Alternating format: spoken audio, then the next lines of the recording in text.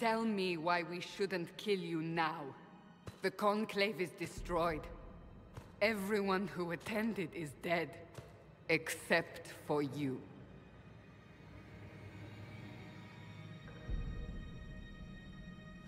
Explain this.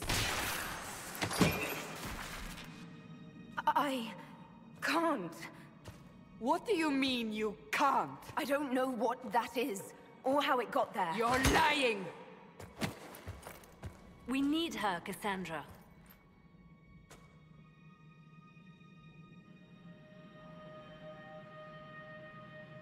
I don't understand.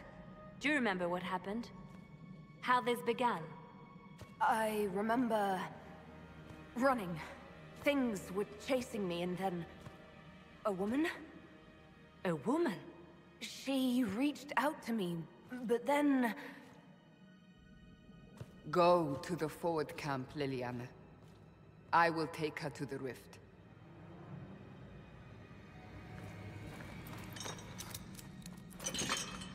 What did happen? It will be easier to show you.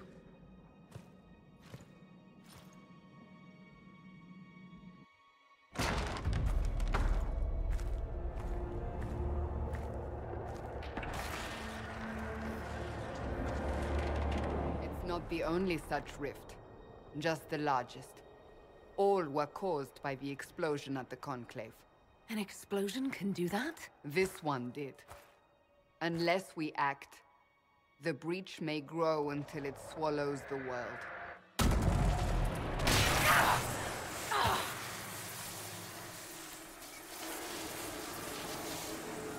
Each time the breach expands, your mark spreads, and it is killing you. It may be the key to stopping this, but there isn't much time.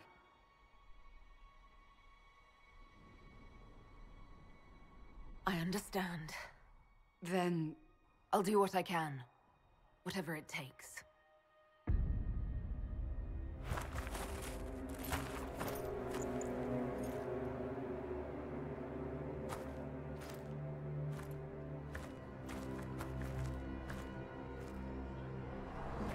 They have decided your guilt. They need it. The people of Haven mourn our most holy, divine Justinia, head of the Chantry. The Conclave was hers. It was a chance for peace between mages and Templars. She brought their leaders together. Now they are dead.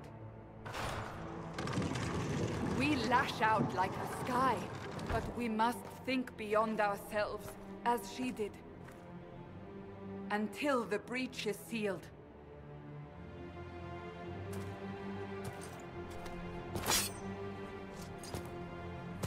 There will be a trial. I can promise no more. Come. It is not far. We're getting close to the rift. You can hear the fighting.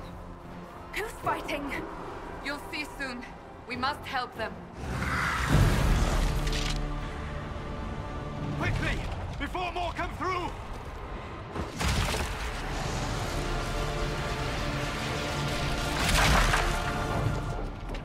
What did you do? I did nothing. The credit is yours.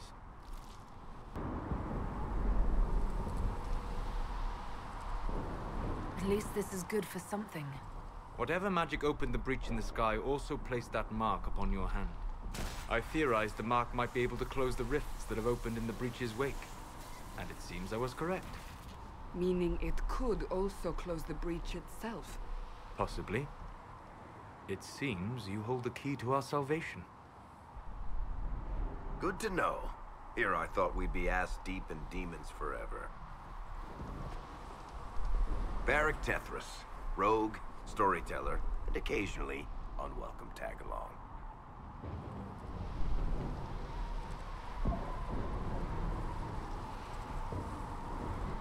Are you with the Chantry, or...?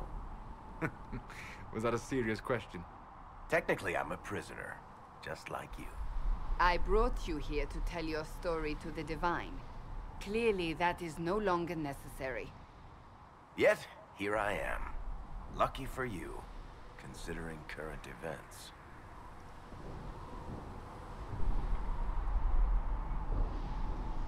It's good to meet you, Varric. You may reconsider that stance in time. Oh, I'm sure we'll become great friends in the valley, Chuckles. Absolutely not. Your help is appreciated, Varric, but... Have you been in the valley lately, Seeker? Your soldiers aren't in control anymore. You need me. Ugh. My name is Solas, if there are to be introductions. I am pleased to see you still live. He means I kept that mark from killing you while you slept.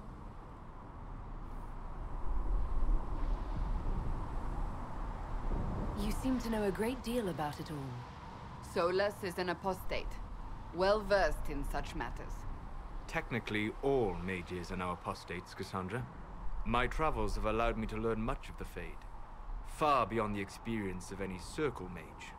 I came to offer whatever help I can give with the breach. If it is not closed, we are all doomed, regardless of origin.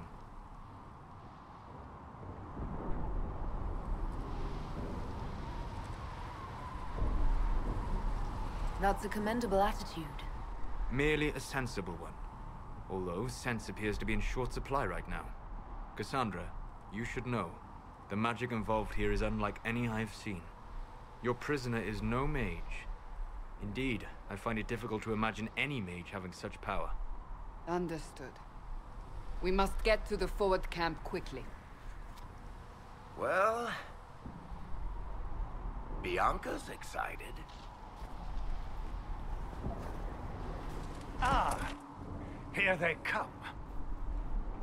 You made it. Chancellor Roderick, this is... I know who she is. As Grand Chancellor of the Chantry, I hereby order you to take this criminal to Val Royeaux to face execution. Order me? You are a glorified clerk, a bureaucrat. And you are a thug, but a thug who supposedly serves the Chantry. We serve the most holy, Chancellor. As you well know. Justinia is dead! We must elect a replacement and obey her orders on the matter.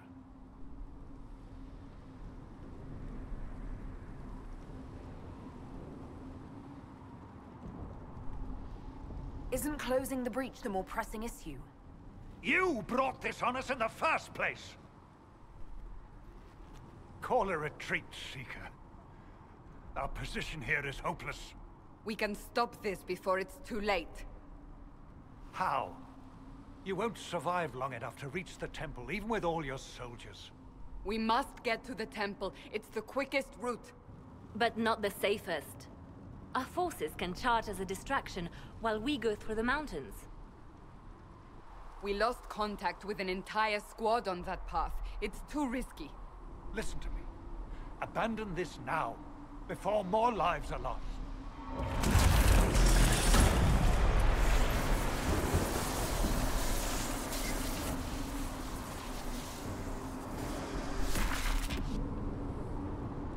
How do you think we should proceed?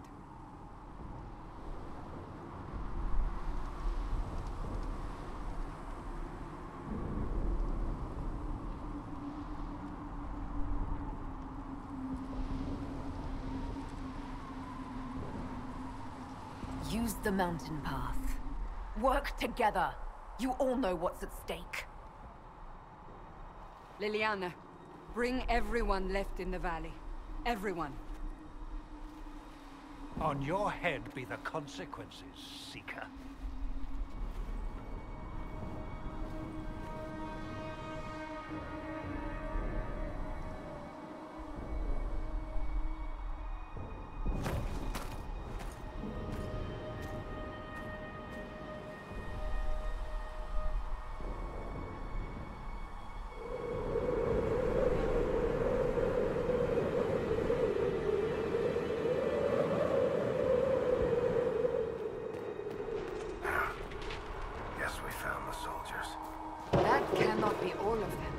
So the others could be holed up ahead.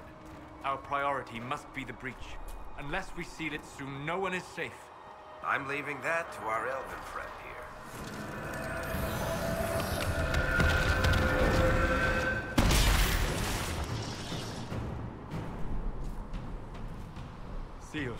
as before. You are becoming quite proficient at this. Let's hope it works on the big one. Thank the Maker you finally arrived, Lady Cassandra. I don't think we could have held out much longer. Thank our prisoner, Lieutenant. She insisted we come this way. The prisoner? Then you...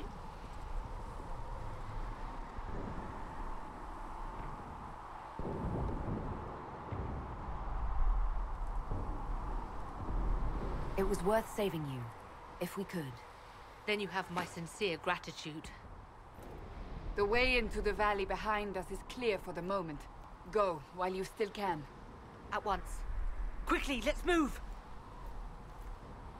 The path ahead appears to be clear of demons as well. Let's hurry before that changes.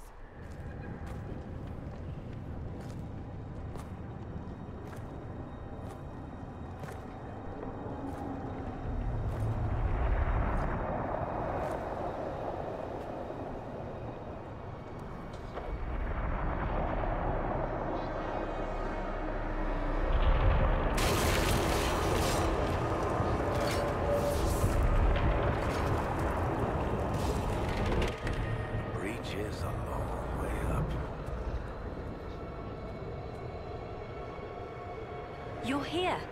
Thank the Maker. Leliana, have your men take up positions around the temple.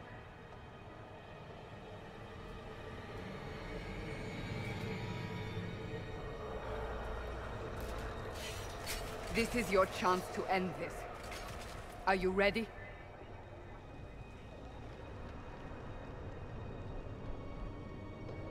I'm assuming you have a plan to get me up there. No. This rift was the first, and it is the key. Seal it, and perhaps we seal the breach. Then let's find a way down. And be careful.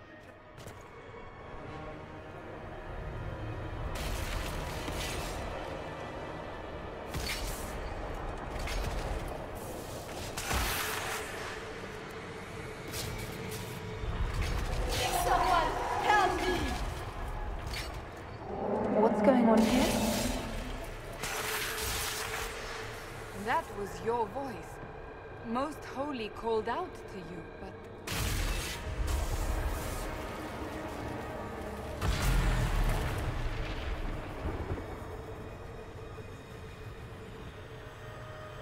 What's going on here?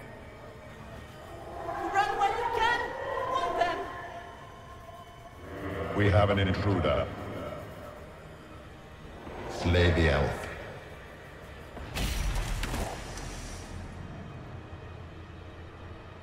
You were there! Who attacked? And the Divine, is she... Was this vision true? What are we seeing?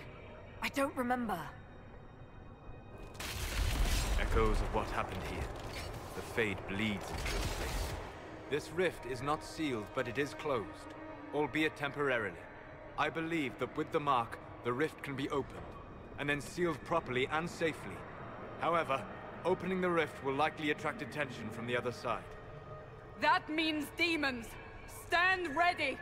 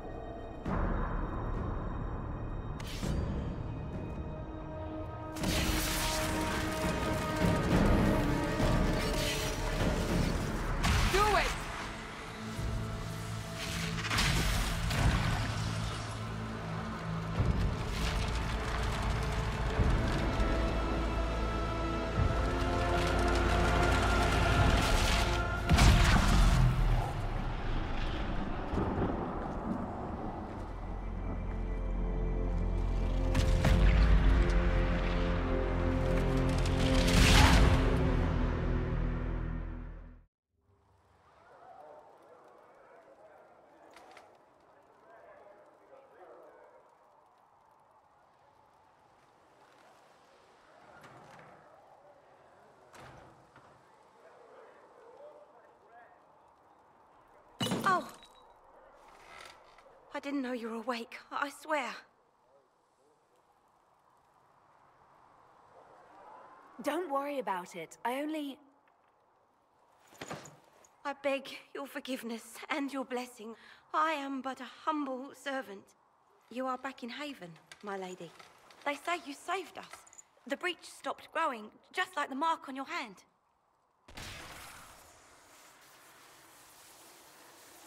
It's all anyone has talked about for the last 3 days.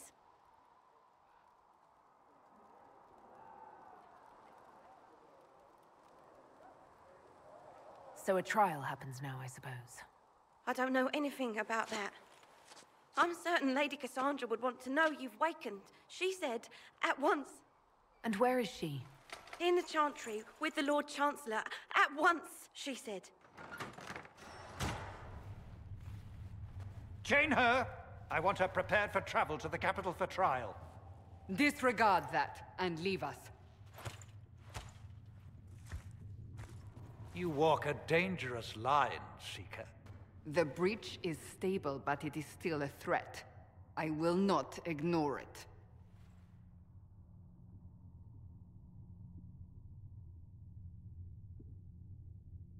I did everything I could to close the breach.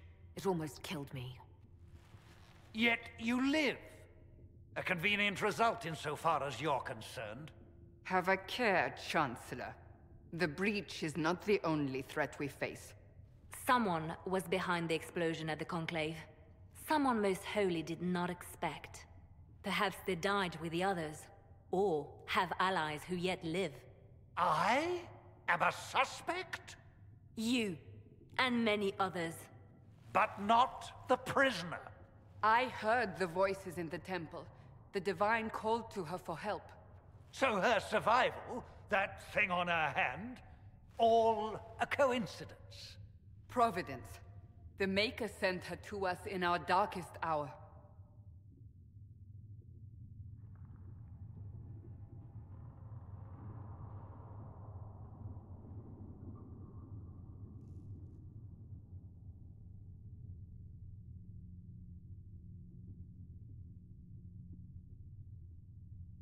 The breach is stable now.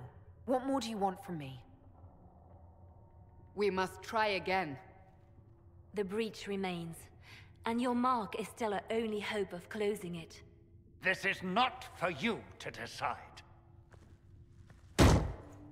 You know what this is, Chancellor. A writ from the Divine, granting us the authority to act.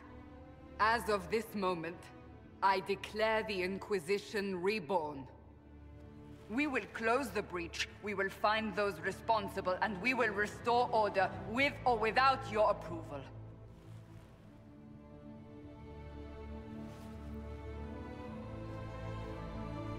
This is the Divine's directive. Rebuild the Inquisition of old. Find those who will stand against the chaos. We aren't ready. We have no leader, no numbers. And now, no Chantry support. But we have no choice. We must act now, with you at our side.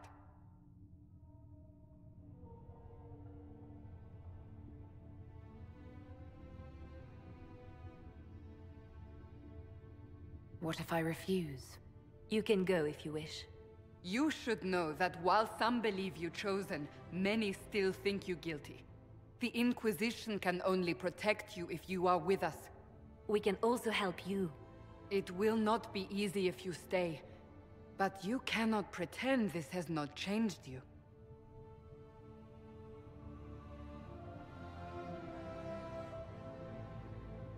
When I woke up, I certainly didn't picture this outcome.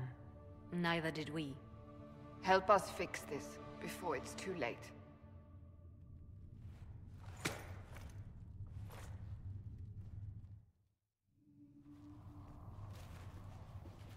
Does it trouble you?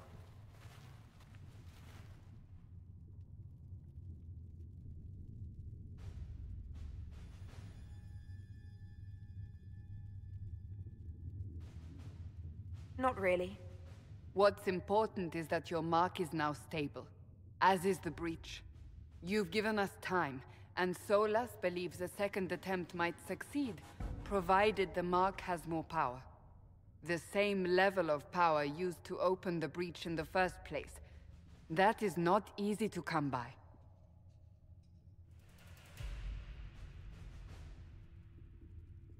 Clearly, you have something in mind. We do.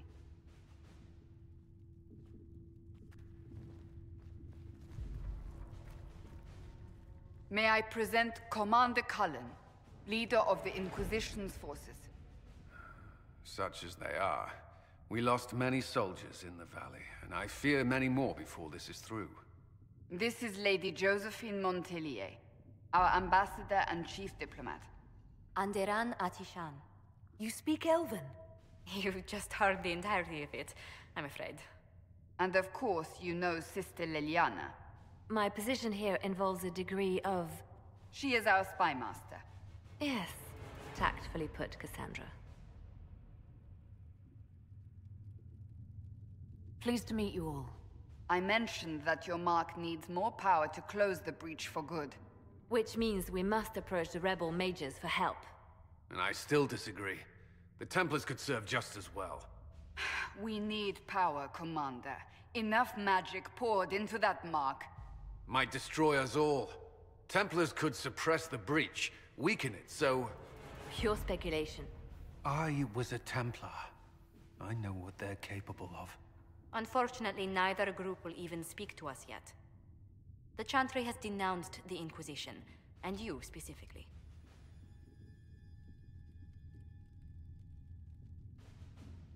That didn't take long. Shouldn't they be busy arguing over who's going to become divine? Some are calling you, a Dalish elf, the Herald of Andraste.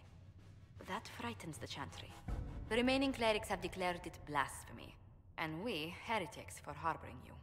Chancellor Roderick's doing, no doubt. It limits our options.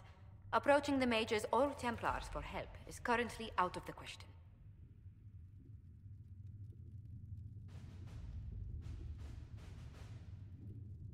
They aren't more concerned about the breach, the real threat. They do know it's a threat, they just don't think we can stop it. The Chantry is telling everyone you'll make it worse. There is something you can do. A Chantry cleric by the name of Mother Giselle has asked to speak to you. She is not far and knows those involved far better than I. Her assistance could be invaluable.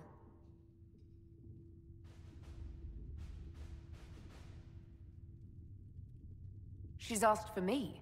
You don't think that could be an ambush? I doubt it. From what I know of her, she's a kind soul and not the sort to involve herself in violence. You will find Mother Giselle tending to the wounded in the hinterlands near Redcliffe. Look for other opportunities to expand the Inquisition's influence while you're there.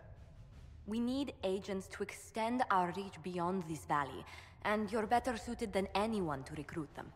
In the meantime, let's think of other options. I won't leave this all to the Herald.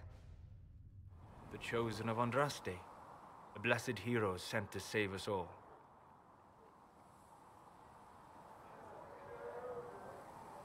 I've no interest in being a hero. All I want is to find a way to seal this breach. Pragmatic, but ultimately irrelevant. I've journeyed deep into the Fade in ancient ruins and battlefields to see the dreams of lost civilizations. I've watched as hosts of spirits clash to reenact the bloody past in ancient wars both famous and forgotten. Every great war has its heroes. I'm just curious what kind you'll be. What do you mean, ruins and battlefields? Any building strong enough to withstand the rigors of time has a history. Every battlefield is steeped in death. Both attract spirits. They press against the veil, weakening the barrier between our worlds. When I dream in such places, I go deep into the Fade. I can find memories no other living being has ever seen. You fall asleep in the middle of ancient ruins. Isn't that dangerous? I do set wards. And if you leave food out for the giant spiders, they are usually content to live and let live.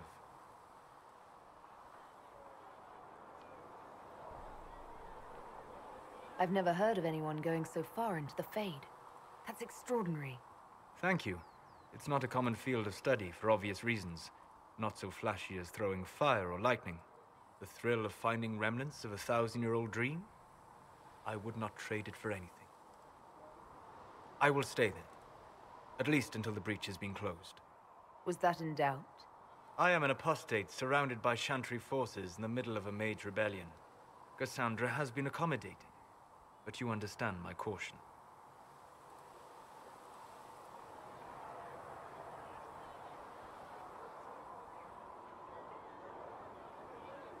You came here to help, Solas. I won't let them use that against you. How would you stop them? However I had to. Thank you. But now let us hope either the mages or the Templars have the power to seal the breach. Closing the breach is our primary goal. But I hope we might also discover what was used to create it. Any artifact of such power is dangerous. The destruction of the Conclave proves that much. You don't think whatever created the explosion was destroyed in the blast? You survived, did you not? The artifact that created the breach is unlike anything seen in this age. I will not believe it destroyed until I see the shattered fragments with my own eyes. We would do well to try to recover whatever created the breach. Liliana's people have scoured the area near the blast and found nothing. Whatever the artifact was, it is no longer there. In any case, did you need me for anything?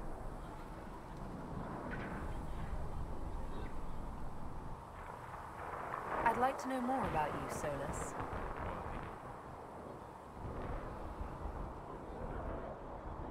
You're an apostate, yet you risked your freedom to help the Inquisition. The wisest course of action when framed that way. I appreciate the work you're doing, Solas. I just wanted to know more about you. I'm sorry. With so much fear in the air. What would you know of me?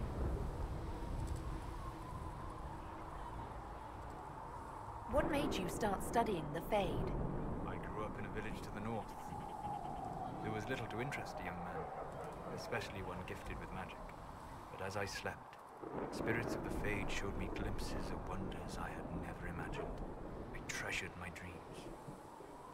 Being awake, out of the Fade, became troublesome.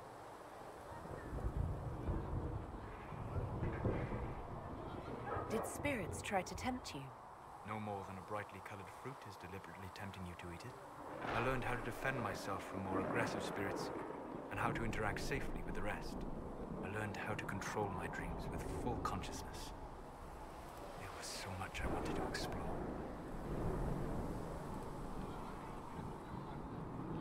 I gather you didn't spend your entire life dreaming. No. Eventually, I was unable to find new areas in the Fade. Why? 2 reasons. First, the Fade reflects the world around it. Unless I traveled, I would never find anything new. Second, the Fade reflects and is limited by our imaginations.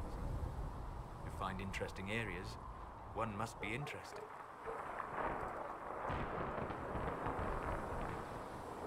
Is this why you joined the Inquisition?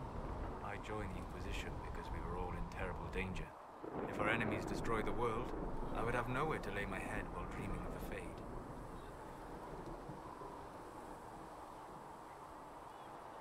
I wish you luck. Thank you. In truth, I've enjoyed experiencing more of life to find more of the Fade. How so? You strengthen your body to deliver and withstand punishment. The muscles are an enjoyable side benefit. You have chosen a path whose steps you do not dislike because it leads to a destination you enjoy. As have I. You find the muscles enjoyable? I meant that you enjoyed having them, presumably. Ah. But yes, since you asked.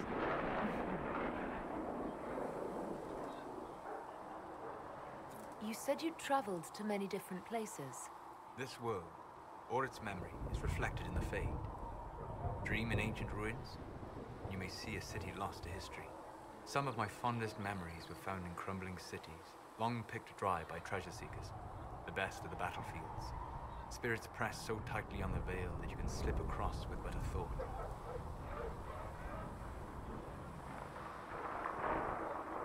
Any place in particular? I dreamt at Ostagar. I witnessed the brutality of the Darkspawn and the valor of the Ferelden warriors. I saw Alistair and the hero Ferelden light the signal fire, and Logain's infamous betrayal of Kaelin's forces.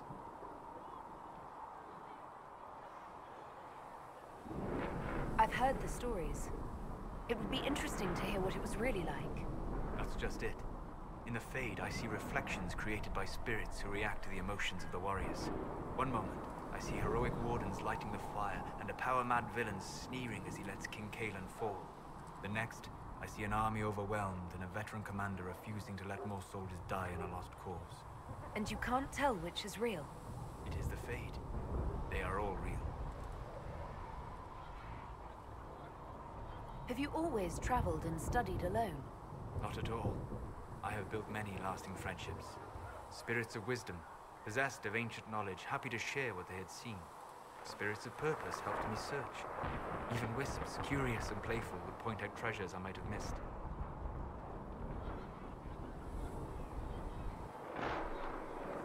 I don't know of any spirits by those names. They rarely seek this world. When they do, their natures do not often survive exposure to the people they encounter. Wisdom and purpose are too easily twisted to pride and desire.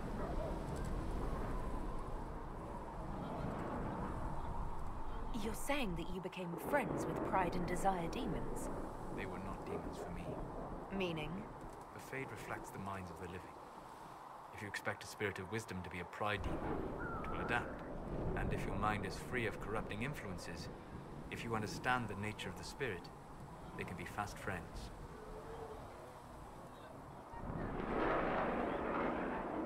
I'm impressed that you could become friends with spirits. Anyone who can dream has the potential. Few ever try.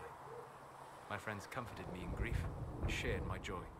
Yet, because they exist without form, as we understand it, the Chantry declares that spirits are not truly people.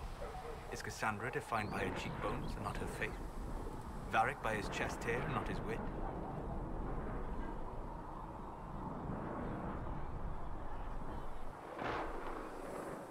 You have an interesting way of looking at the world, Solas. I try. And that isn't quite an answer. I look forward to helping you make new friends. That should be... well... That isn't quite an answer either. Herald of Andraste. I've heard the stories. Everyone has. We know what you did at the breach. It's odd for a Dalish elf to care what happens to anyone else, but you'll get no backtalk here. That's a promise. Inquisition Scout Harding, at your service. Well, all of us here, will do whatever we can to help. Harding, huh? Ever been to Kirkwall's Hightown? I can't say I have. Why? You'd be Harding and... No, never mind. Ugh. It's a pleasure to make your acquaintance. We should get to business. The situation's pretty dire. We came to secure horses from Redcliffe's old horsemaster. I grew up here, and people always said that Dennett's herds were the strongest and the fastest this side of the Frostbacks. But with the Mage Templar fighting getting worse, we couldn't get to Dennett. Maker only knows if he's even still alive. Mother Giselle's at the crossroads helping refugees and the wounded. Our latest reports say that the war's spread there too. Corporal Vale and our men are doing what they can to help protect the people, but they won't be able to hold out very long. You best get going. No time to lose.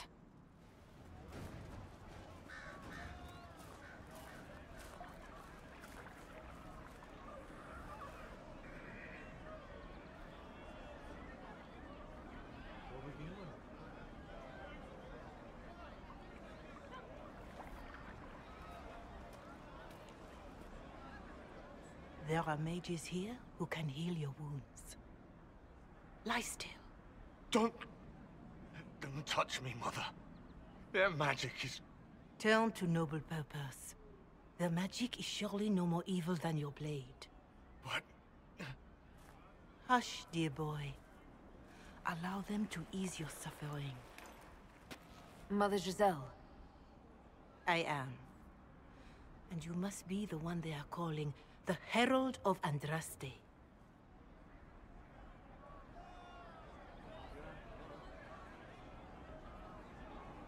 I'm told you asked for me. I know of the Chantry's denouncement, and I am familiar with those behind it. I won't lie to you. Some of them are grandstanding, hoping to increase their chances of becoming the new divine. Some are simply terrified.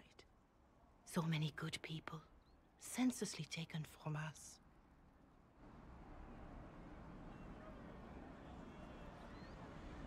What happened was horrible. Fear makes us desperate, but hopefully not beyond reason. Go to them. Convince the remaining clerics you are no demon to be feared. They have heard only frightful tales of you. Give them something else to believe.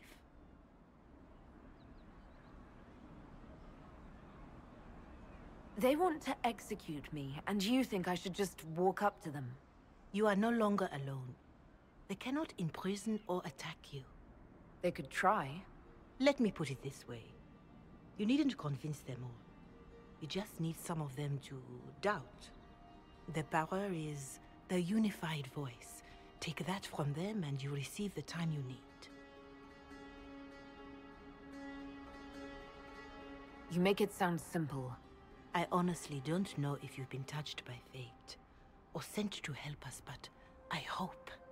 Hope is what we need now. The people will listen to your rallying call, as they will listen to no other. You could build the Inquisition into a force that will deliver us, or destroy us. I will go to Haven, and provide Sister Leliana the names of those in the Chantry who will be amenable to a gathering. It is not much, but I will do whatever I can.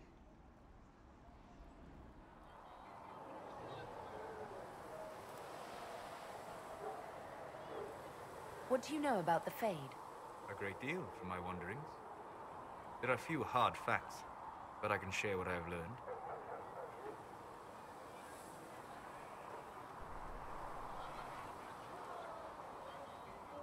I'd like to know more about the breach. Simply put, it is a tear in the veil between this world and the Fade, allowing spirits to enter the world physically. Small tears occur naturally when magic weakens the veil, or when spirits cluster at an area that has seen many deaths. But your mark allows you to exert some control over the breach. That means it was created deliberately. I'd like to know more about the Veil. Circle mages call it a barrier between this world and the Fade, but according to my studies in ancient elven lore, that is a vast oversimplification. Without it, imagine if spirits entered freely. The Fade was not a place one went, but a state of nature like the wind.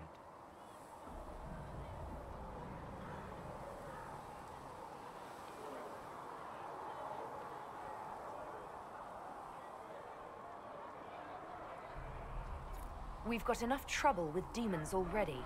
But would they still be demons? Or would they be part of a natural environment, like a fast-flowing river? Yes, it can drown careless children, but it can also carry a merchant's goods or grind a miller's flour. That is what the world could be if the Veil were not present. For better or worse. I'd like to know more about demons. The Chantry says that demons hate the natural world and seek to bring their chaos and destruction to the living. But such simplistic labels misconstrue their motivations, and in so doing, do all a great disservice. Spirits wish to join the living, and a demon is that wish gone wrong.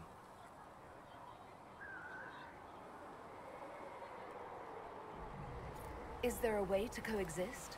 To live with them? If not in peace, at least without such active confrontation. Not in the world we know today. The Veil creates a barrier that makes true understanding most unlikely. But the question is a good one, and it matters that you thought to ask. Having the Herald address the clerics is not a terrible idea. You can't be serious. Mother Giselle isn't wrong. At the moment, the Chantry's only strength is that they are united in opinion. And we should ignore the danger to the Herald. Let's ask her.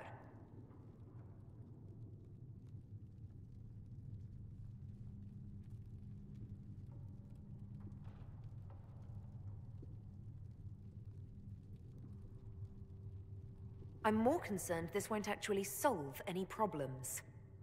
I agree. It just lends credence to the idea that we should care what the Chantry says. I will go with her. Mother Giselle said she could provide us names. Use them. But why? This is nothing but a... What choice do we have, Liliana? Right now, we can't approach anyone for help with the breach. Use what influence we have to call the clerics together. Once they are ready, we will see this through.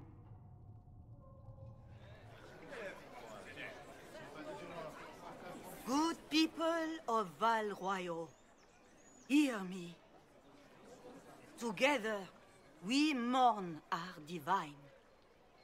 A naive and beautiful heart, silenced by treachery.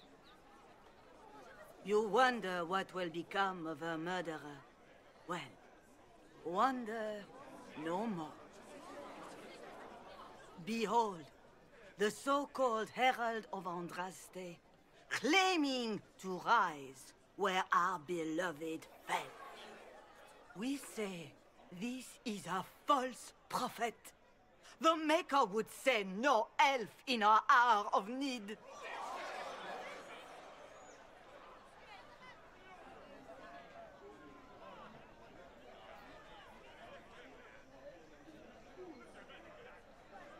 We came here in peace simply to talk, and this is what you do. I implore you, let us sit down together to deal with the real threat. It's true.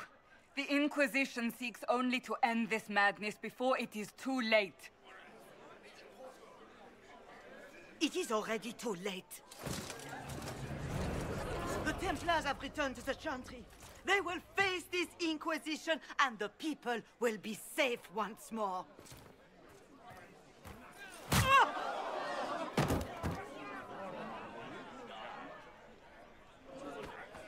Still yourself. She is beneath us.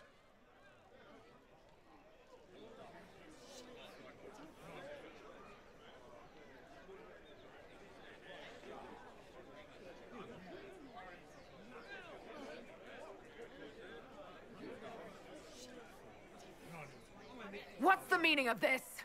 Her claim to authority is an insult, much like your own. Lord Seeker Lucius, it's imperative that we speak with... You will not address me. Lord Seeker? Creating a heretical movement. Raising up a puppet as Andraste's prophet. You should be ashamed. You should all be ashamed. The Templars failed no one when they left the Chantry to purge the mages. You are the ones who have failed. You who'd leash our righteous swords with doubt and fear. If you came to appeal to the Chantry, you are too late. The only destiny here that demands respect is mine.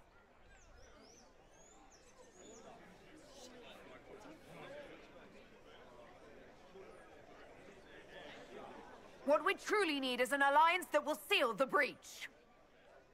Oh, the breach is indeed a threat. But you certainly have no power to do anything about it. But Lord Seeker, what if she really was sent by the Maker? What if... You are called to a higher purpose. Do not question. I will make the Templar Order a power that stands alone against the Void. We deserve recognition. Independence. You have shown me nothing, and the Inquisition, less than nothing. Templars, Val Royal is unworthy of our protection. We march.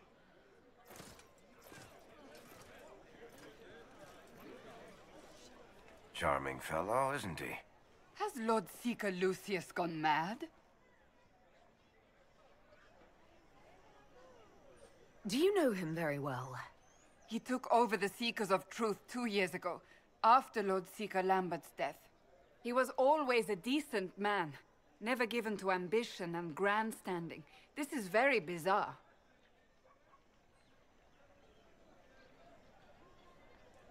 Do you think he can be reasoned with? I hope so. If not him, there are surely others in the Order who don't feel as he does. Either way, we should first return to Haven and inform the others. If I might have a moment of your time.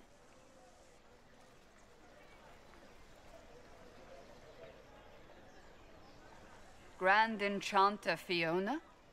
Leader of the Mage Rebellion. Is it not dangerous for you to be here? I heard of this gathering, and I wanted to see the fabled Herald of Andraste with my own eyes. If it's help with the breach you seek, perhaps my people are the wiser option.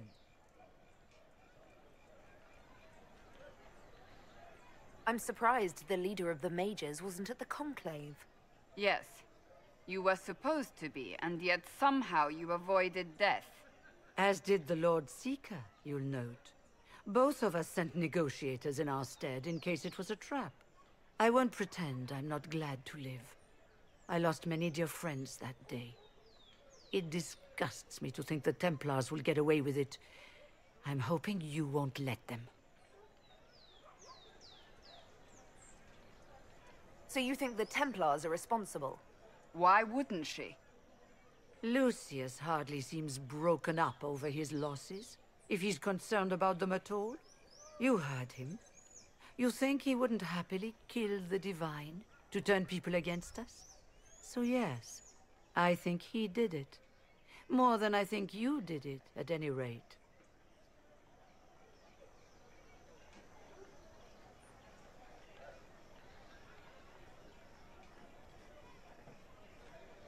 And what do you want in exchange for the mage's help? Oh, I haven't promised the Inquisition our help yet. Consider this an invitation to Redcliffe. Come, meet with the mages. An alliance could help us both, after all. I hope to see you there. Au revoir, my Lady Herald. Come, let us return to Haven.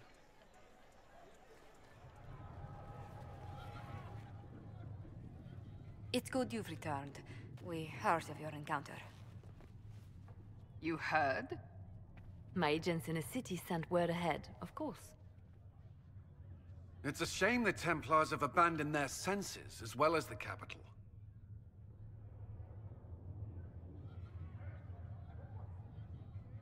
At least we know how to approach the mages and Templars now. Do we? Lord Seeker Lucius is not the man I remember. True, he has taken the orders somewhere, but to do what? My reports have been very odd. We must look into it. I'm certain not everyone in the Order will support the Lord Seeker. Or the Herald could simply go to meet the mages in Redcliffe instead. You think the Mage Rebellion is more united? It could be 10 times worse.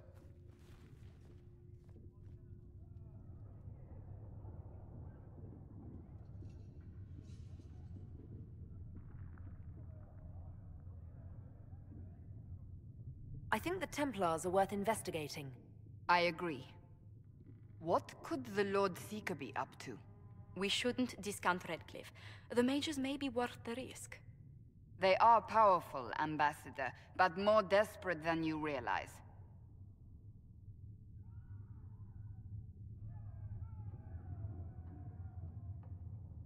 So it'll be dangerous. I've been in danger since I walked out of the Fade. If some among the rebel mages were responsible for what happened at the Conclave... The same could be said about the Templars. True enough. Right now, I'm not certain we have enough influence to approach the Order safely. Then the Inquisition needs agents in more places. That's something you can help with. In the meantime, we should consider other options. Hello. I'd be interested in hearing your opinions on elven culture. I thought you would be more interested in sharing your opinions of elven culture. You are Dalish, are you not?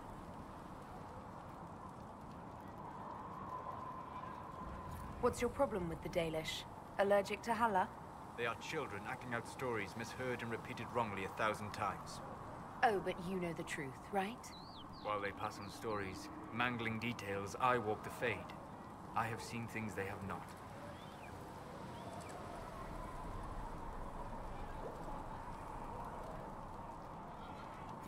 Irabellis, Haren. If the Dalish have done you a disservice, I would make that right. What course would you set for them that is better than what they know now? You are right, of course. The fault is mine. for expecting what the Dalish could never truly accomplish. Ir abalas, Stalin.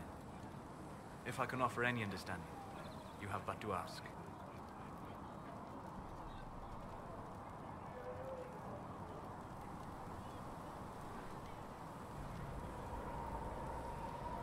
Are all Dalish elves like my clan? No. Your clan was unique in having enough interest in human affairs to send you to spy upon the Divine's meeting. As your clans have been separate for so long, they have all changed, adapting to the lands in which they live. Some are no more than bandits, others trade freely with humans, and some have disappeared entirely into the forests.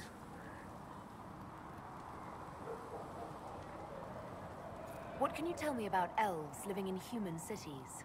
The culture in alienages or among the slaves of Tevinter is like any of the impoverished and powerless. They cling to memories of a better past, and practice a few rituals to distinguish themselves from humans.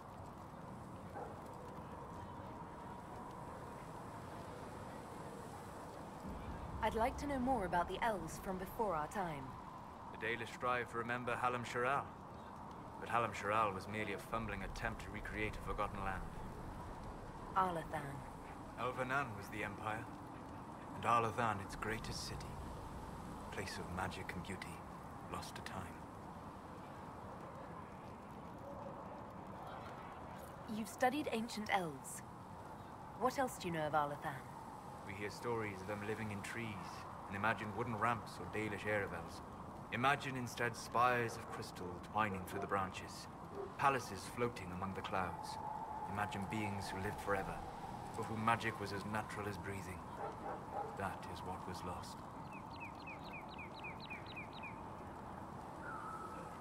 Is elven magic different from the magic used by humans? No and yes. Magic is magic, just as water is water, but it can be used in different ways. Dalish magic is more practical, not needing chantry approval, although they still frown on blood magic. Superstition. Much of it is more subtle. A legacy from when elves were immortal.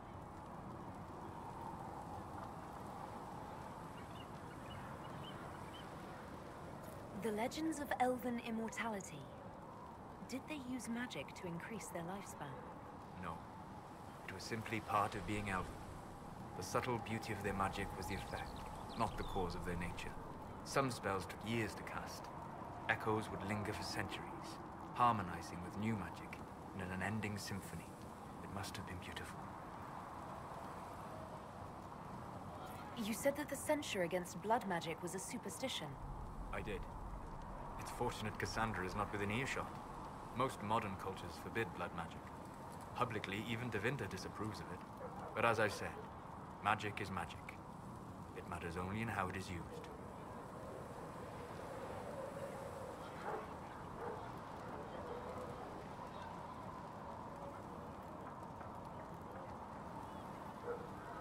To be honest, I don't see it as different from any other magic. It's a means to an end. Indeed.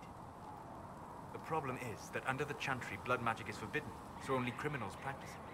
While in Tevinter, magisters compete with each other, instead of keeping their volatile friends in check. They always succeed through power, so they have never had the chance to learn another way. The Templars must help us close the breach. The Order was founded to fight magic. We must first convince the Lord Seeker to bring the Templars out of exile. We've received word from a knight recruit. They gather at Theronfall Redoubt. It has been vacant for decades. Why go there? We must approach the Lord Seeker again to get anywhere. We can ask him then.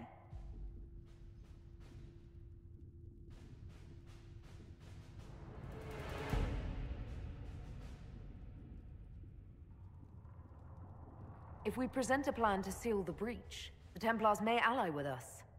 First, we must prove ourselves a more attractive prospect. If it's status the Lord Seeker seeks, the Inquisition will approach him after allying with the noblest houses in Orlais. They'll come with us to Theronfall and demand the Templars' help close the breach. You believe that will work? Even the Lord Seeker would find it difficult to ignore so many nobles on his doorstep. Yes, especially when led by the Herald of Andraste.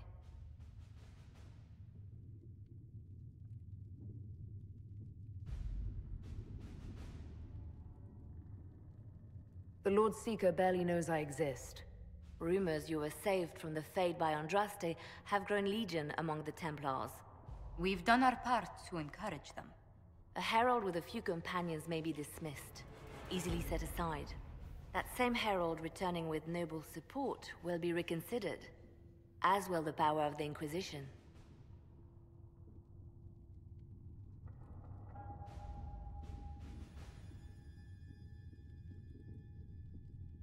If I have a growing reputation, we may as well use it. If it moves the Templars to question the Lord Seeker's orders, he may rethink his stance. With respect, after his appearance in Val Royeaux, hang what the Lord Seeker thinks. We do not need the Lord Seeker. We need his Templars, with or without his approval. The breach will not wait for our differences to settle.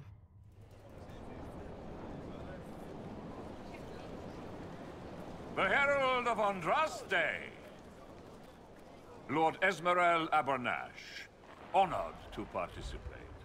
It is not unlike the second dispersal of the reclaimed Dales. Nothing? Divinity puts you above such things, I suppose. The Lord Seeker is willing to hear our petition about closing the breach. A credit to our alliance with the Inquisition. Care to mark the moment? 10 Orlesian houses walk with you.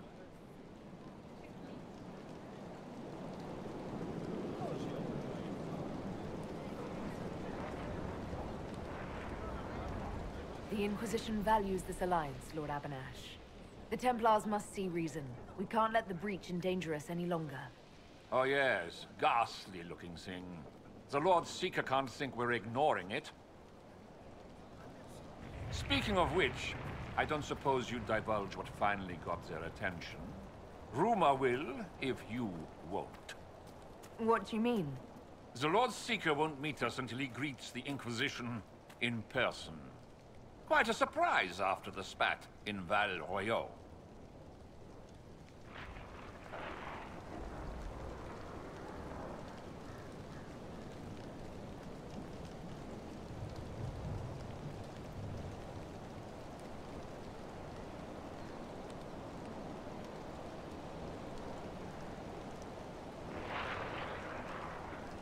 The Inquisition only asks the Lord Seeker help us close the breach. Then it's all been arranged by your ambassador. Let the diplomats work their magic if you trust them. Between you and I, the Chantry never took advantage of their Templars. Wiser heads should steer them. Here we are, Verinfall Redoubt. Defensible. I like it. Someone worked out some issues building this place. It appears they've sent someone to greet you. Present well. Everyone is a little tense for my liking. The Lord Seeker changed his mind about us rather quickly. Is he known for that? Perhaps he has a plan for us. I present Knight Templar, Sir Delrin Barris, second son of Ban Jevrin Barris of Ferelden. Sir Barris, may I be so honored as to present Lord Esmerel Abernash? I'm the one who sent word to Cullen. He said the Inquisition works to close this breach in the Vale. I didn't think you'd bring such lofty company. Barris. Moderate holdings, your family. And the second son? This promise of status has garnered interest from the Lord Seeker. Beyond sense. The sky burns with magic, but he ignores all calls to action until your friends arrive. Should a Seeker lead the Templars this way? In an emergency, if there's no other recourse. But his goal should be to restore them to order. He has taken command. Permanently. If he feels there is a holy mandate. That is what the Lord Seeker claims, and our commanders parrot him. The Lord Seeker's actions make no sense. He promised to restore the Order's honor, then marched us here to wait. Templars should know their duty, even when held from it. I am relieved you recall it. Win over the Lord Seeker, and every able-bodied knight will help the Inquisition seal the breach.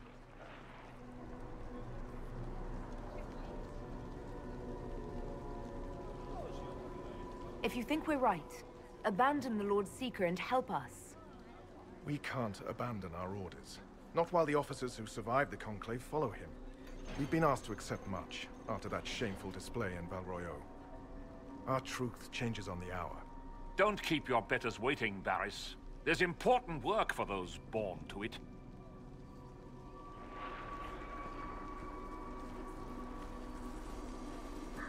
The Lord Seeker has a request before you meet him.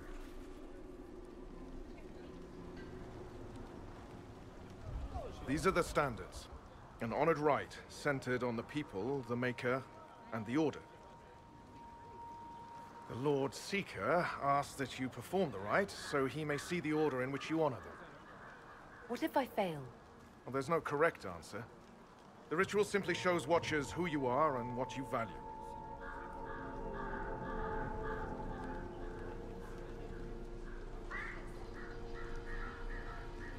We'd be honored, if that's what the Lord Seeker asks of the Inquisition. Not the Inquisition. The Lord Seeker changed everything to meet you. Not the Inquisition. You. By name. Why? I don't know. He's been fixated on you ever since your horde of nobles arrived. The Lord Seeker makes us shuffle flags around. Refuse! Let's meet the man already. We'll complete the ritual as the Lord Seeker requests. When you've completed the rite, I'll take you to him. Traditionally, a participant in the rite now explains their choices to those assembled.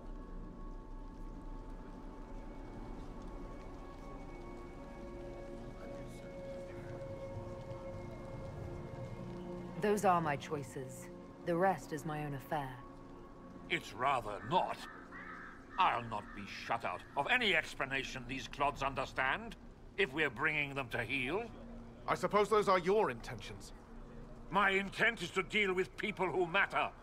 You helmed louts are wasting the Inquisition's time, and my time. Unacceptable! The Lord Seeker awaits you both. Follow me.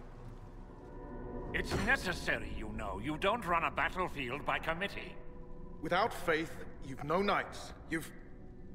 Knight Captain. You were expecting the Lord Seeker. He sent me to die for you. Knight Captain, Lord Esmerel Abernash, honored. It is not unlike the second dispersal of the reclaimed Dales. No doubt rank puts you above such things. A pity more people don't understand that. This is the grand alliance the Inquisition offers.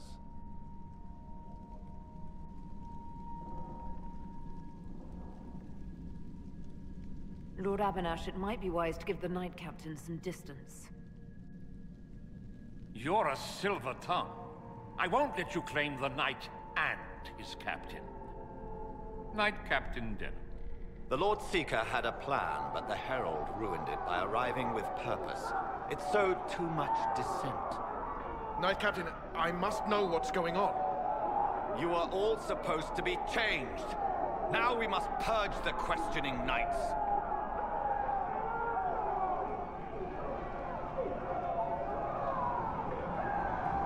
For once, I agree with them. The Elder One is coming. No one will leave Therenfar who is not stained red. Maker's breath.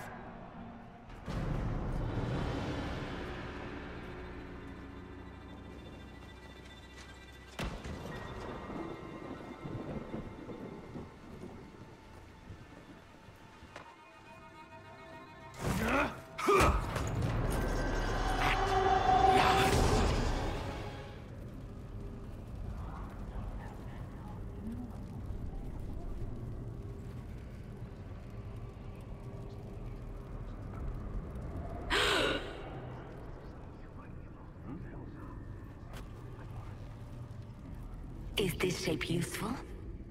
Will it let me know you? Everything tells me about you. So will this. Watch.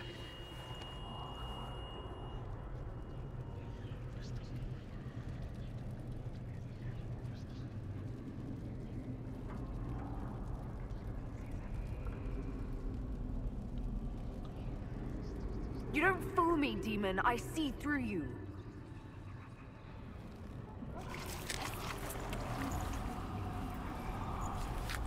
I see through you! Being you will be so much more interesting than being the Lord Seeker.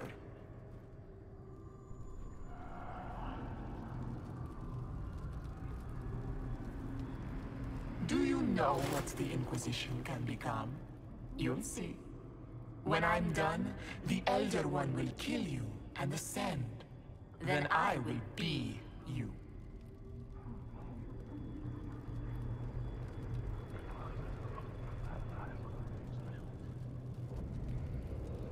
End this pathetic nightmare, or fight me if you can. A nightmare would be a pleasure compared to how I will learn of you. When I know enough to wear your face, your closest companions will be mine. Glory is coming, and the Elder One wants you to serve him like everyone else, by dying in the right way. Keep talking then.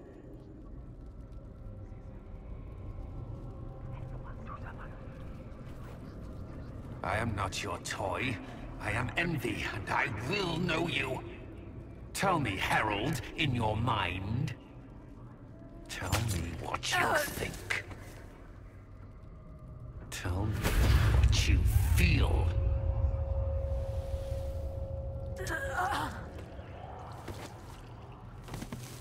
Tell me what you see. Wait.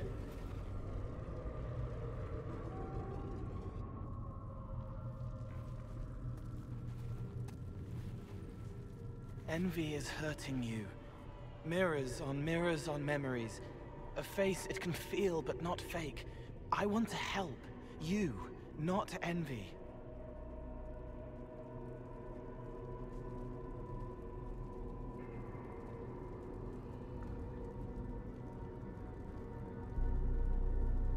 Why continue this, Envy? Who's this meant to be? Me? I'm Cole. I'm still Cole. We're inside you. Or I am. You're always inside you. It's easy to hear, harder to be a part of what you're hearing. But I'm here, hearing, helping, I hope. Envy hurt you, is hurting you. I tried to help, then I was here, in the hearing. It's not usually like this.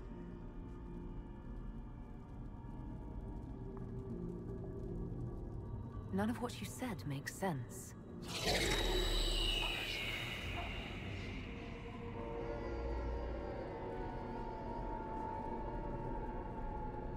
I was watching. I watch. Every Templar knew when you arrived. They were impressed, but not like the Lord Seeker. The Lord Seeker is an envy demon. It wants to be me. Yes. It twisted the commanders, forced their fury, their fight. They're red inside. Anyway, you're frozen. Envy is trying to take your face. I heard it and reached out. And then in. And then I was here.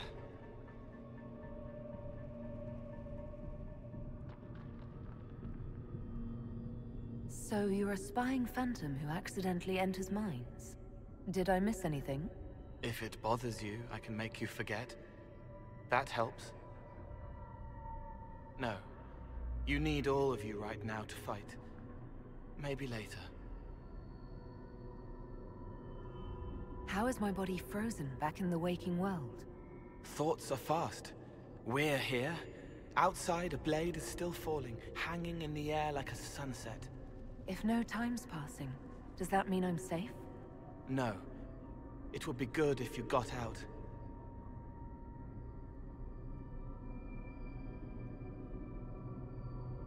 All right, Cole. Can I get out the way you got in? Yes, but I think you would die. It's your head. You shouldn't be out of it. Then how do I evict everyone else? All of this is envy. People, places, power. If you keep going, envy stretches. It takes strength to make more. Being one person is hard. Being many, too many, more and more, and envy breaks down. You break out. So, if we keep moving in my head, we tire envy into submission. Maybe. I hope it helps.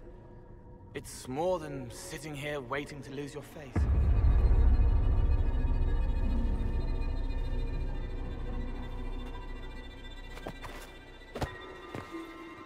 Unfair! Unfair! That thing kept you whole, kept you from giving me your shape!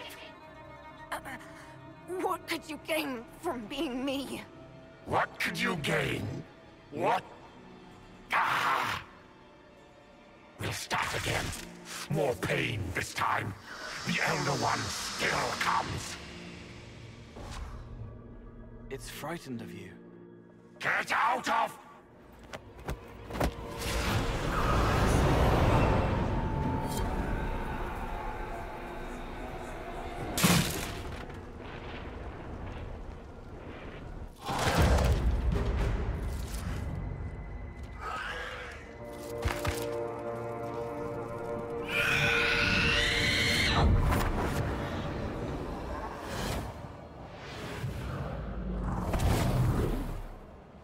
The Lord Seeker! No, an imposter. That monster ensured we weren't prepared. I still don't know what we're up against.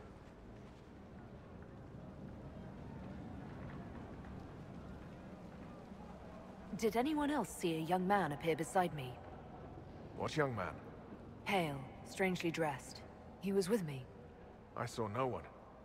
The Lord Seeker was alone when you revealed his true nature.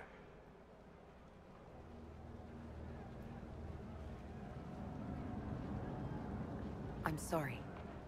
An envy demon replaced the Lord Seeker. Envy? Then the Lord Seeker...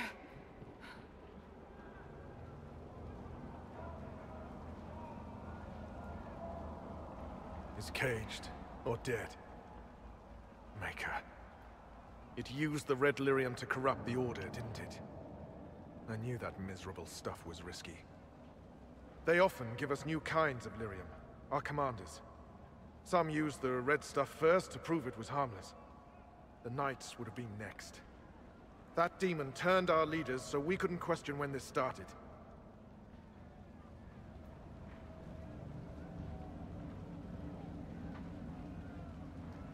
Will you keep blaming yourself, or help me end this? Templar, what is envy?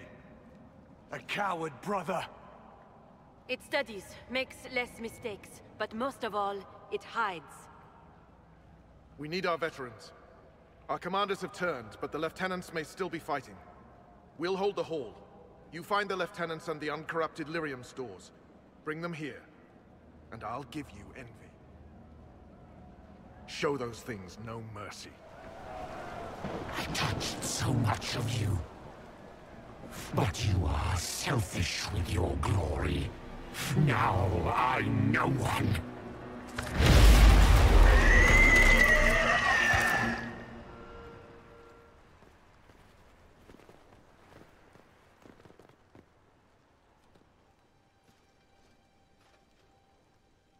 The demon is dead. Andraste be praised. She shielded you from its touch.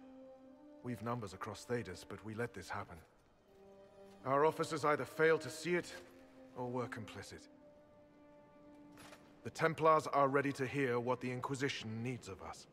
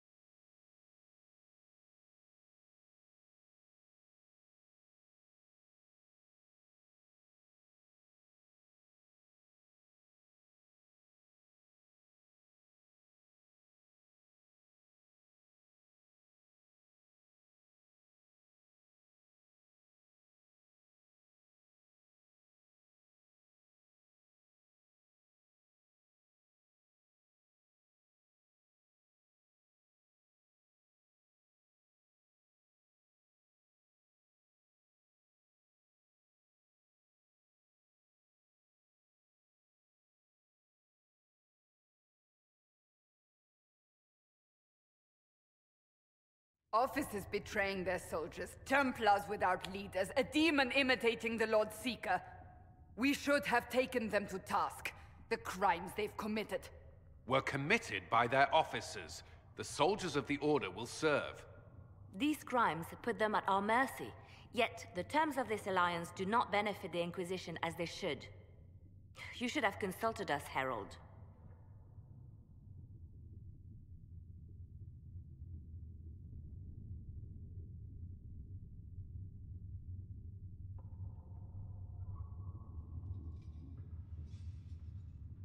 It was chaos. I couldn't keep the Templars in the courtyard while I searched for a messenger bird. An alliance with the Templars was our desired outcome. May we discuss their imminent arrival? A few dozen veterans are coming ahead of the rest to help seal the breach. How soon until these veterans arrive? They're almost here. Templars don't like to be late. Make... Wait! I came with you to help. I would have told you before, but you were busy.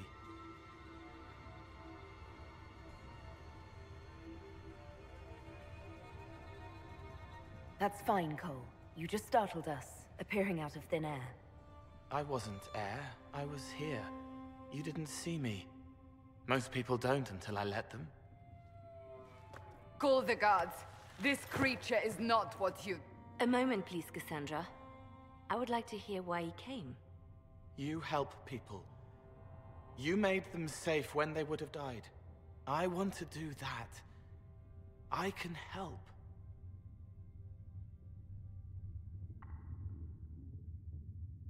Why and how would you help the Inquisition? The hole in the sky is too loud for spirits to think. It's pulling, pushing out pain. I want to stop it. How altruistic of you. I want to help. I can be hard to see. I can kill things that would hurt people. I won't get in the way.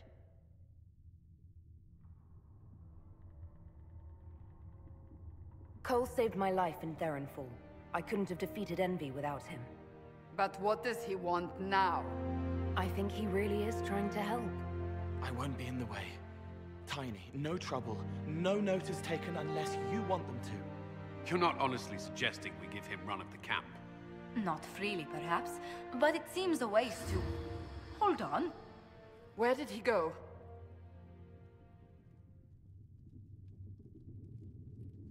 It's a good trick. You get used to it. We must see if he can teach it to anyone else. I'll have people watch the boy. But let's not be distracted from the breach. We'll need your help when the Templar veterans arrive. Take time to prepare while you can. So the Templars will put their powers to use, sealing the breach. Any group corrupted by a demon must be watched carefully. At least they know how to fight.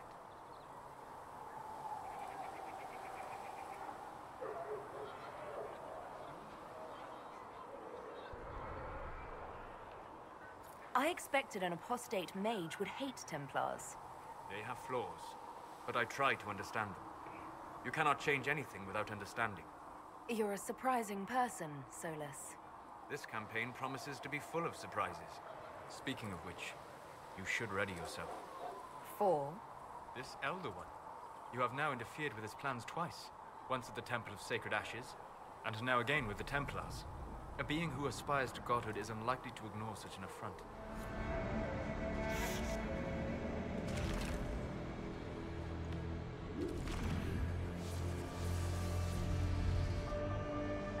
Focus past the Herald.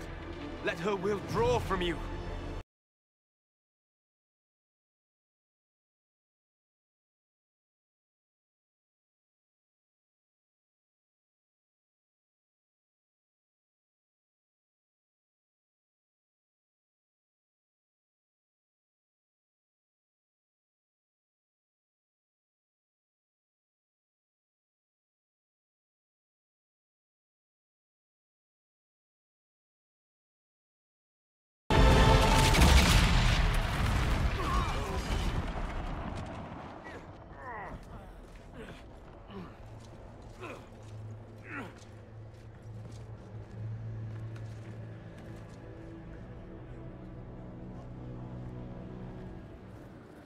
Solas confirms the heavens are scarred but calm.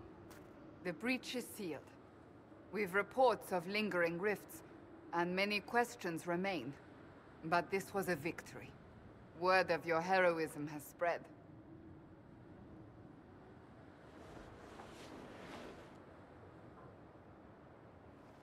We don't know what caused this.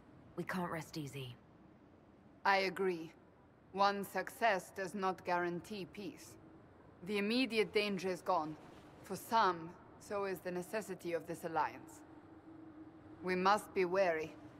The Inquisition will need new focus.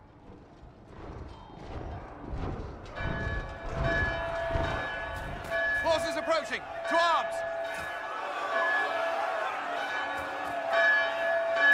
What the... We must get to the gates!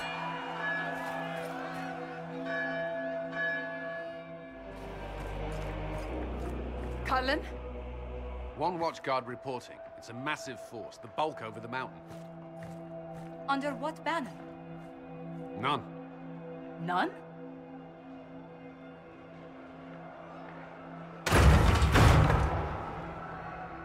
If someone could open this, I'd appreciate it.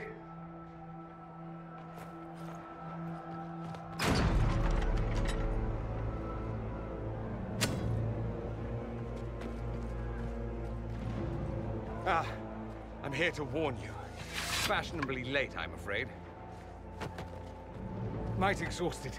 Don't mind me. My name is Dorian Parvis, and I bring grave news from Redcliffe. An army of rebel mages right behind me. They are under the command of the Venatori, in service to something called the Elder One. The woman is Calpurnia. She commands the Venatori. That, the Elder One. They were already marching on Haven. I risked my life to get here first. Cullen, give me a plan. Anything. Haven is no fortress. If we are to withstand this monster, we must control the battle. Get out there and hit that force. Use everything you can. Soldiers, gather the villagers! Fortify and watch for advanced forces! Inquisition! With the Herald! For your lives! For all of us!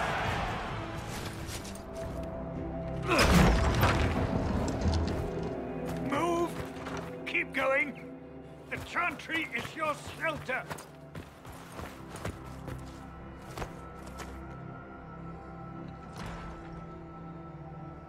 A brave man.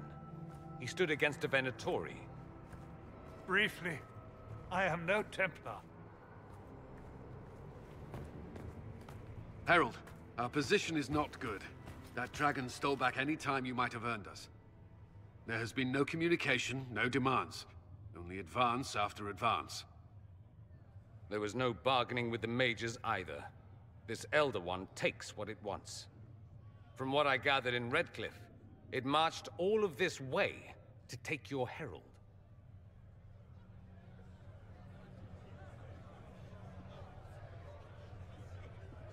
I don't care what he wants. How do I stop him? Trust me, that is not information I would keep to myself. And such a promising start with the landslide. If only trebuchets remained an option. They are. If we turn the last of them to the mountains above us. We're overrun. To hit the enemy, we'd bury Haven. This is not survivable now. The only choice left is how spitefully we end this. Well, that's not acceptable. I didn't race here only to have you drop rocks on my head. Should we submit? Let him kill us? Dying is typically a last resort, not first. For a Templar, you think like a blood mage. There is a path. You wouldn't know it was there unless you'd made the summer pilgrimage, as I have. The people can escape. She must have shown me. Andraste must have shown me so I could tell you.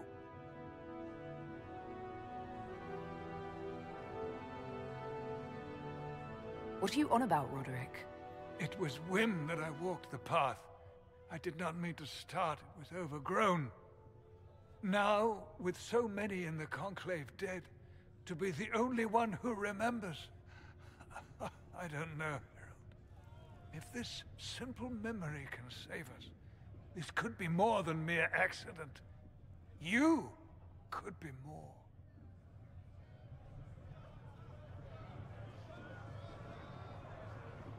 What about it, Cullen? Will it work?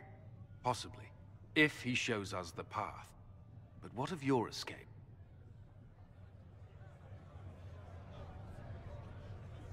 Perhaps you can surprise the Elder One. Inquisition! Follow Chancellor Roderick through the Chantry. Move!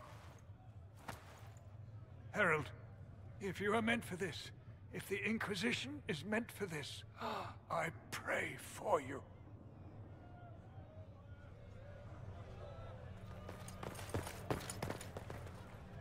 They'll load the trebuchets. Keep the Elder One's attention until we're above the tree line. If we are to have a chance, if you are to have a chance, let that thing hear you.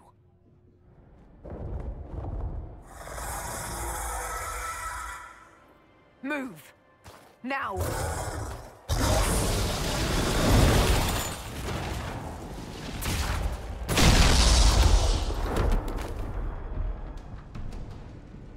Pretender, you toy with forces beyond your ken, no more.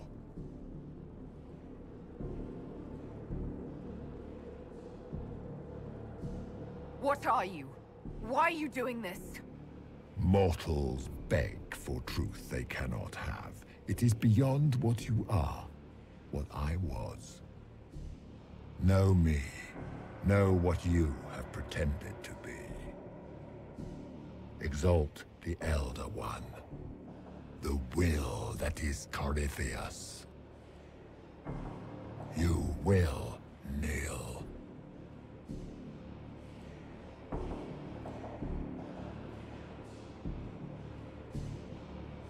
You're forcing this fight for no reason.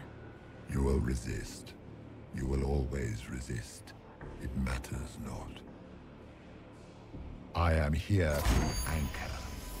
The process of removing it begins now.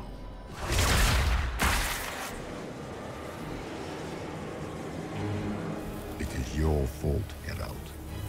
You interrupted a ritual years in the planning, and instead of dying, you stole its purpose. I do not know how you survived, but what marks you as touched, what you flail at rifts, I crafted to assault the very heavens.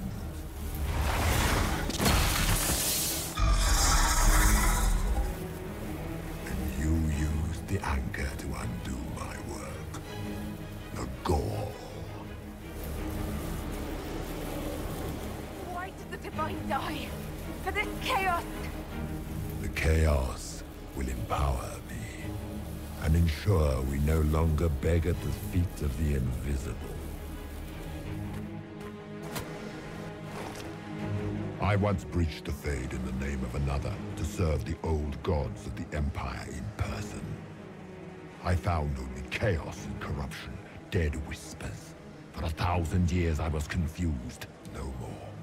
I have gathered the will to return under no name but my own, to champion withered to Vinter and correct this blighted world. Beg that I succeed, for I have seen the throne of the gods, and it was empty.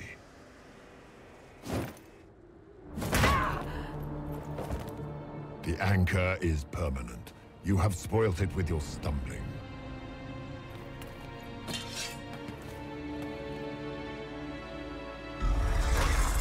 So be it. I will begin again. Find another way to give this world the nation and God it requires.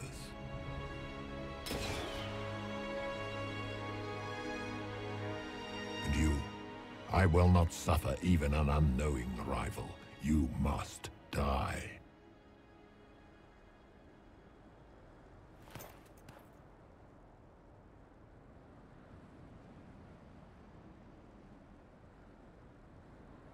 You expect us to surrender and kneel.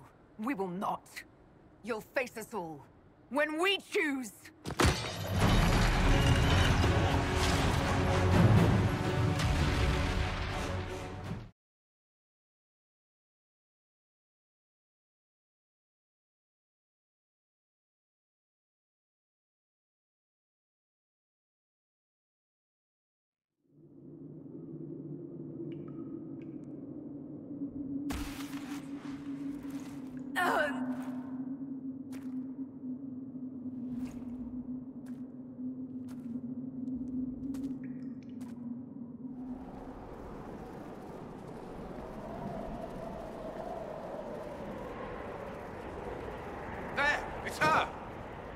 Thank the Maker!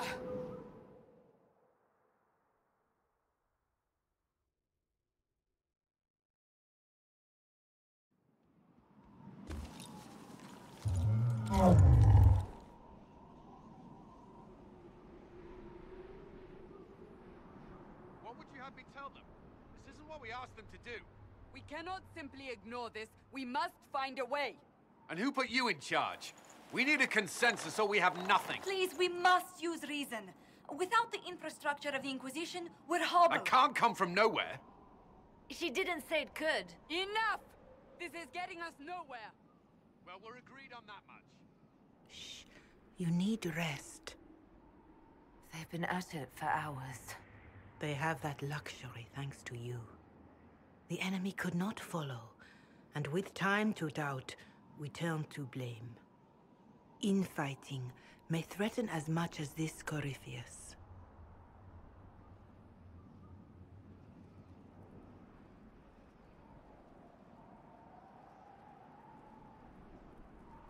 The only thing yelling gets us is a headache. Another headache. They know. But our situation, your situation, is complicated. Our leaders struggle because of what we survivors witnessed. We saw our defender stand and fall. And now we have seen her return. The more the enemy is beyond us, the more miraculous your actions appear, and the more our trials seem ordained. That is hard to accept, no? What we have been called to endure, what we perhaps must come to believe.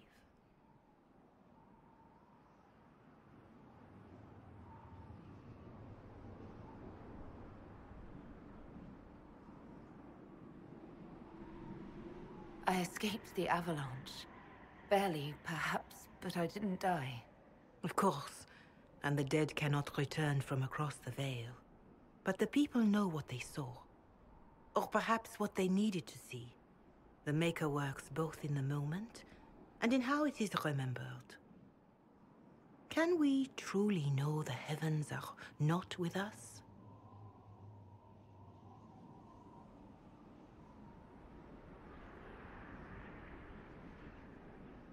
Mother Giselle, I just don't see how what I believe matters. Lies or not, Corypheus is a real physical threat. We can't match that with hope alone.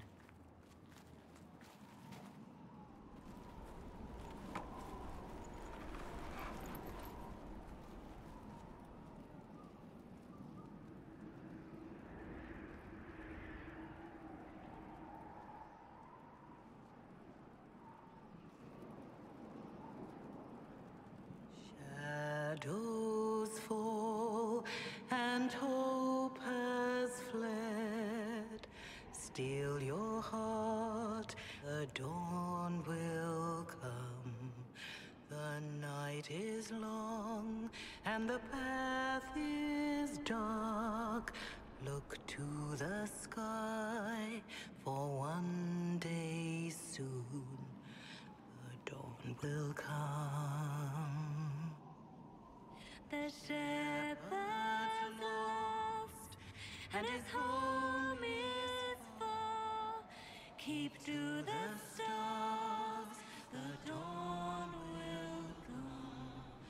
The night is long, and the path is dark. Look to the sky, for one day soon the dawn will come.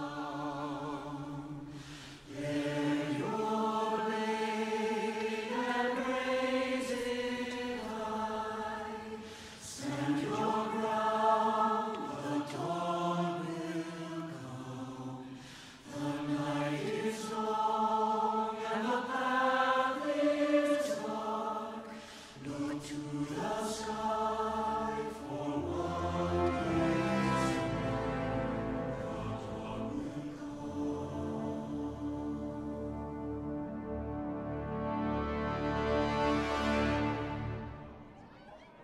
An army needs more than an enemy.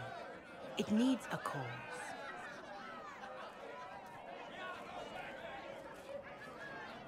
A word.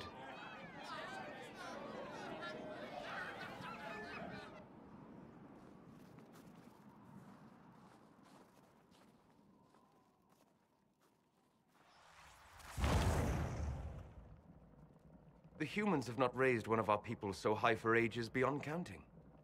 Her faith is hard-won, Lavellan. Worthy of pride, save one detail. The threat Corypheus wields. The orb he carried. It is ours. Corypheus used the orb to open the breach. Unlocking it must have caused the explosion that destroyed the Conclave. We must find out how he survived. And we must prepare for their reaction when they learn the orb is of our people.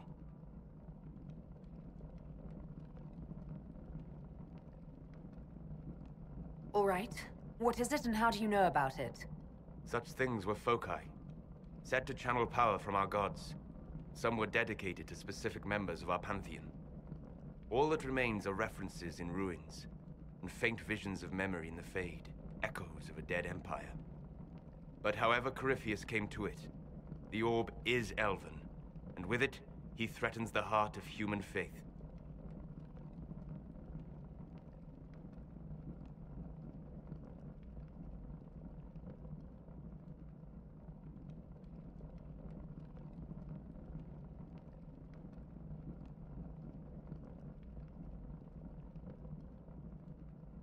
Their blame won't matter if we can't get out of this wilderness.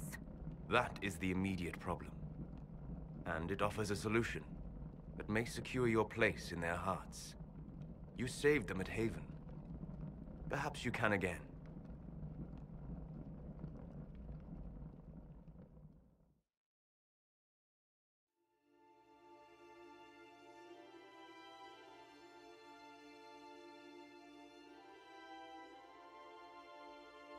By attacking the Inquisition, Corypheus has changed it. Changed you. Scout to the north. Be their guide.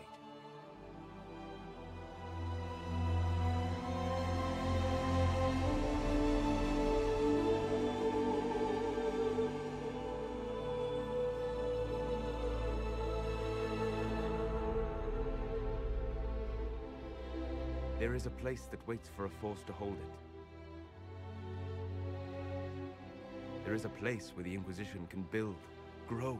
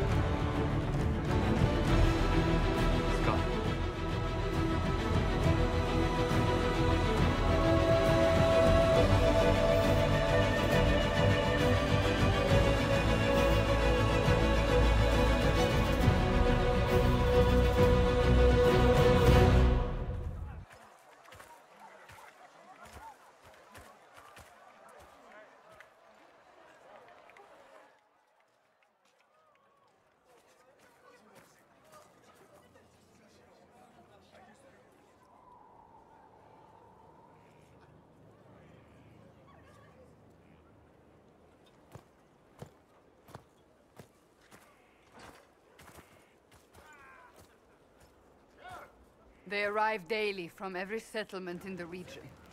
Skyhold is becoming a pilgrimage.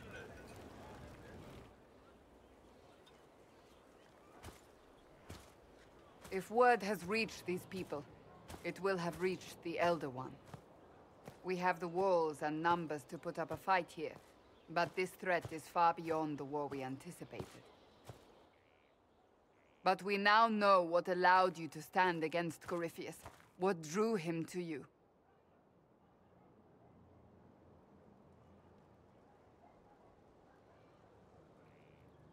He came for this, and now it's useless to him, so he wants me dead. That's it. The Anchor has power, but it's not why you're still standing here. Your decisions let us heal the sky. Your determination brought us out of Haven. You are the creature's rival because of what you did. And we know it. All of us. The Inquisition requires a leader. The one who has already been leading it.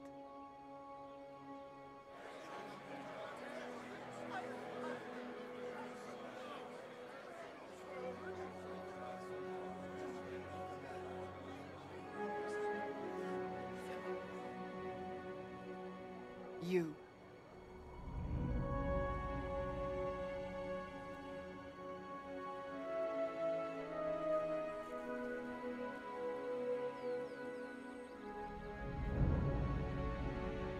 You're offering this to an elf? Are you quite sure you know what you're doing? I would be terrified handing this power to anyone. But I believe it is the only way. They'll follow you. To them, being an elf shows how far you've risen, how it must have been by Andraste's hand.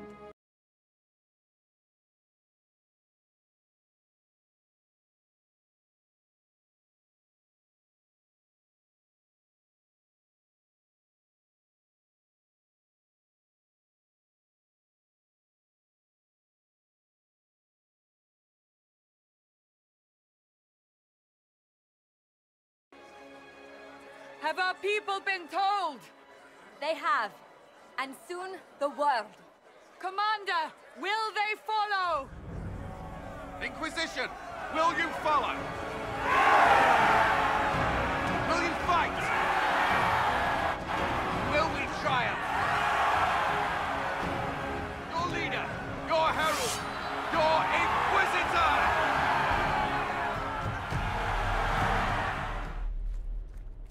So this is where it begins.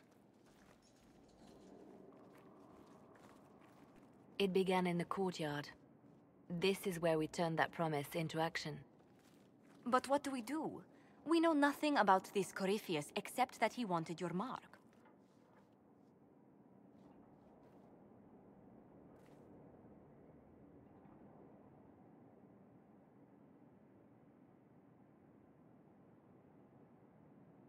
Corypheus wants to restore Tevinter.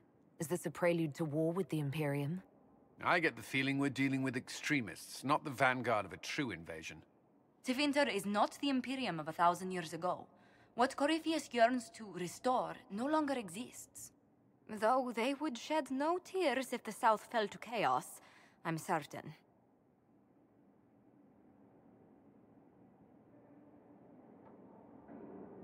Could his dragon really be an archdemon? What would that mean? It would mean the beginning of another blight. We've seen no darkspawn other than Corypheus himself. Perhaps it's not an archdemon at all, but something different? Whatever it is, it's dangerous. Commanding such a creature gives Corypheus an advantage we can't ignore. Corypheus said he wanted to enter the Black City, that this would make him a god. He is willing to tear this world apart to reach the next. It won't matter if he's wrong. What if he's not wrong? If he finds some other way into the Fade? Then he gains the power he seeks, or unleashes catastrophe on us all.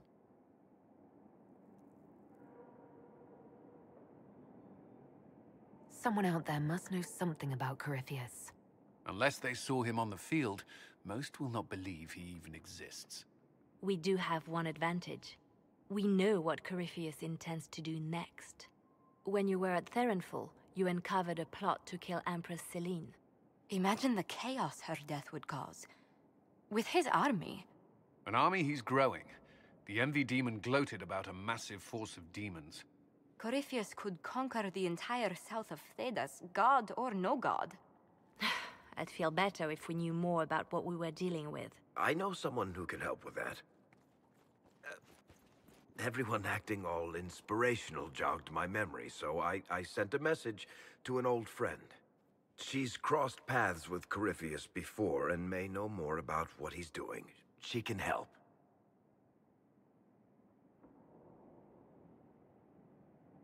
I'm always looking for new allies. Introduce me.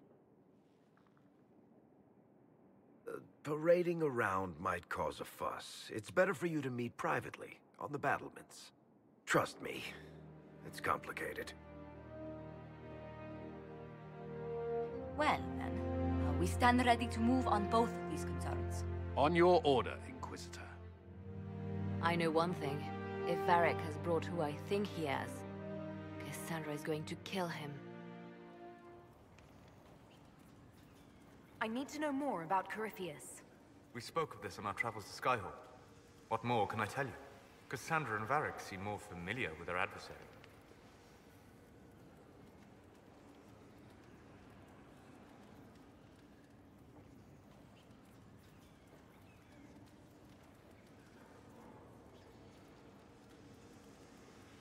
Oh, I'll take advice from just about anyone right now. I'm flattered. I claim no secret wisdom, but I will guess as best I can.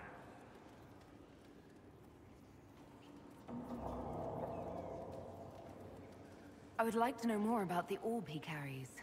As I said, that must be the means by which he created the breach. I suspect the blast to destroy the Conclave was more accident than anything. The result of unlocking power that had sought release for ages. What I cannot understand is how he managed to survive such an explosion. You said that you believed the orb is elven. I never would have believed a Devinter mage could unlock such a powerful relic. It clearly enhances his abilities, giving him access to power he should never have known. Like the power to control the Archdemon. Indirectly, one assumes. Nothing in any lore connects my people to the old god dragons who became archdemons.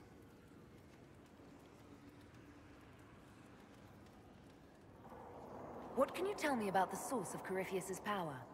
According to the law, the ancient Magistars of Devinter received guidance from the old gods.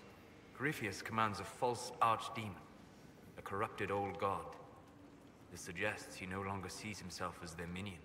Some of his unique power comes from the corruption of the Blight. The rest may come from the orb he carries. What do you think Corypheus will do next? You shamed him when you destroyed Haven. Spoiled his glorious victory. It would be worse to acknowledge that you had done so. He must continue on his course or show weakness. He will return to his plans to throw Olay into chaos, and then conquer it for Devinter.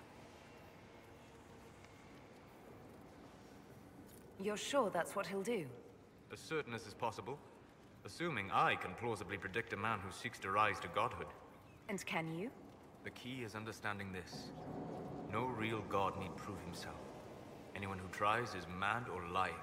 His deception will undo him, as it has done countless fools before. Inquisitor, meet Hawk, the champion of Kirkwall.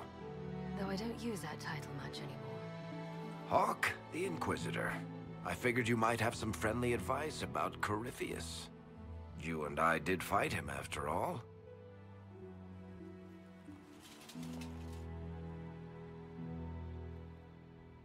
You've already dropped half a mountain on the bastard.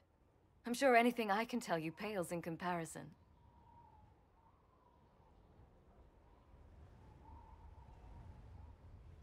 Oh, I don't know. You did save a city from a horde of rampaging Kunari. I don't see how that really applies. Or is there a horde of rampaging Kunari I don't know about? There's a Kunari. He almost qualifies as a horde all by himself. Fortunately, he's on our side. So, then, what can I tell you? Varric said that you fought Corypheus before. Fought and killed. The Grey Wardens were holding him, and he somehow used his connection to the Darkspawn to influence them. Corypheus got into their heads, messed with their minds, turned them against each other. If the Wardens have disappeared, they could have fallen under his control again.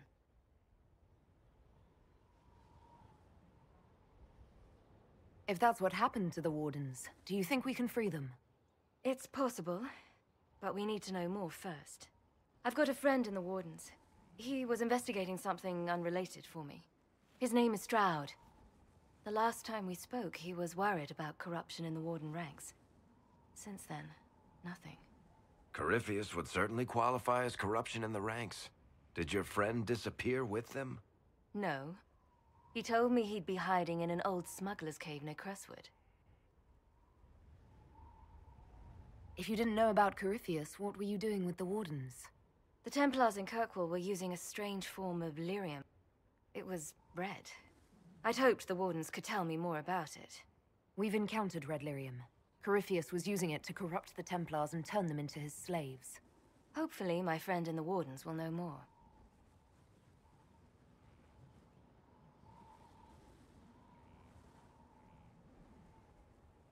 I'll take any lead I can get at the moment. Good. I'll do whatever I can to help. Corypheus is my responsibility. I thought I'd killed him before. This time I'll make sure of it. This thing is not a stray puppy you can make into a pet. It has no business being here. Wouldn't you say the same of an apostate? Inquisitor, I wondered if Cole was perhaps a mage, given his unusual abilities. He can cause people to forget him, or even fail entirely to notice him. These are not the abilities of a mage. It seems that Cole is a spirit. It is a demon. If you prefer, although the truth is somewhat more complex.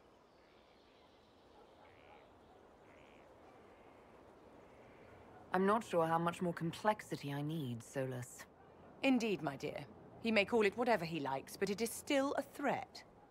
In fact, his nature is not so easily defined. Speak plainly, Solas. What are we dealing with? Demons normally enter this world by possessing something. In their true form, they look bizarre, monstrous. But Cole looks like a young man. Could it be possession? No. He has possessed nothing and no one. And yet he appears human in all respects. Cole is unique, Inquisitor. More than that, he wishes to help. I suggest you allow him to do so. What do you mean by possession? Spirits and demons cross over from the Fade by attaching themselves to something in this world. But Cole has willfully manifested in human form without possessing anyone. The demons who came through the breach, or through the rifts, weren't possessing anything. These demons were drawn through against their will, driven mad by this world. But Cole predates the breach. From what we can tell, he has lived here for months, perhaps years. He looks like a young man. For all intents and purposes, he is a young man. It is remarkable. I should hear what Cole has to say for himself. Where is he now? He was right...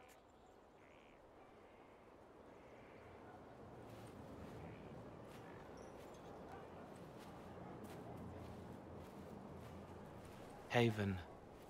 So many soldiers fought to protect the pilgrims so they could escape. Choking fear. Can't think from the medicine, but the cuts rack me with every heartbeat. Hot, white pain. Everything burns. I can't. I'm going to... I'm dying. I'm... dead.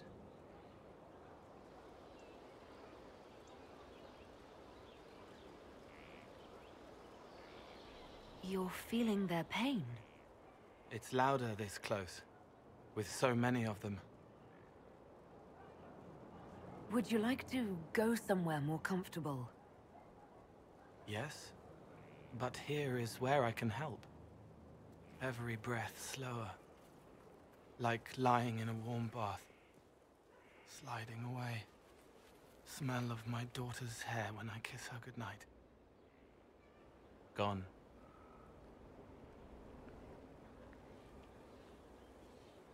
Cracked brown pain, dry, scraping, thirsty.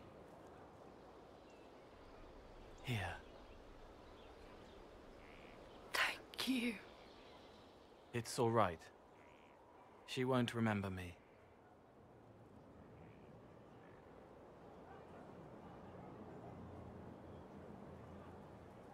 You're using your powers as a spirit to help people. Yes. I used to think I was a ghost. I didn't know. I made mistakes, but I made friends too. Then a Templar proved I wasn't real. I lost my friends. I lost everything.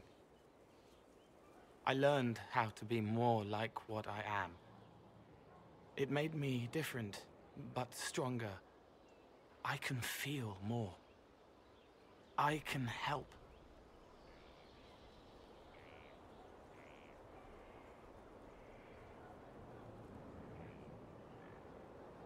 If you're willing, the Inquisition could use your help.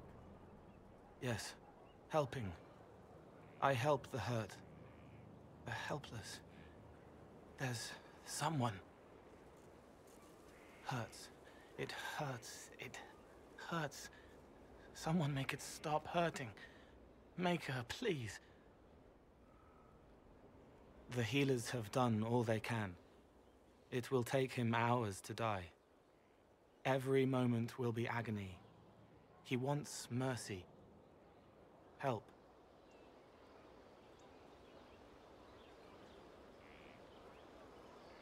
You say he won't die for hours yet, but you can't know that for certain.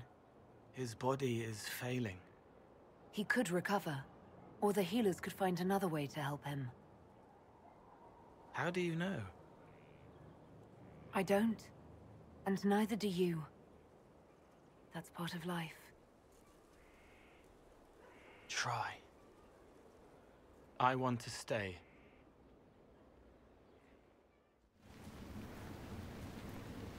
Good to see you safe, Inquisitor. We've got trouble ahead.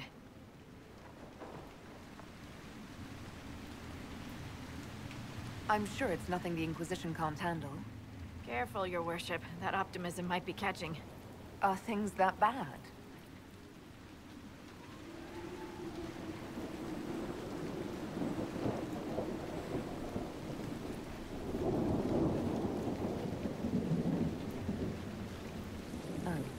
Crestwood was the site of a flood 10 years ago during the Blight. It's not the only rift in the area, but after it appeared, corpses started walking out of the lake. He'll have to fight through them to get to the cave where Sir Hawke's Grey Warden friend is hiding. More walking corpses. At least they won't be a surprise. I nearly stepped on one in the grass the other night, before it started moaning. Maybe someone in Crestwood can tell you how to get to the rift in the lake. Maker knows they'll want help. Good luck, and please be safe.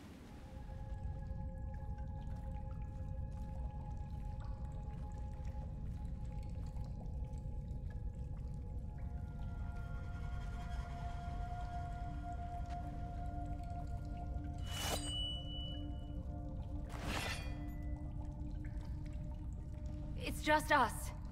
I brought the Inquisitor. My name is Stroud, and I'm at your service, Inquisitor.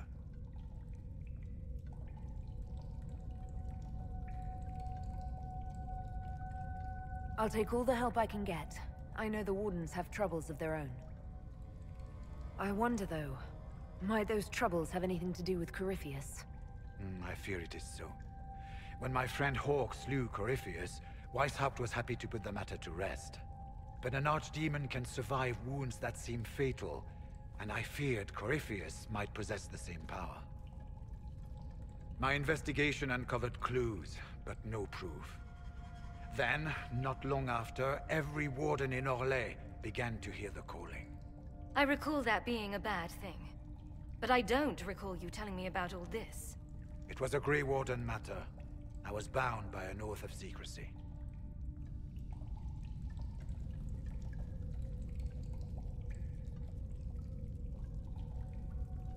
You think Corypheus is using this calling to control the Grey Wardens?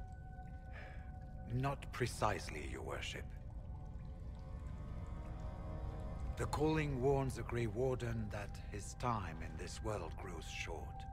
And every Grey Warden in Orlais is hearing that right now. They think they're dying. Yes. Likely because of Corypheus. If the Wardens fall, who will stand against the next Blight? It is our greatest fear. And then they do something desperate. Which is, of course, what Corypheus wants.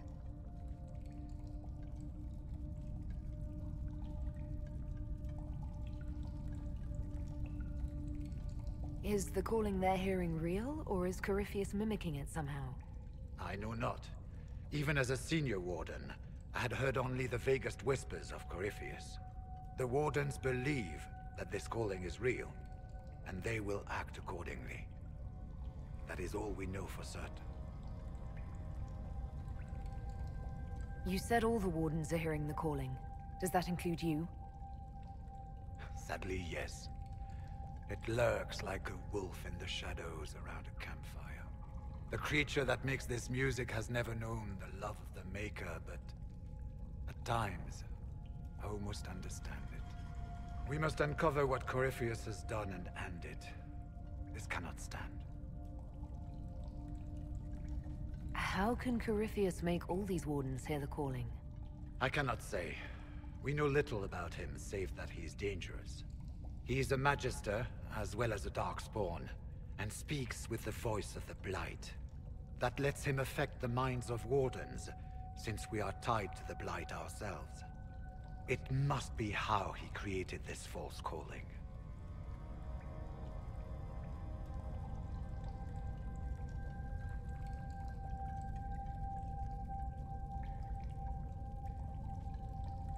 So the wardens are making some last, desperate attack on the Darkspawn.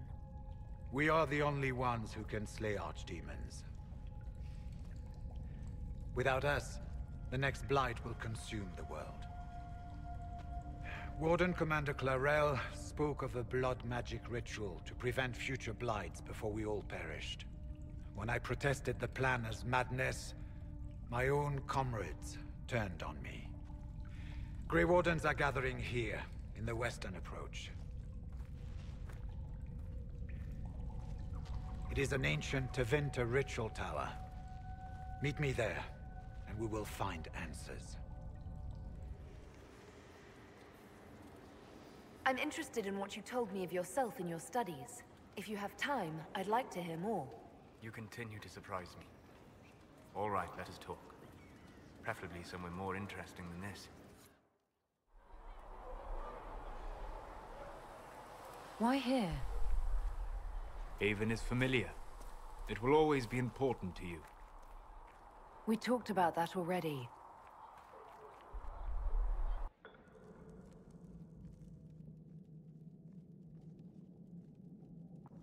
I sat beside you while you slept, studying the anchor.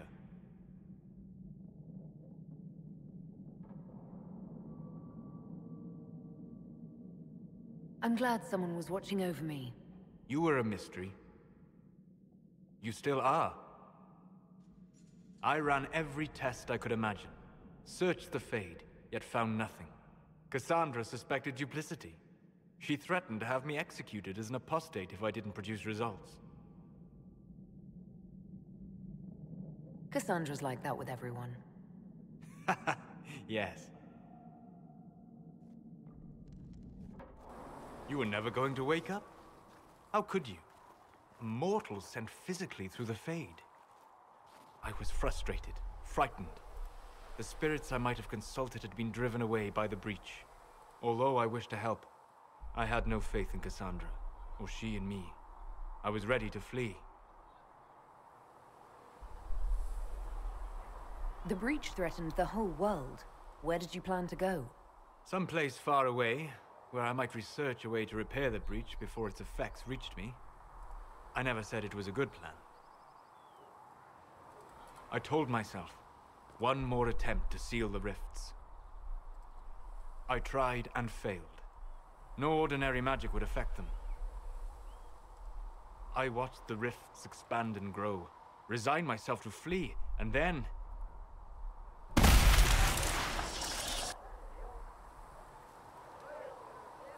It seems you hold the key to our salvation.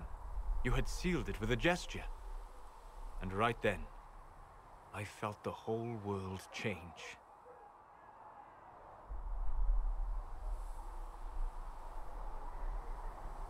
Felt the whole world change? A figure of speech. I'm aware of the metaphor. I'm more interested in felt. You change everything.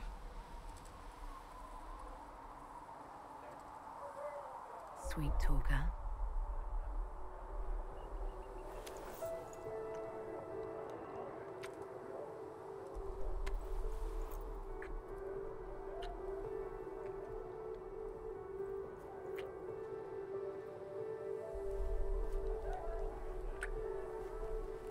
We shouldn't. It isn't right. Not even here. What do you mean, even here? Where do you think we were? This isn't real. That's a matter of debate. Probably best discussed after you wake up.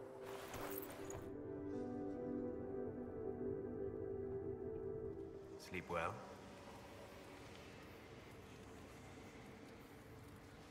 I've never done anything like that before, on a number of levels. I apologize. The kiss was impulsive and ill-considered, and I should not have encouraged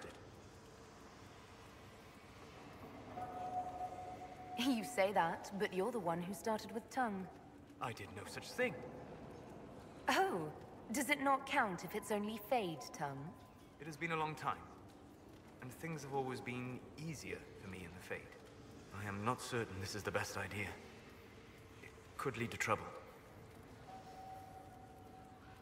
I'm willing to take that chance, if you are. Maybe, yes. If I could take a little time to think. There are considerations. Take all the time you need. Thank you. I am not often thrown by things that happen in dreams, but I am reasonably certain we are awake now. And if you wish to discuss anything, I would enjoy talking. Visitor, welcome to the Western Approach. We've sighted Warden activity to the southwest, but no one's been close enough to figure out what they're doing. Between the sandstorms and the vicious wildlife, we haven't made it far out here. One of my men got too close to a poison hot spring and gave me a slightly delirious report of a high dragon flying overhead. In short, this might just be the worst place in the entire world. Be careful out there.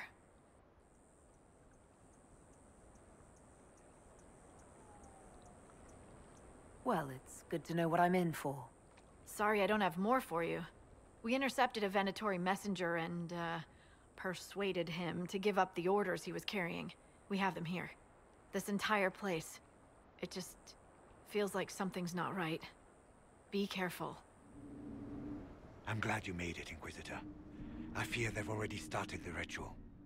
Blood magic, I'd wager. You can smell it. Or see the corpses. You take point. I'll guard your backs.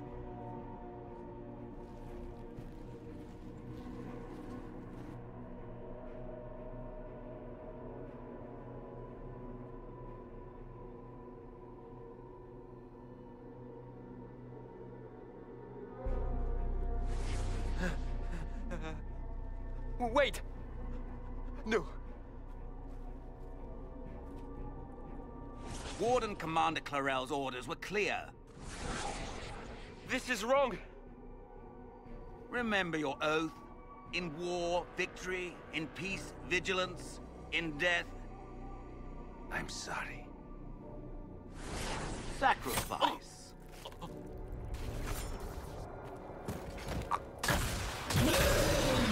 Good. Now bind it just as I showed you.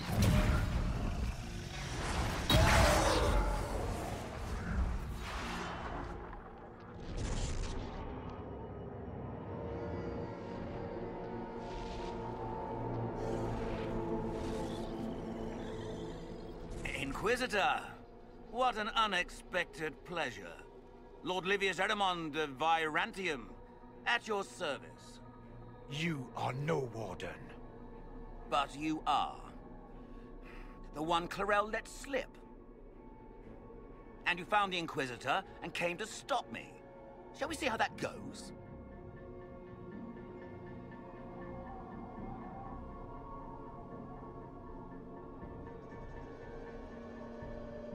It looks like you've already done some of my work for me. What, him? We simply needed his blood. Oh, were you hoping to garner sympathy? Maybe make the Wardens feel a bit of remorse? Wardens, hands up! Hands down! Corypheus has taken their minds. They did this to themselves. You see, the calling had the Wardens terrified. They looked everywhere for help. Even to Vinter? Yes, and since it was my master who put the calling into their little heads, we in the Venatori were prepared. I went to Clarel full of sympathy, and together we came up with a plan. Raise a demon army, march into the deep roads, and kill the old gods before they wake.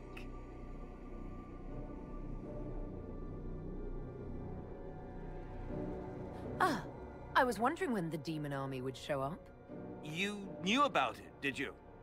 Well then, here you are. Sadly for the Wardens, the binding ritual I taught their mages has a side effect. They're now my master's slaves. This was a test. Once the rest of the Wardens complete the ritual, the army will conquer Thedas.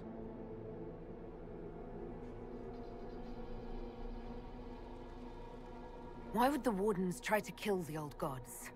A blight happens when dark spawn find an old god and corrupt it into an archdemon.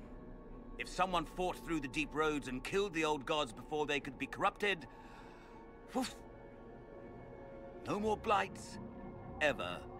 The Wardens sacrificed their lives and saved the world. That's madness! For all we know, killing the old gods could make things even worse. Well then, it's a good thing I'm taking this demon army off their hands.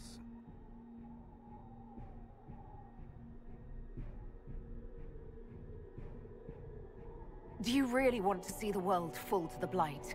What do you get out of this? The Elder One commands the Blight. He is not commanded by it, like the mindless Darkspawn. The Blight is not unstoppable or uncontrollable. It is simply a tool. No, Livius, you're the tool. As for me, while the Elder One rules from the Golden City, we, the Venatori, will be his god kings here in the world.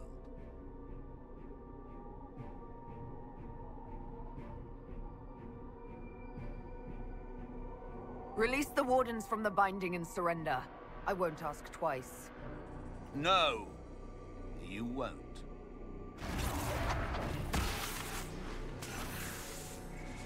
The Elder One showed me how to deal with you, in the event you're foolish enough to interfere again. That mark you bear, the anchor that lets you pass safely through the veil, you stole that from my master. He's been forced to seek other ways to access the Fade. When I bring him your head, his gratitude will be... Ah!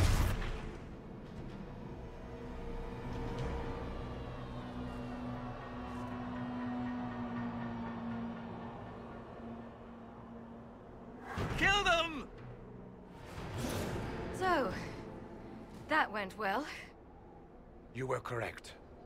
Through their ritual, the mages are slaves to Corypheus. And the Warden warriors? Oh, of course. It's not real blood magic until someone gets sacrificed.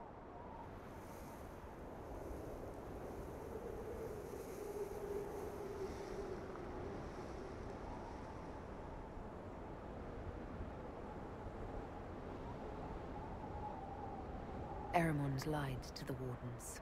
They were trying to prevent future blights. With blood magic and human sacrifice. The Wardens were wrong, Hawk, but they had their reasons. All blood mages do. Everyone has a story they tell themselves to justify bad decisions. And it never matters. In the end, you are always alone with your actions. I believe I know where the Wardens are, Your Worship. Eremond fled in that direction. There's an abandoned Warden fortress that way. Adamant.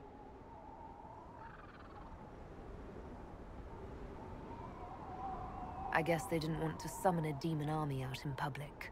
The Warden and I will scout out Adamant, and confirm that the other Wardens are there. We'll meet you back at Skyhold.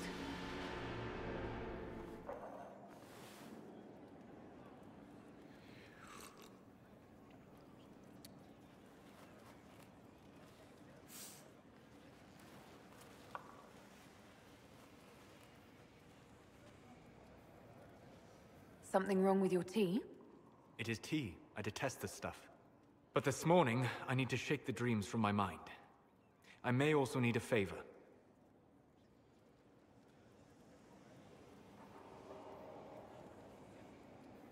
But you don't need anything from anyone. You're known for that. One of my oldest friends has been captured by mages, forced into slavery. I heard the cry for help as I slept.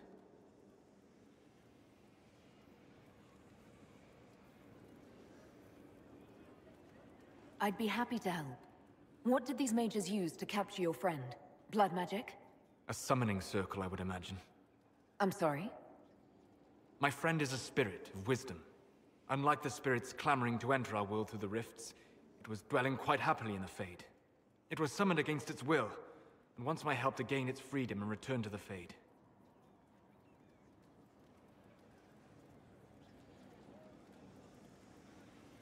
Do you have any idea what the mages want with your friend? No. It knows a great deal of lore and history, but a mage could learn that simply by speaking to it in the Fade. It is possible that they seek information it does not wish to give, and intend to torture it.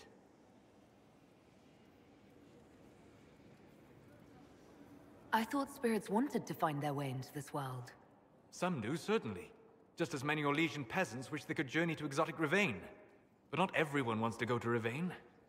My friend is an explorer, seeking lost wisdom and reflecting it. It would happily discuss philosophy with you, but it had no wish to come here physically.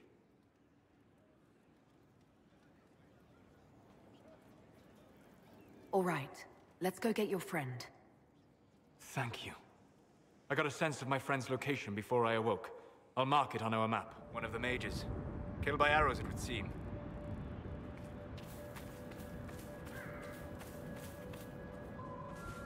These aren't mages.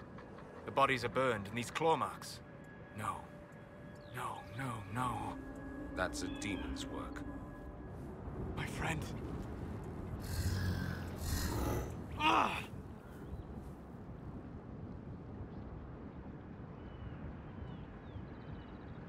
The mages turned your friend into a demon. Yes. You said it was a spirit of wisdom, not a fighter. A spirit becomes a demon when denied its original purpose. So they summoned it for something so opposed to its own nature that it was corrupted. Fighting. Let us ask them. A mage! You're not with the bandits? Do you have any lyrium potions? Most of us are exhausted. We've been fighting that demon. You summoned that demon! Except it was a spirit of wisdom at the time. You made it kill! You twisted it against its purpose! I understand how it might be confusing to someone who has not studied demons, but after you help us, I can... We are not here to help you.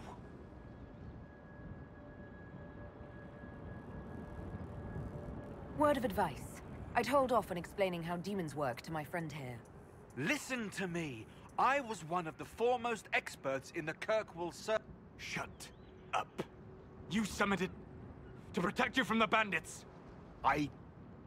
Yes. You bound it to obedience, then commanded it to kill. That is when it turned. The summoning circle. We break it, we break the binding.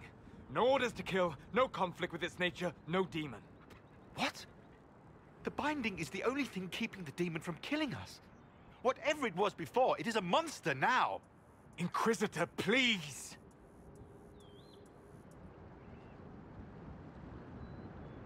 I've studied rituals like this. I should be able to disrupt the binding quickly. Thank you. We must hurry!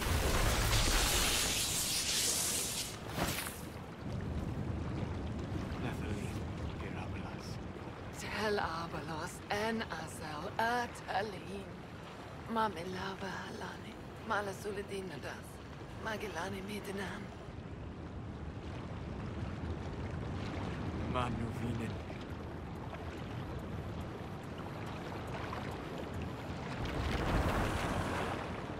Dareth Sharad.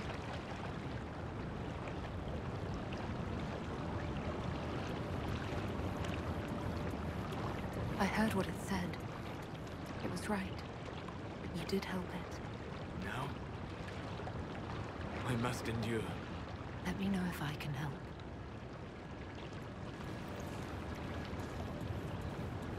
You already have. All that remains now is them. Thank you. We would not have risked the summoning, but the roads are too dangerous to travel unprotected. You tortured and killed my friend. We didn't know it was just a spirit. The book said it could help us.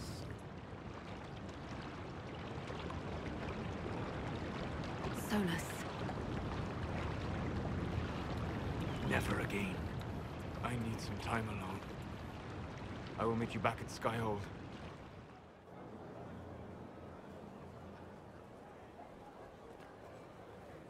Inquisitor.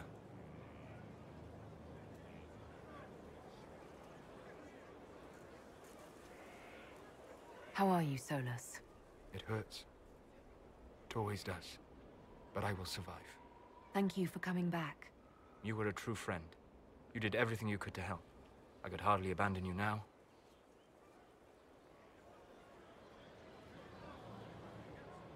Where did you go? I found a quiet spot and went to sleep. I visited the place in the Fade where my friend used to be.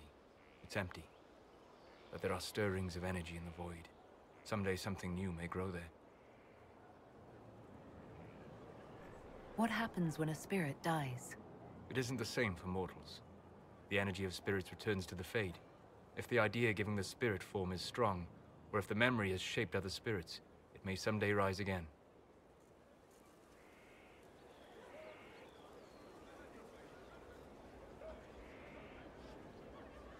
You're saying your friend might come back?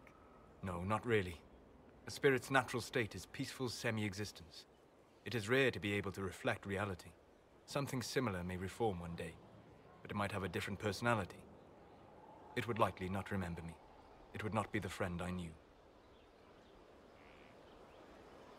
The next time you have to mourn, you don't need to be alone.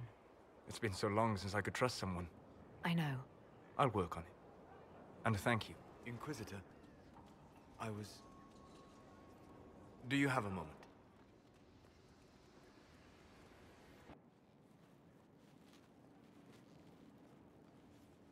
What were you like before the anchor?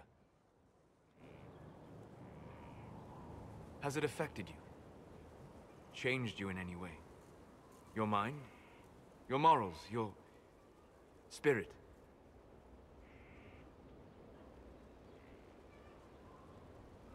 If it had, do you really think I'd have noticed? No. That's an excellent point. Why do you ask? You show a wisdom I have not seen since my deepest journeys into the ancient memories of the Fade. You are not what I expected.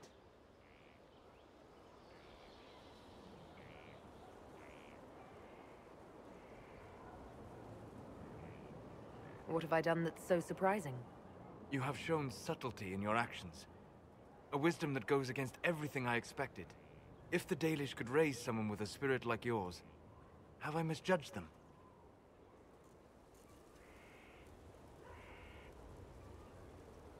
The Dalish didn't make me like this. The decisions were mine. Yes, you are wise to give yourself that due. Although the Dalish, in their fashion, may still have guided you. Perhaps that is it. I suppose it must be. Most people act with so little understanding of the world, but not you. So what does this mean, Solas? It means I have not forgotten the kiss.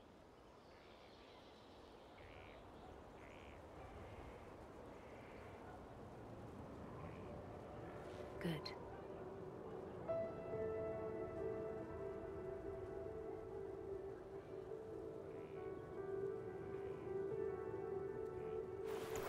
Don't go. It would be kinder in the long run. But losing you would...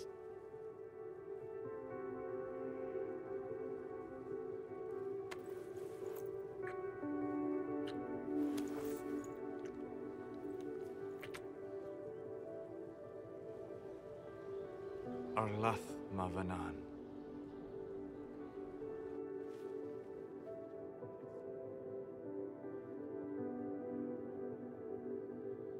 We must stop the Wardens from carrying out this insane plan, Inquisitor.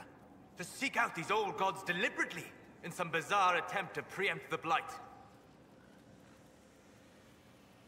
They won't succeed. We're going to stop them together.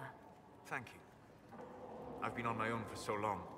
It's difficult to get used to having the support of others. Those fools and duty. Responsibility is not expertise. Action is not inherently superior to inaction. Forgive me. The entire idea is... unnerving.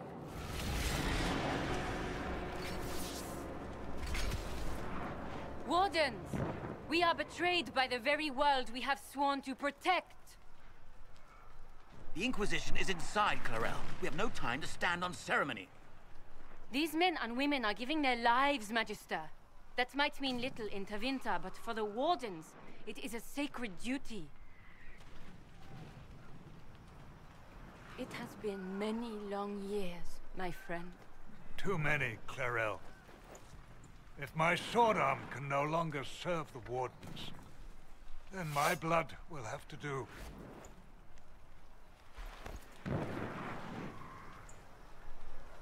It will.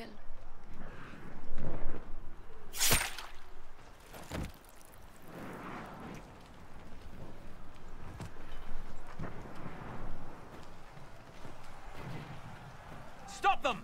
We must complete the ritual!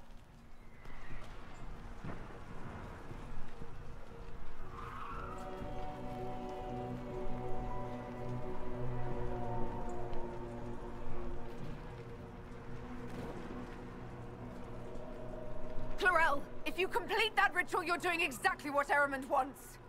What? Fighting the Blight? Keeping the world safe from Darkspawn? Who wouldn't want that? And yes, the ritual requires blood sacrifice. Hate me for that if you must, but do not hate the Wardens for doing their duty! We make the sacrifices no one else will. Our warriors die proudly for a world that will never thank them. And then your Tevinter ally binds the mages to Corypheus! Corypheus? But he's dead. These people will say anything to shake your confidence, Clarel.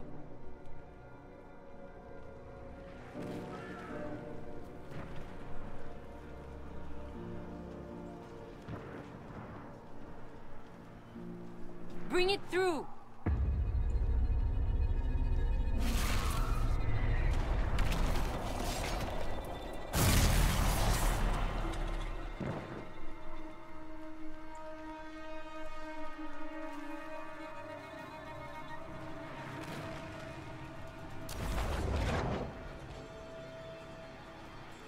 Please. I've seen more than my share of blood magic. It is never worth the cost. I trained half of you myself! Do not make me kill you to stop this madness!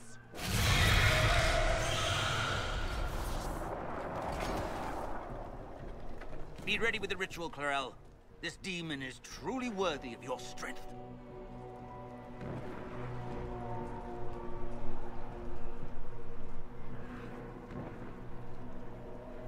The Grey Wardens have a proud history. You stopped the Blight at the Silent Plains, at Starkhaven and Hunterfell, at Aesley and Denerim. This world owes you a debt it can never repay. I would not stand against you if I did not know you were being misused.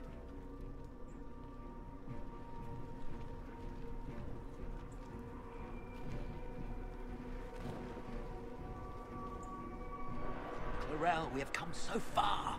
You're the only one who can do this. Perhaps we could test the truth of these charges to avoid more bloodshed. Or perhaps I should bring in a more reliable ally. My master thought you might come here, Inquisitor. He sent me this to welcome you.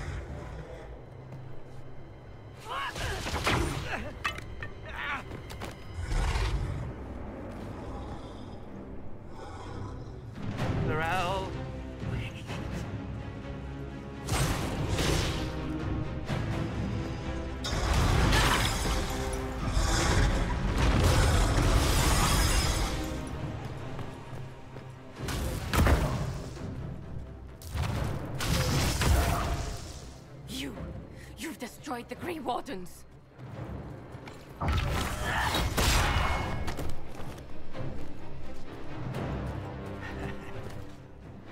You did that to yourself, you stupid bitch. All I did was dangle a little power before your eyes, and you couldn't wait to get your hands bloody.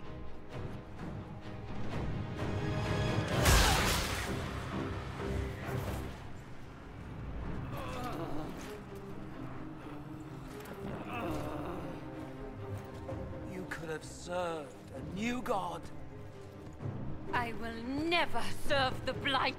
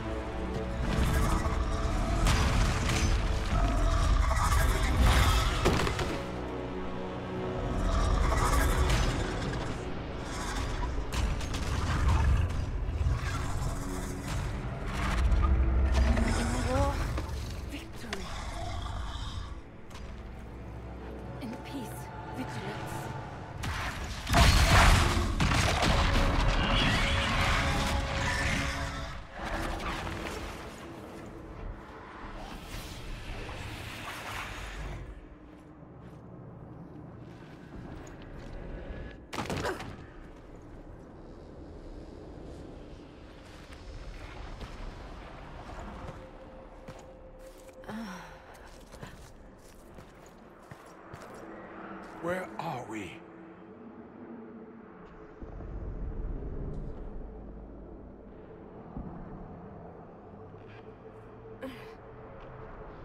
We were falling. If this is the afterlife, the Chantry owes me an apology. This looks nothing like the Maker's bosom. No. This is the Fade.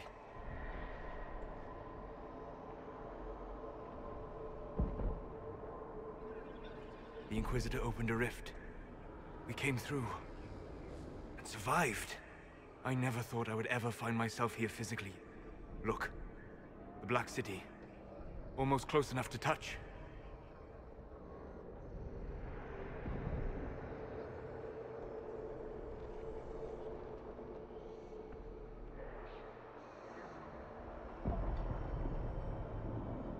This is incredible. What spirit commands this place? I have never seen anywhere like it. It's not how I remember the Fade either. The first time I entered the Fade, it looked like a lovely castle filled with gold and silks. I met a marvelous desire demon, as I recall. We chatted and ate grapes before he attempted to possess me. Perhaps the difference is that we are here physically. This is no one's dream. The stories say you walked out of the Fade at Haven. Was it like this? I don't know. I still can't remember what happened the last time I did this. Well, whatever happened at Haven, we can't assume we're safe now. That huge demon was right on the other side of that rift Eramond was using, and there could be others. In our world, the rift the demons came through was nearby, in the main hall. Can we escape the same way?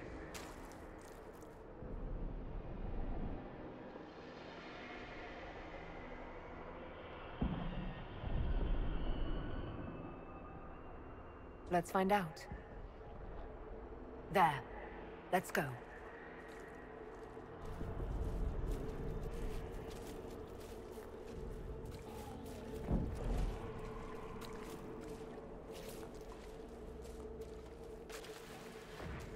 This is fascinating. It is not the area I would have chosen, of course. To physically walk within the Fade. Concentrate on the task at hand, Mage. There is nothing more dangerous than this place. Thank you for the warning. Solas, you're the expert on this place. Anything helpful? The Fade is shaped by intent and emotion. Remain focused, and it will lead you where you wish to go.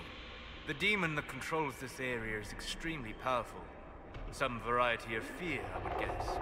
I suggest you remain wary of its manipulations, and prepare for what is certain to be a fascinating experience.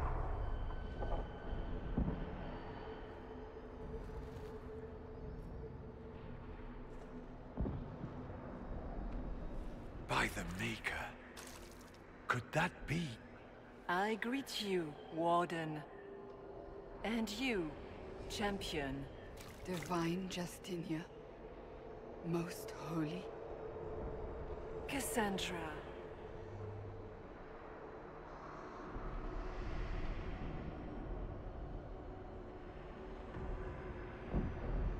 Cassandra, you knew the Divine. Is this really her? I don't know. It is said the souls of the dead pass through the Fade and sometimes linger, but we know the spirits lie. Be wary, Inquisitor. I fear the Divine is indeed dead. It is likely we face a spirit, or a demon. You think my survival impossible, yet here you stand alive in the Fade yourselves. In truth, proving my existence either way would require time we do not have. Really? How hard is it to answer one question? I'm a human, and you are? I am here to help you. You do not remember what happened at the Temple of Sacred Ashes, Inquisitor.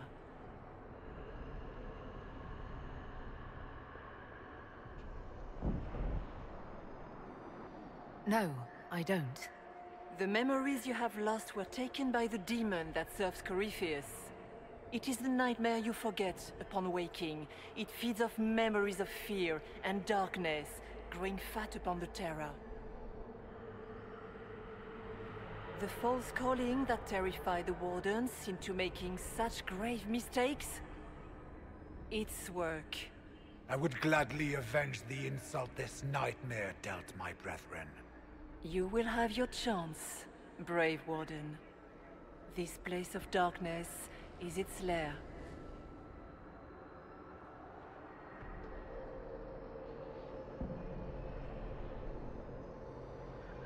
Corypheus seems to have a lot of demons at his disposal. How does he command so many? I know not how he commands his army of demons.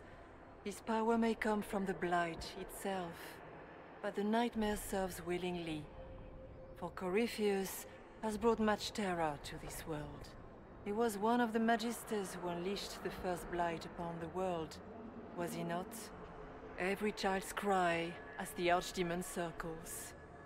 Every dwarf's whimper in the deep roads. The nightmare has fed well.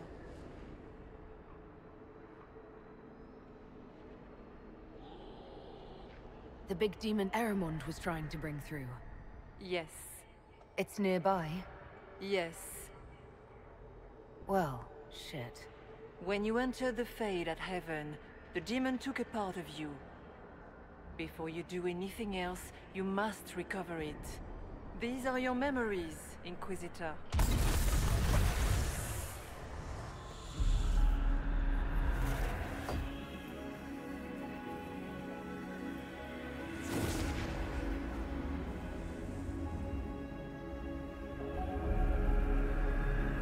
Now is the hour of our victory.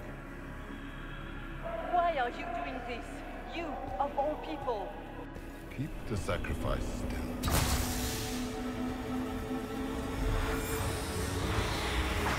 Someone, help me!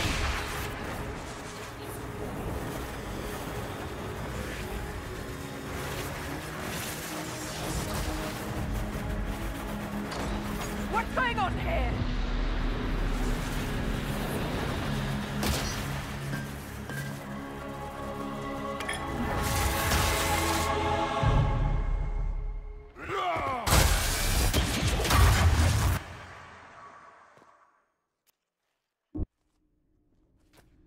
So, your mark did not come from Andraste. It came from the orb Corypheus used in his ritual. Corypheus intended to rip open the veil, use the anchor to enter the Fade, and throw open the doors of the Black City. Not for the old gods, but for himself. When you disrupted his plan, the orb bestowed the anchor upon you instead.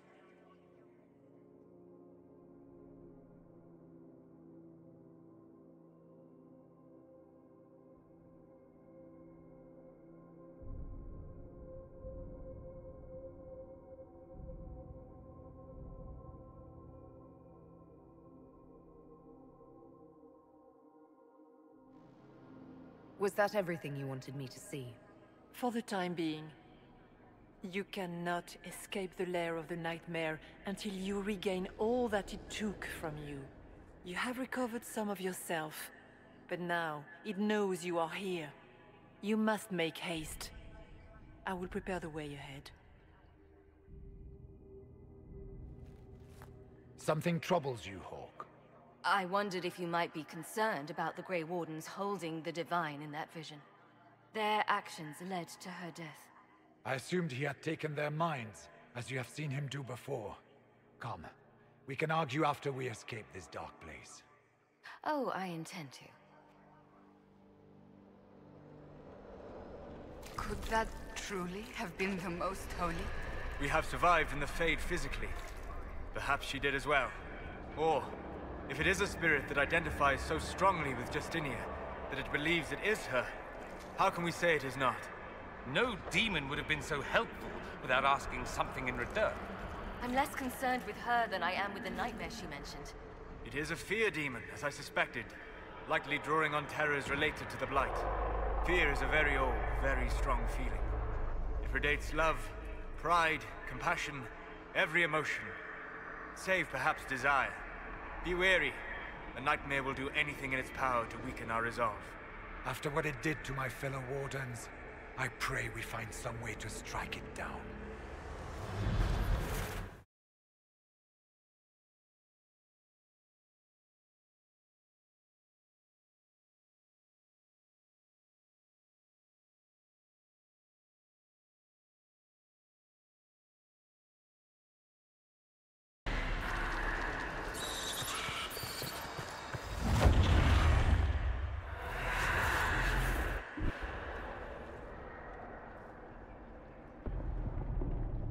It was you.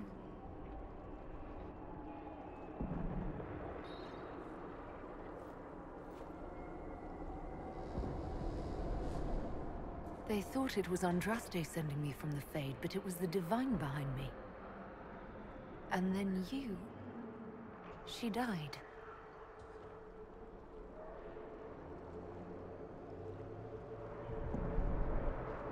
Yes. So this creature is simply a spirit? You don't say. I am sorry if I disappoint you.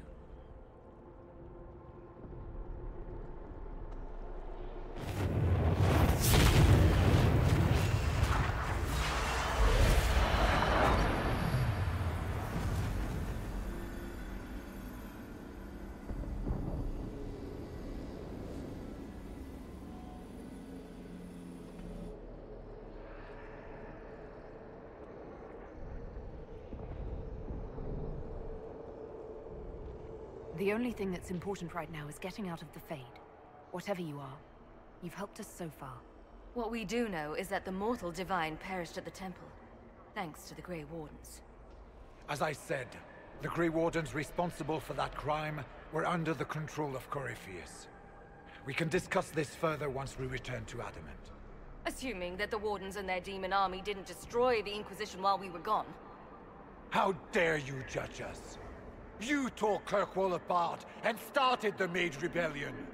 To protect innocent mages, not madmen drunk on blood magic. But you'd ignore that, because you can't imagine a world without the Wardens, even if that's what we need. Agreed. The Wardens may once have served a greater good, but they are far too dangerous now. The Wardens are a risk.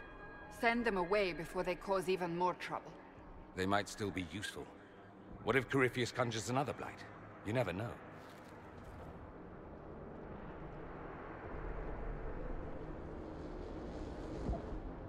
This debate can wait until we're out of danger. Inquisitor.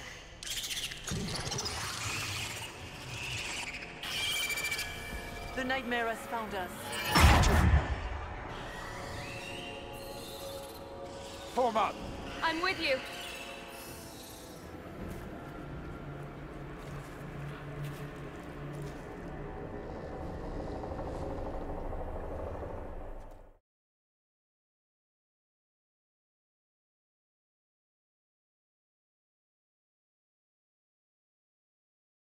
Good. Please tell Liliana. I am sorry. I failed you too.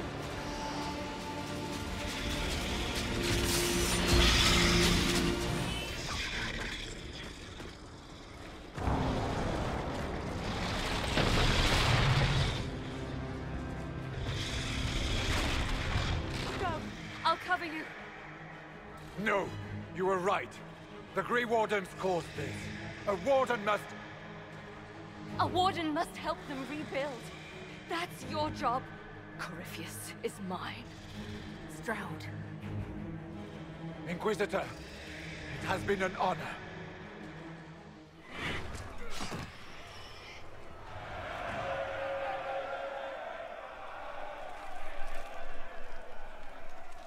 She was right. Without the Nightmare to control them, the mages are free and Corypheus loses his demon army.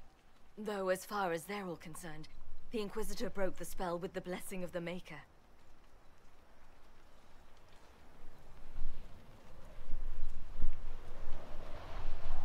They need something to believe in.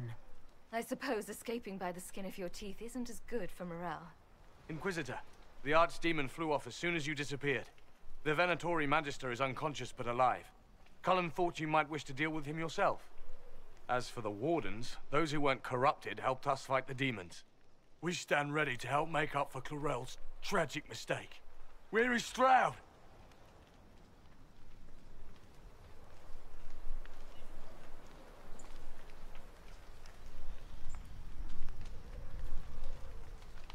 He didn't make it. Inquisitor, we have no one left of any significant rank. What do we do now?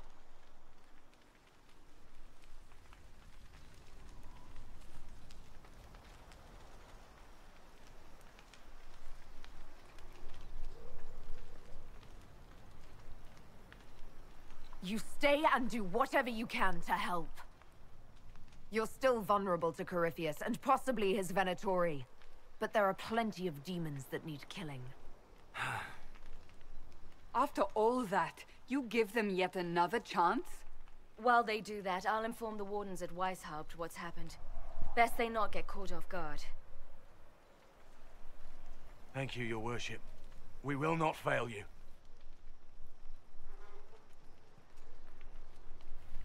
Good luck with your Inquisition. Try not to start an exalted march on anything. And take care of Varric for me. Hawk sent me one final report. She's on her way to Weishaupt. As for the Grey Wardens, they are fighting demons and Red Templars while staying clear of Venatori. You dealt Corypheus a significant blow, Inquisitor. The Grey Wardens carry respect in other nations. If we spread word that the Inquisition has their support... We may gain standing with nations that have suffered under the Blight. I will take the matter to Josephine. You took an army from Corypheus, but that will matter little if Orlais falls into chaos. All arrangements have been made for the ball in Halam Shiral. Let us know when you are ready to proceed. I'll go as soon as I am able. Good. Cullen, Josephine and I will discuss the best way to gain an audience with the Empress. Speak with us when you are ready. My heart.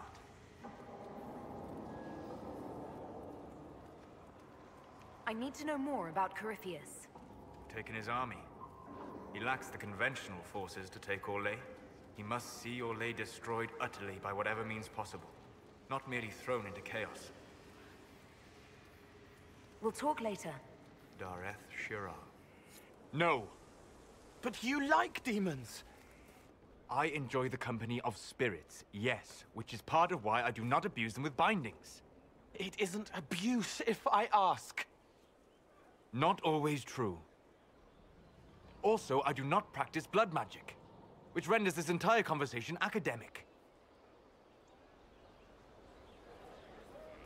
He won't bind me. He's a mage and he likes demons, but he won't help.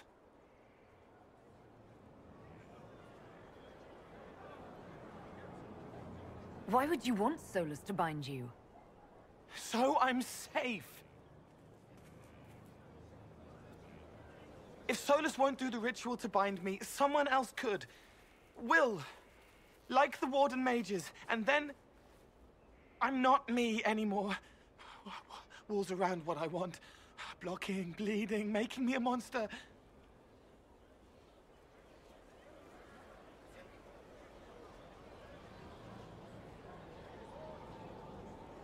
Isn't it extreme for Solas to bind you? What if that takes away the part of you that makes you, you? Helping makes me who I am. I help the hurting. That is what I do. All I do. Am. Me. And if binding you erases your mind? Your consciousness? You wouldn't make me hurt innocent people. I don't want to hurt innocent people again.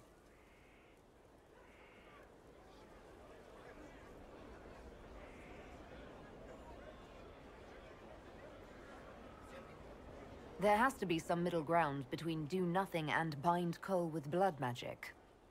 Indeed. I recall stories of amulets used by Ravani's seers to protect spirits they summoned from rival mages. A spirit, wearing an amulet of the Unbound, was immune to blood magic and binding. It should protect Cole as well. The resources of the Inquisition could be used to find such a talisman. Good. They will not take me. What do I do with it? You found one of the amulets. Excellent. May I?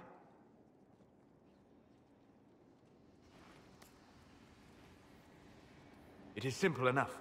You put it on, I charge it with magic, and you should be protected.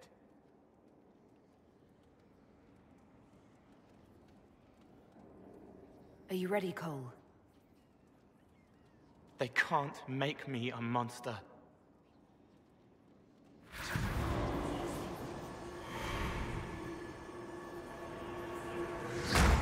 Ah!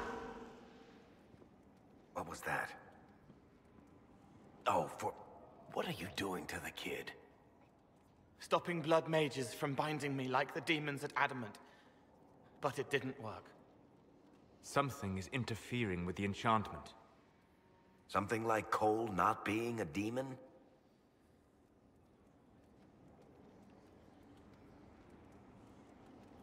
I'm not certain exactly what Cole is. Regardless of Cole's special circumstances, he remains a spirit. Yes, a spirit who is strangely like a person. I don't matter. Just lock away the parts of me that someone else could knot together to make me follow. Focus on the amulet. Tell me what you feel. Warm, soft blanket covering, but it catches tears. I'm the wrong shape. There's something.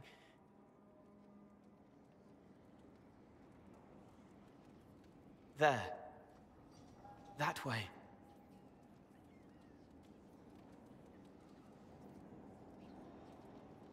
We'll find whatever is preventing the amulet from working, and we'll make it right. All right, kid. Get Cullen and work with him on the map to figure out where you're sensing something wrong. Will you come with me? All of you? Sure.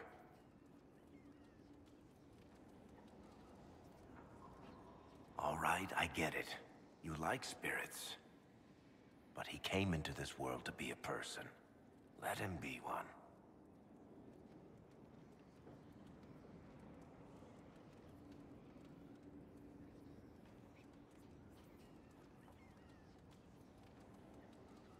All I care about is making certain that the Venatori can't bind Cole. Fair enough. But that ritual of theirs only works on demons, right? This is not some fanciful story, child of the stone. We cannot change our nature by wishing. You don't think? However we deal with the problem, our next step is to track down whatever is interfering with the enchantment. Yeah, this should get me through the month. Give me a moment. Greetings. Can I help you? You killed me. What? I don't even know you. You forgot. You locked me in the dungeon in the Spire, and you forgot, and I died in the dark. The Spire? Cole, stop. Just take it easy, kid. He killed me! He killed me! That's why it doesn't work! He killed me, and I have to kill him back!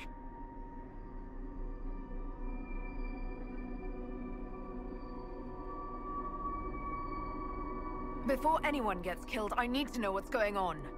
Cole, this man cannot have killed you. You are a spirit. You have not even possessed a body.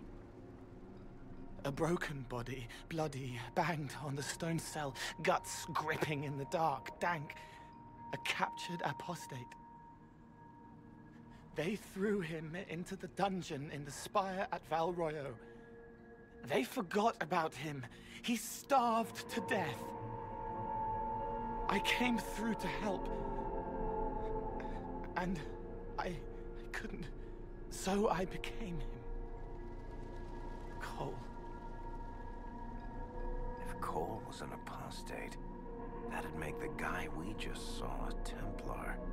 Must have been buying lyrium. Let me kill him. I need to.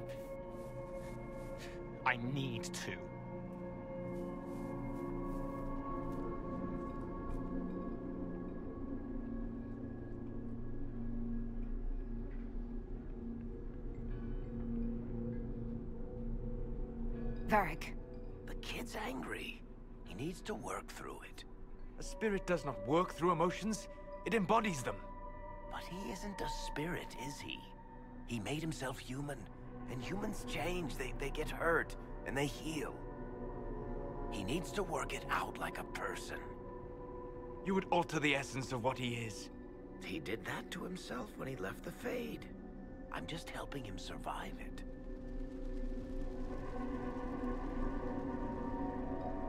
Solas? We cannot let Cole kill the man. I don't think anyone was going to suggest that, Chuckles. Cole is a spirit. The death of the real Cole wounded him, perverted him from his purpose. To regain that part of himself, he must forgive. Come on. You don't just forgive someone killing you. You don't. A spirit can. Before I decide anything, I need a clearer picture of what happened. It seems the real Cole was an apostate, captured and taken to the Circle by Templars. Who aren't known for their gentle nature. As the young man starved to death in a dungeon, his pain caught the attention of a spirit, likely one of compassion. Compassion? An uncommon spirit, certainly, and all too fragile when its efforts to help prove to be in vain.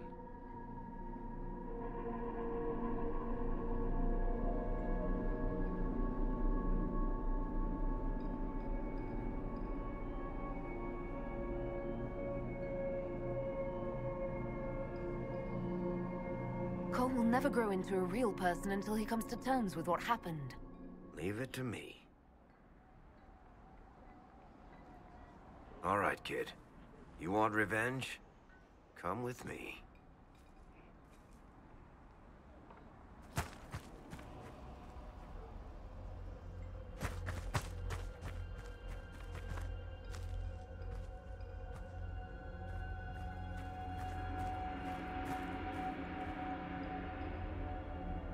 I'm sorry. I'm so sorry.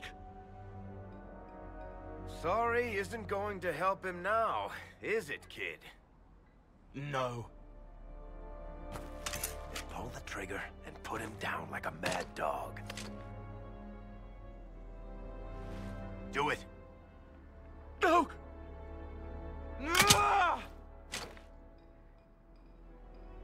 How you doing, kid? Feel any better? No.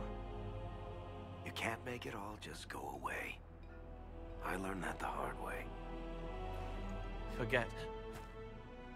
No. He needs to remember. You too. We're done here. For all we know, the amulet will now never function. Cole remains vulnerable to binding.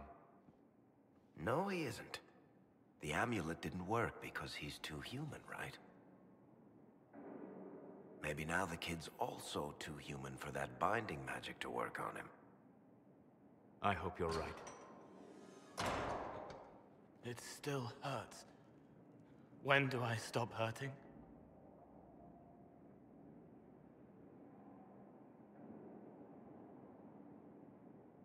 Being with your friends can make you feel better. Come on, kid. Let's go for a walk. It'll clear your head. The left hand misses a friend with 2 different names. She's hurting, sad, alone, but everyone can see me now. They remember. How do I put honey in Leliana's wine without her noticing? I can help with that. It is good that he is not entirely changed, however human he becomes. We have to reach the Empress before Corypheus. The only question is, how? We know how. I have our way in. The real question is, where is our enemy hiding? At the urging of Grand Duchess Florian, the Empress is holding a ball. Absolutely everyone will be there. During the festivities, Celine will be meeting for peace talks with usurper Duke Gaspard and Ambassador Briala. The assassin must be hiding within one of these factions. What do we know about Duke Gaspard? The man who would have been Emperor. He's Celine's cousin, and was first in line to inherit the throne when Emperor Florian died. Celine outmaneuvered him. She won over the Council of Heralds, who hold authority over title disputes.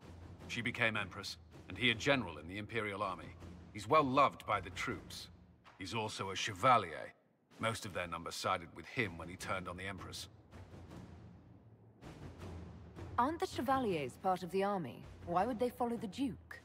Most Chevaliers are sworn to serve the crown, but that does not give them faith in the person wearing it. The Empress has tried to improve relations with Ferelden and Navarra. The Chevaliers see her as anti-military. They believe Gaspard could lead the Empire back to the glory of Draken's expansion years. Who is this Ambassador Briala? An ambassador in name only. She has organized the elves of Halam Shiral into an underground army. The Empress invited her to the peace talks in a bid to gain the elves' alliance in the war. That would be scandal enough, without the rumor that Briala is a jilted lover of Celine's. A personal grudge and a network of saboteurs at her command. Promising lead. Wait, the elven leader is a jilted lover of the Empress. It's not widely known. Just a rumor whispered among the palace servants a few years ago. If it's true and were to get out, the Empress and an elf. The scandal could destroy Celine's court. Even if a lie, Briala could use it to blackmail the Empress. She has some connection to the throne.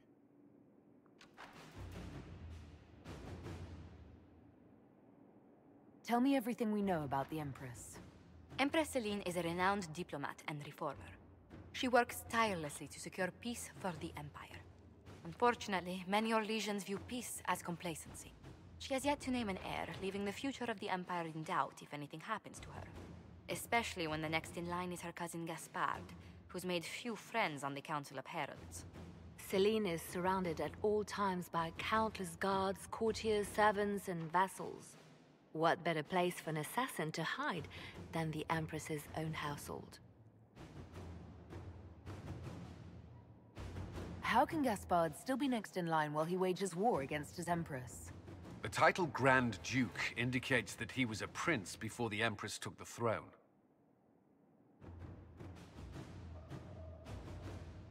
Do we need to go to the peace talks? The Empress must have personal guards. We could just warn her she's in danger.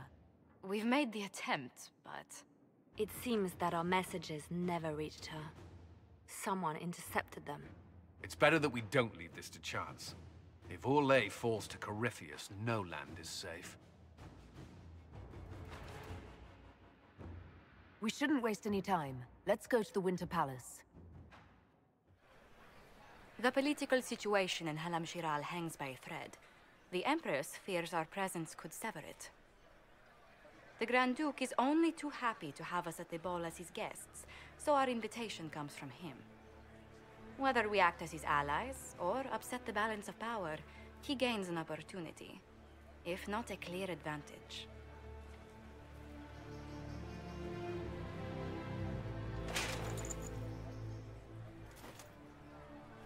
It is a great pleasure to meet you, Inquisitor Lavellan. The rumors coming out of the Western Approach say you battled an army of demons. Imagine what the Inquisition could accomplish with the full support of the rightful Emperor of Orlais.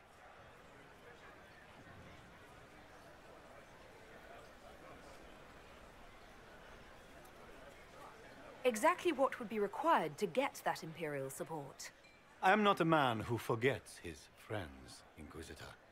You help me, I'll help you.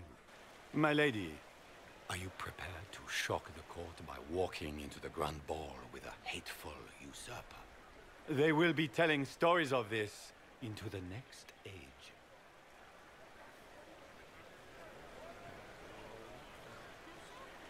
I can't imagine that crowd has seen anything better than us in their entire lives. You're a woman after my own heart, my lady. As a friend, perhaps there is a matter you could undertake this evening. This elven woman, Briala, I suspect that she intends to disrupt the negotiations. My people have found these ambassadors all over the fortifications. Sabotage seems the least of their crimes.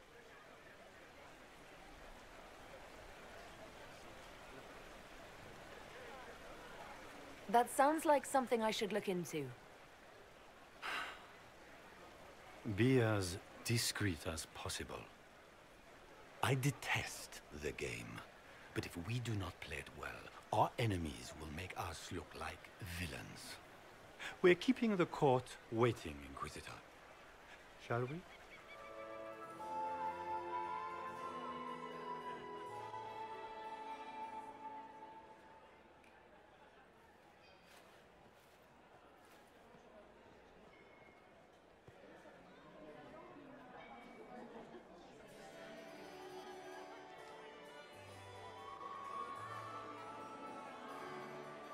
And now presenting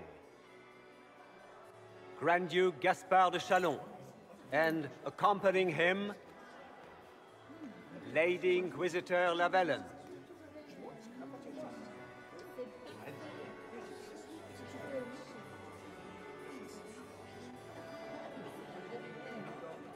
Cousin, my dear sister. Grand Duke, we are always honored when your presence graces our court. Don't waste my time with pleasantries, Celine. We have business to conclude. We will meet for the negotiations after we have seen to our other guests. Inquisitor? Lady Inquisitor, we welcome you to the Winter Palace. Allow us to present our cousin, the Grand Duchess of Leeds, without whom this gathering would never have been possible. What an unexpected pleasure. I was not aware the Inquisition would be part of our festivities.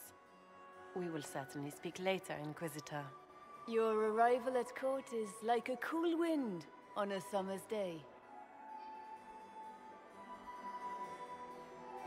Let's hope the breeze does not herald an oncoming storm. Even the wisest mistake fair winds for foul. We are at the mercy of the skies, Inquisitor. How do you find Halam Shiral? I've never seen anything to equal the Winter Palace. We hope you will find time to take in some of its beauties. Feel free to enjoy the pleasures of the ballroom, Inquisitor. We look forward to watching you dance. I do adore the heady blend of power, intrigue, danger, and sex that permeates these events.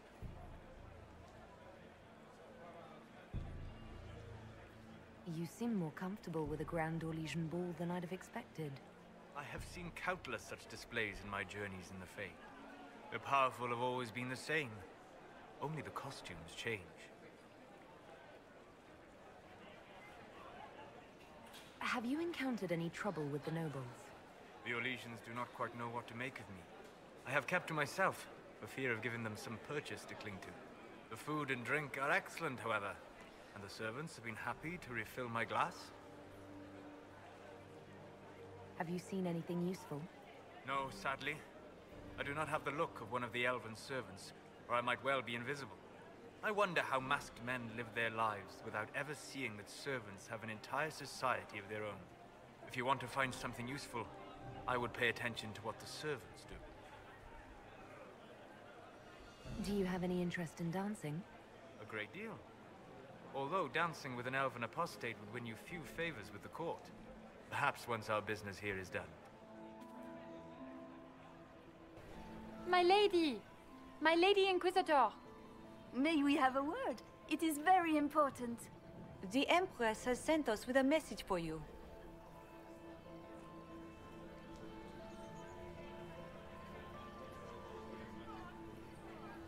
I'm always honored to hear from Her Majesty. Oh, she is the honored one, Inquisitor. Empress Celine is eager to assist the Herald of Andraste in her holy endeavor. She will pledge her full support to the Inquisition as soon as the usurper Gaspar is defeated.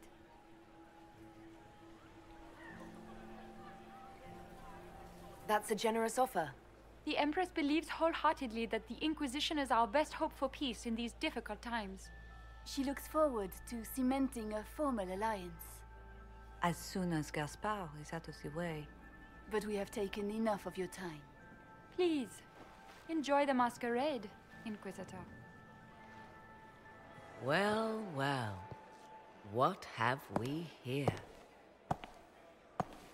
The leader of the new Inquisition, fabled herald of the faith. Delivered from the grasp of the Fade by the hand of blessed Andraste herself. What could bring such an exalted creature here to the Imperial Court, I wonder? Do even you know?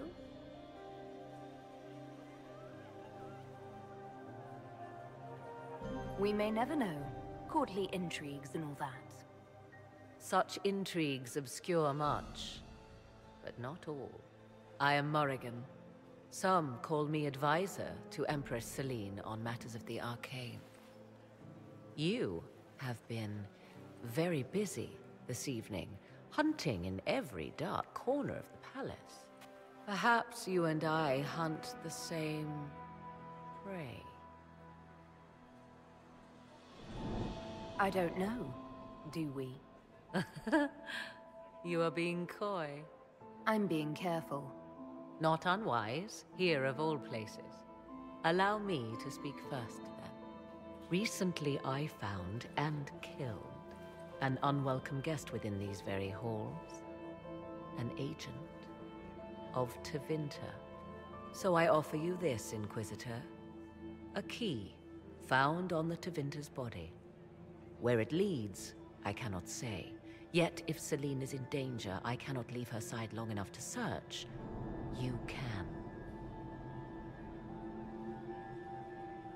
You left Celine alone. Is that wise? I must return to her anon, but she is safe enough. For the moment. 'Twould be a great fool who strikes at her in public in front of all her court and the Imperial Guard. What's your interest in protecting Empress Celine? Are you her bodyguard? Do I seem a bodyguard to you?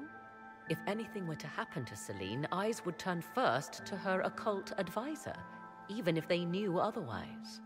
There are sharks in the water, and I will not fall prey to them. Not now, not ever. Why did you kill the agent? He might have had useful information. I would not have slain the man on sight had he not attacked me first. Why? Undoubtedly I caught him in an illicit act. I did not know from whence he came until after the battle, and regret only that I could not capture him alive. What intentions the Imperium has here, I suspect you know far better than I. I may find the time to try a door or two. Proceed with caution, Inquisitor. Enemies abound, and not all of them aligned with Tevinter. What comes next will be most exciting. This was no servant. What was he doing here? This man was a Council of Herald's emissary. Curious to find him here. The crest of the Chalon family. Duke Gaspard will answer for this. Time to have a word with the Duke.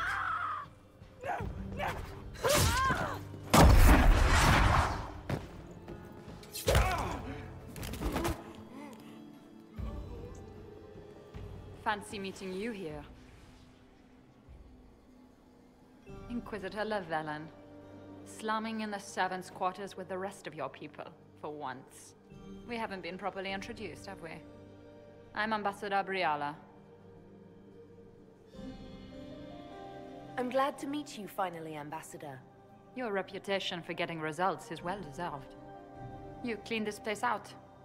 Will take a month to get all the Tevinter blood off the marble. I came down to save or avenge my missing people. But you've beaten me to it. So, the Council of Herald's emissary in the courtyard. That's not your work, is it? He was dead when I arrived. I expected as much. You may have arrived with the Grand Duke, but you don't seem to be doing his dirty work. I knew he was smuggling his chevaliers. But killing a council emissary? Bringing Tevinter assassins into the palace? Those are desperate acts. Gaspard must be planning to strike tonight. Are you sure he's behind this? He was too easygoing for a man plotting treason. Don't let his charm blind you. He's Orlesian. That smile is his mask. I misjudged you, Inquisitor. You might just be an ally worth having. What could you do with an army of elven spies at your disposal? You should think about it.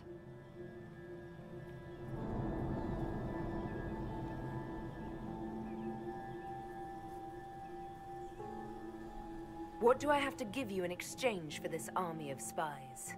Help me, help our people. I know which way the wind is blowing. I'd bet coin that you'll be part of the peace talks before the night is over.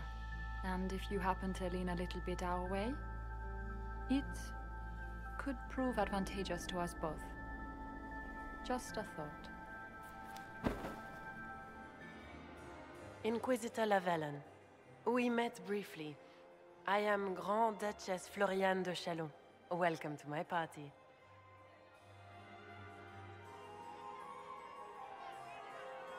Is there something I can do for you, Your Grace? Indeed you can. I believe tonight you and I are both concerned by the actions of a certain person. Come, dance with me. Spies will not hear us on the dance floor.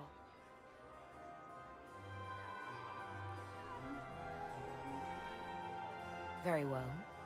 Shall we dance, Your Grace? I'd be delighted.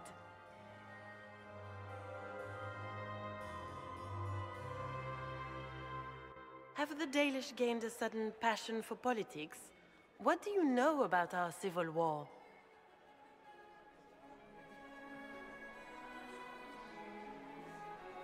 I assure you the effects of this war reach far beyond the borders of the Orlesian Empire. Perhaps it does. I should not be surprised to find the Empire is the center of everyone's world. It took great effort to arrange tonight's negotiations. Yet one party would use this occasion for blackest treason. The security of the Empire is at stake. Neither one of us wishes to see it fall. Do we both want that, Lady Floriane? I hope we are of one mind on this. In times like these, it's hard to tell friend from foe. Is it not, Your Grace? I know you arrived here as a guest of my brother Gaspard, and have been everywhere in the palace. You are a curiosity to many, Inquisitor, and a matter of concern to some. Am I the curiosity or the concern to you, Your Grace? A little of both, actually. This evening is of great importance, Inquisitor. I wonder what role you will play in it. Do you even yet know who is friend and who is foe? Who in the court can be trusted?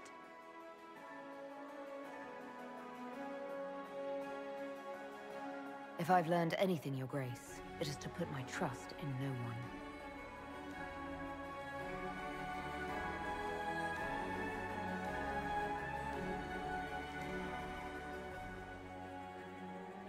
In the Winter Palace, everyone is alone. It cannot have escaped your notice that certain parties are engaged in dangerous machinations tonight. If you know something, tell me.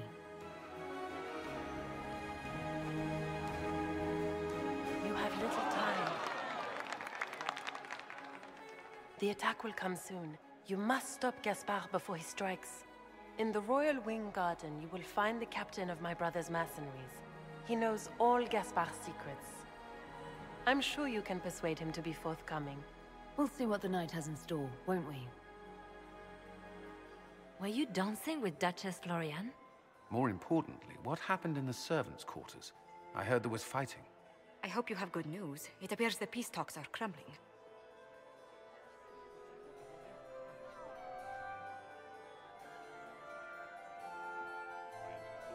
The Grand Duchess tried to convince me Gaspard is the traitor, but I'm not sure I buy it. Florian and her brother are thick as thieves, but she would give him up in an instant to save herself. Then, the attack on the Empress will happen tonight. Warning Celine is pointless. She needs these talks to succeed, and to flee would admit defeat. Then perhaps we should let her die.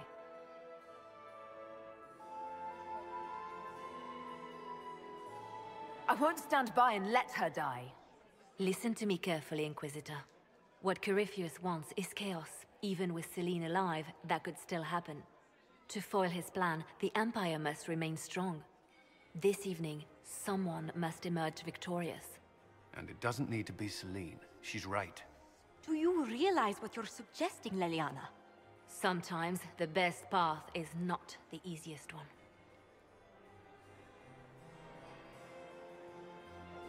I can't decide this. Not yet. You must. Even inaction is a decision, Inquisitor.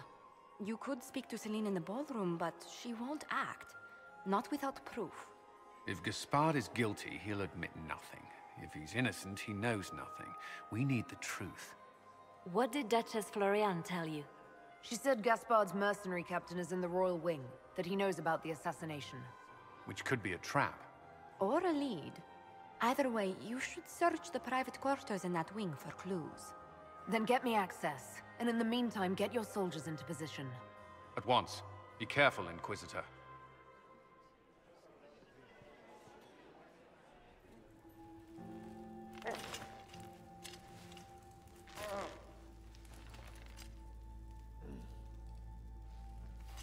What happened?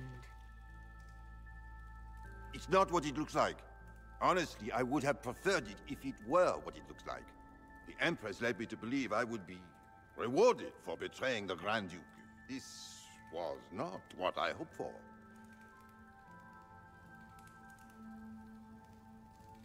You're telling me that Empress Celine left you naked and trussed like a roast duck? Please, I beg you, don't tell Gaspard. The Empress beguiled me into giving her information about plans for troop movements in the palace tonight. She knows everything. Everything. The Duke's surprise attack has been countered before it ever began. She's turned it into a trap. The moment he strikes, she'll have him arrested for treason. Clever Celine. Even I'm impressed. I don't know which is worse. Celine for using such a tactic, or him for falling for it.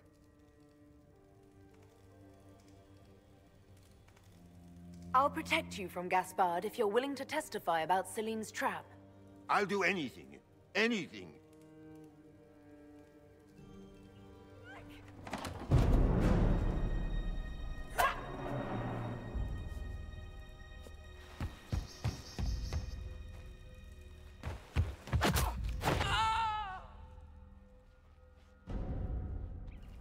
Oh, thank you. Are you all right? I don't think I'm hurt. No one's supposed to be here. Briala said... Oh, I shouldn't have trusted her.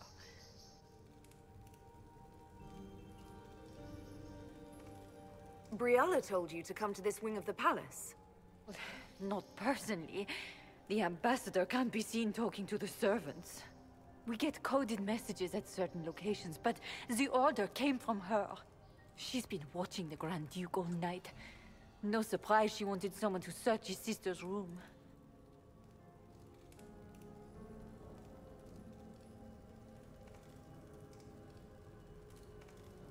So this room belongs to Grand Duchess Florian?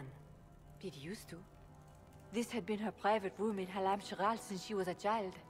But this part of the palace was damaged, and the royal family moved to the guest wing.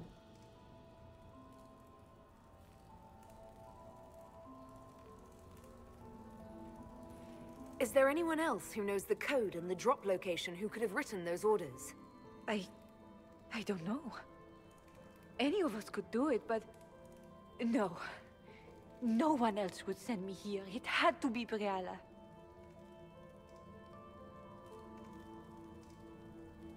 This wing is sealed. How did you get in here? Easy. The door was unlocked. One of the others probably handled it.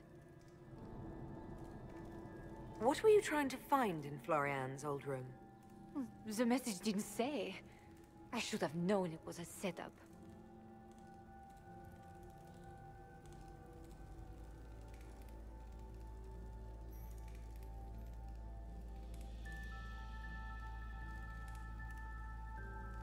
If there's a reason you distrust Briala, I want to hear it. I knew her. Before. When she was Celine's pet. Now she wants to play Revolution, but I remember. She was sleeping with the Empress who purged our alienage.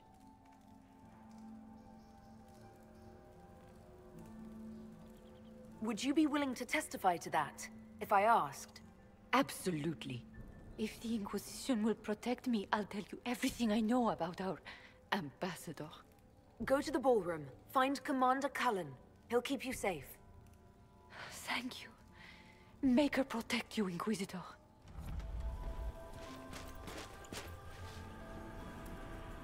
Inquisitor, what a pleasure. I wasn't certain you'd attend. You're such a challenge to read. I had no idea if you'd taken my bait. I fear I'm a bit busy at the moment, if you were looking for a dance partner. Yes, I see that. Such a pity you did not save one final dance for me. It was kind of you to walk into my trap so willingly. I was so tired of your meddling. Corypheus insisted that the Empress die tonight, and I would hate to disappoint him. You're Orlesian royalty. Why would you help Corypheus attack your empire? You think so small, Inquisitor. Why settle for an empire when Corypheus will remake the entire world? I admit, I will relish the look on Gaspar's face when he realizes I've outplayed him. He always was a sore loser. Why kill the Empress? What does Corypheus want to achieve? Celine's death is a stepping stone on the path to a better world. Corypheus will enter the Black City and claim the godhood waiting for him. We will cast down your useless maker and usher in a united world, guided by the hand of an attentive god. What exactly is in this for you? The world, of course. I'll deliver the entire south of Thedas, and Corypheus will save me. When he has ascended to godhood, I will rule all Thedas in his name. You won't get away with this, Florian. But I already have. In their darkest dreams, no one imagines I would assassinate Celine myself. All I need is to keep you out of the ballroom long enough to strike. A pity you'll miss the rest of the ball, Inquisitor. They'll be talking of it for years. Kill her. Bring me the marked hand as proof. It will make a fine gift for the Master. Andraste's tits! What was all that? Were those demons? There aren't any more of those blasted demons coming, right? Good eye. Those were definitely demons. Maker bless me. Demons? How could there be demons in the fucking Winter Palace? I knew Gaspard was a bastard, but I didn't think he'd feed me to fucking horrors over a damn bill. Duke Gaspard lured you out here. Well, his sister. But it had to come from him, didn't it? And all that garbage she was spewing doesn't mean anything. Gaspard had to be the mastermind.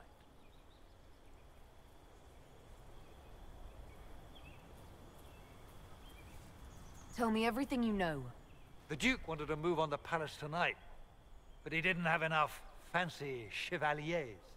So he hired me and my men. He had to offer us triple our usual pay to come to Orlais. Stinking punsy cheesemongers.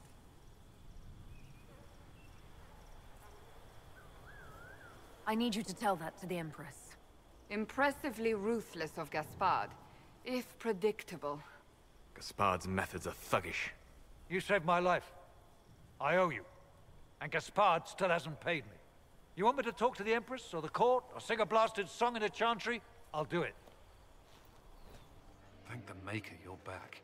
The Empress will begin her speech soon. What should we do?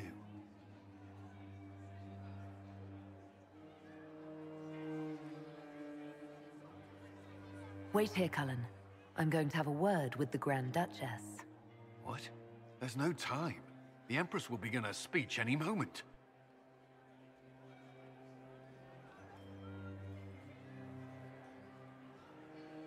We owe the court one more show, Your Grace. Inquisitor? The eyes of every noble in the Empire are upon us, Your Grace. Remember to smile. This is your party. You wouldn't want them to think you had lost control. Who would not be delighted to speak with you, Inquisitor? I seem to recall you saying, all I needed was to keep you out of the ballroom long enough to strike. When your archers failed to kill me in the garden, I feared you wouldn't save me this last dance. It's so easy to lose your good graces.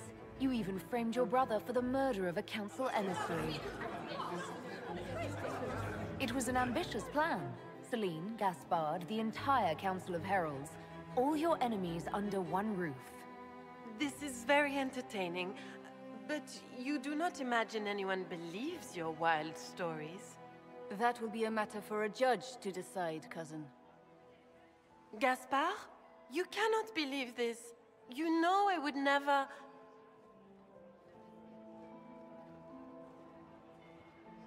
Gaspard?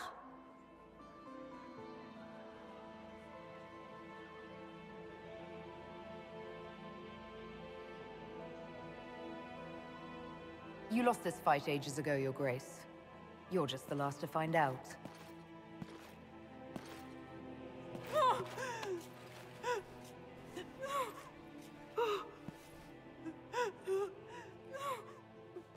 Your Imperial Majesty, I think we should speak in private, elsewhere.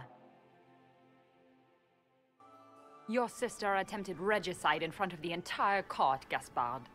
You're the spy master. If anyone knew this atrocity was coming, it was you. You don't deny your involvement.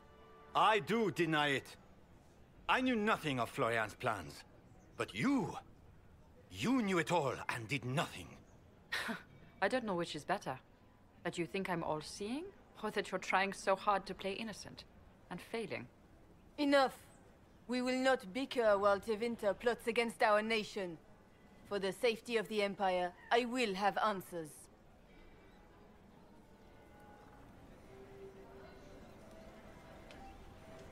Every one of you is implicated. You all conspired to allow this to happen. That's a bold claim, Inquisitor. Are you prepared to defend it?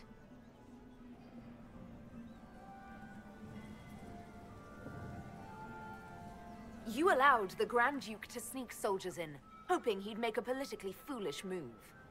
That's duplicitous. Even for you, Celine.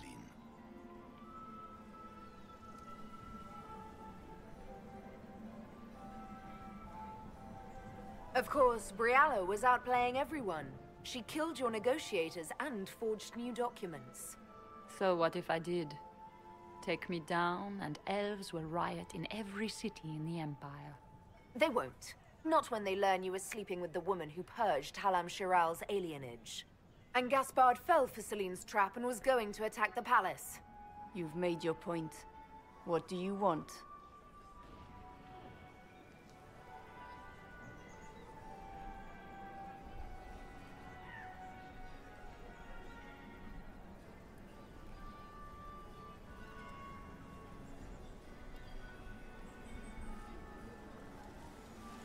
If you don't want your dirty secrets revealed, you'll all do as I say and work together. You realize this can only end in disaster.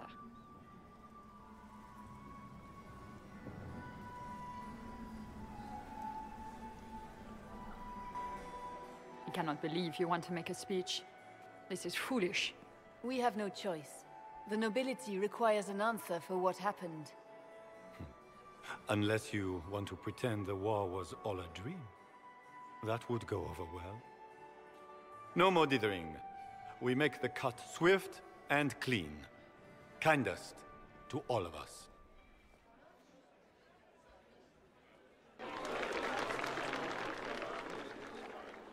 Lords and ladies of the court, we are pleased to announce that an accord has been reached. Our cousin Gaspard will now hold a place of honor in our cabinet.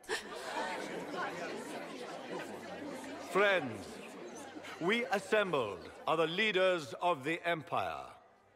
We must set the example for all Thedas. We cannot be at war with each other, while the Fade itself challenges our borders. We must stand united, or surely we will fall alone.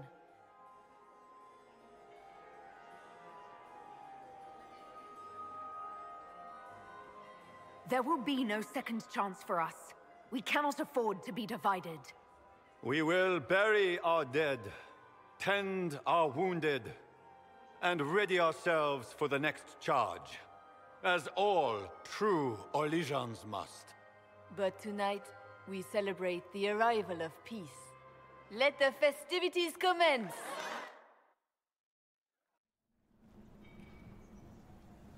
The Orlesian nobility make drunken toasts to your victory, and yet you are not present to hear them.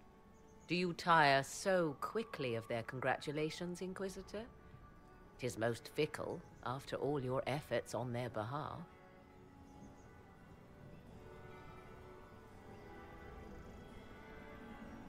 There's plenty of opportunity for that later. I wanted some air. I had no wish to interrupt your breathing, only to bring news. By Imperial decree, I have been named liaison to the Inquisition. Celine wishes to offer you any and all aid, including mine. Congratulations.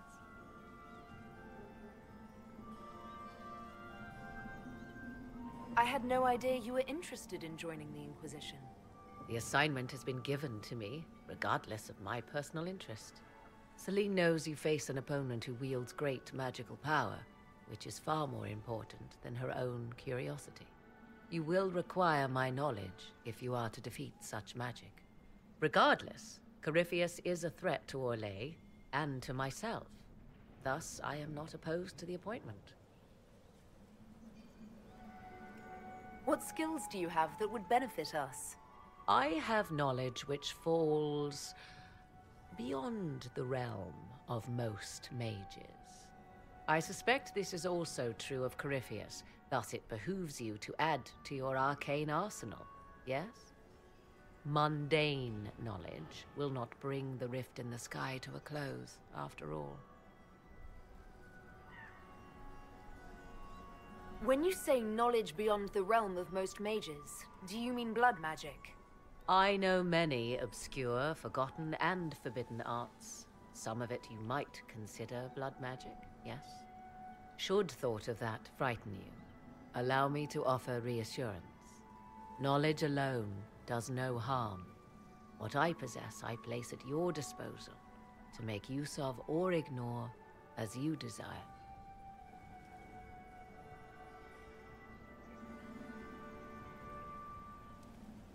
Welcome to the Inquisition, Morrigan. A most gracious response. I shall meet you at Skyhold.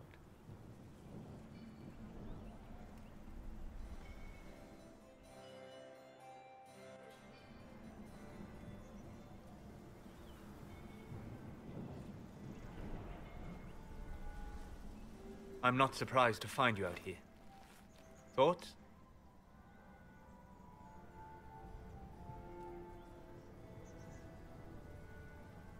I have a feeling this is only a temporary victory. There's much, much more trouble ahead. For now, focus on what's in front of you. Come, before the band stops playing, dance with me.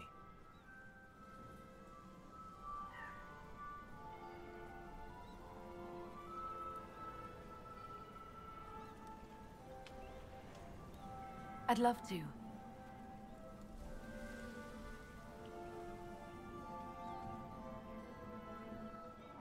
There are spirits hovering by the veil to observe the thrones of powerful nations, the machinations, betrayals.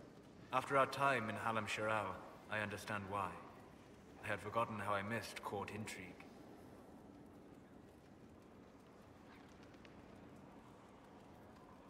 I'm pleased you had a good time. Political gambits, broken promises, half-truths. It is a palace full of motivation, and motivation is where great things happen. In any event, Celine should now be a steadfast ally, especially after helping her neutralize Briala. Am I sensing concern over how we dealt with Briala? No. Why would I disapprove of... Oh, because we're both elves. I'm sorry, I was confused. I do not consider myself to have much in common with the elves. Who do you have much in common with? Who are your people? A good question. I joined the Inquisition to save the world. Regardless of who my people are, this was the best way to help them. As for the elves of Orlais, I believe Briala is doing quite well on their behalf. She is an admirable woman. You're an admirable man. Not many people know who they are the way you do. Thank you. Both for saying that and for seeing that. Few in this world can see me, instead of just seeing a pair of pointed ears. It's time to plan our next attack. What's the state of the Inquisition? Our alliance with Orlais holds. For the present. They'll send aid on request. And your actions at Adamant denied Corypheus his army of pet demons. With Orlais' support, our numbers match his. Corypheus' followers must be panicking. My agents agree. Our victories have shaken his disciples.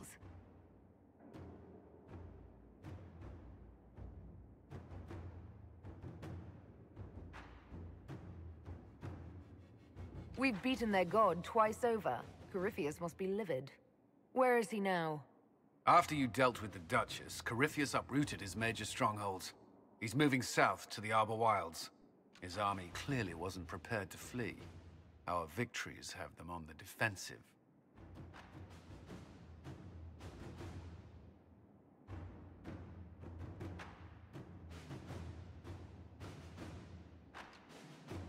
We strike Corypheus now, while his people are reeling. If he's hiding in the Arbor Wilds, that's where we finish him. But what is Corypheus doing in such a remote area? His people have been ransacking elven ruins since Haven. We believe he seeks more. What he hopes to find, however, continues to elude us. Which should surprise no one. Fortunately, I can assist.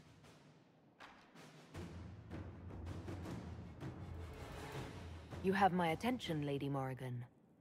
What Corypheus seeks in those Forgotten Woods is as ancient as it is dangerous. Which is? 'Tis best if I show you.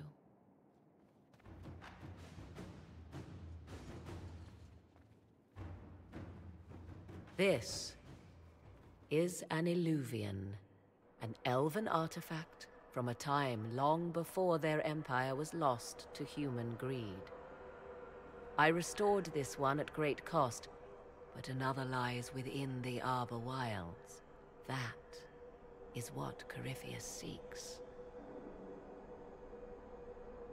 This belonged to my people. I found legends of an elven temple within the Arbor Wilds, untouched. It proved too dangerous to approach, and thus I turned elsewhere to find my prize. If Corypheus has turned southward, he could succeed where I failed. The Illuvian would be his. What does it do? A more appropriate question would be, where does it lead?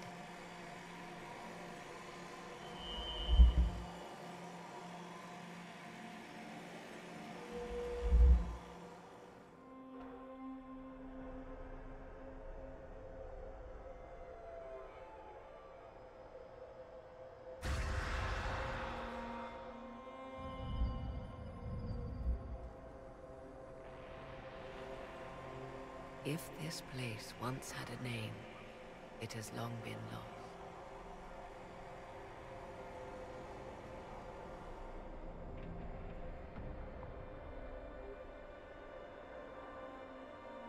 I call it the Crossroads, a place where all Illuvians join, wherever they might be.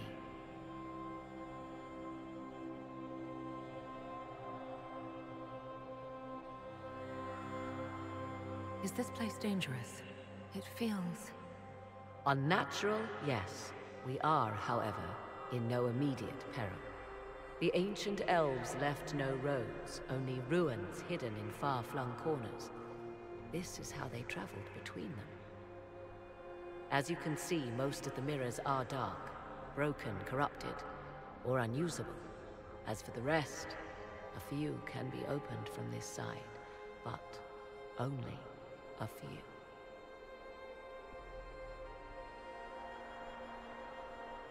How did you find out about this place?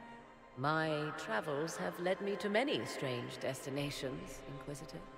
Once, they led me here. It offered sanctuary. Sanctuary? Not all the mirrors lead back to our world. The ancients were nothing if not resourceful. If they don't lead back to our world, then... Places between, like this one. I can describe it no better. For a time, I had a safe place to raise my son. But only for a time. One cannot remain in between forever. What do you mean, a few can be opened from this side? Some of the Illuvians have been left unlocked, like doors accidentally left ajar. All others are closed. They can be opened only from beyond. Opened how? With a key.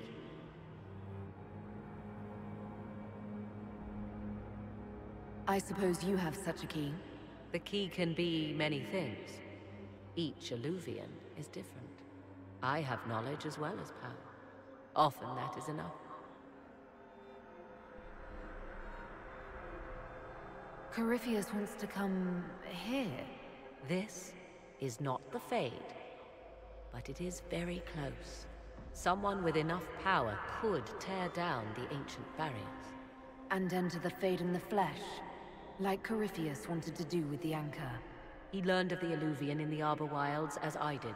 He marshals the last of his forces to reach it.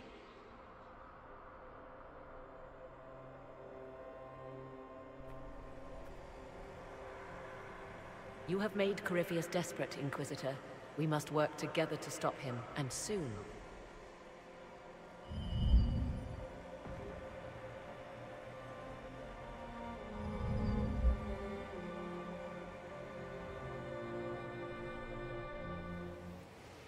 I need to know more about Corypheus.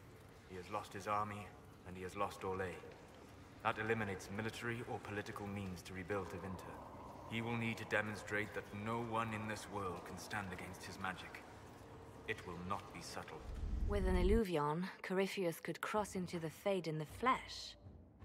Indeed, the Inquisitor can attest that these artifacts still work, if one knows how to use them. What happens when Corypheus enters the Fade? Why, he will gain his heart's desire and take the power of a god. Or, and this is more likely, the lunatic will unleash forces that tear the world apart.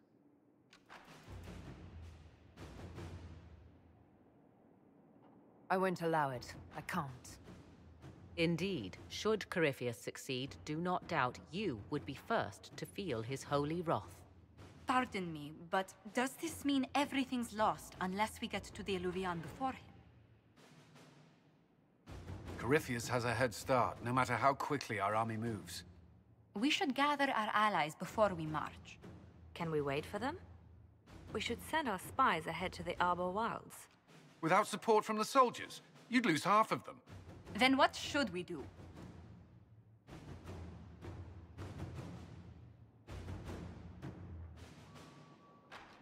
You overcome it. All three of you together. Josephine, Have our allies send scouts to meet us in the wilds. Leliana, your fastest agents will join them. Together, we'll have enough spies to slow down Corypheus's army until Cullen's soldiers arrive. Such confidence. But the Arbor Wilds are not so kind to visitors. Old elven magic lingers in those woods. We'd be remiss to not take advantage of your knowledge, Lady Morrigan. Please, lend us your expertise. 'Tis why I came here, although it is good to see its value recognized. Any further instructions, Inquisitor?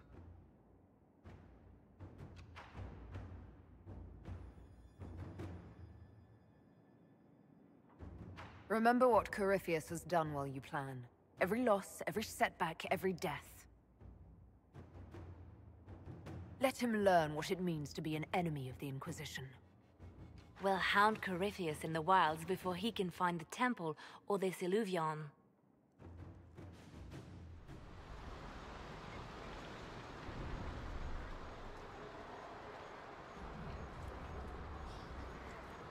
Inquisitor.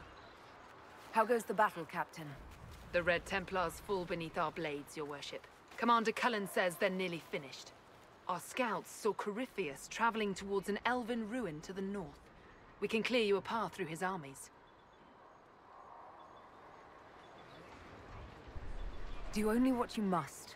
We need enough people for a celebration when we get back to Skyhold. We will not fail you, my lady, no matter what comes. Andraste guide you, Inquisitor.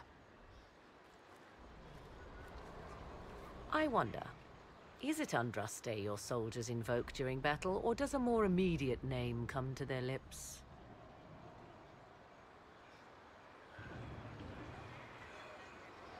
Another way to let people down if I falter. Thank you for the reminder. 'Twas not I who raised an army of faithful to storm this land, Inquisitor. But I digress. If your scouts report accurately, I believe these ruins to be the Temple of Mathal. Which is? A place of worship out of elven legend. If Corypheus seeks it, then the Illuvion he covets lies within.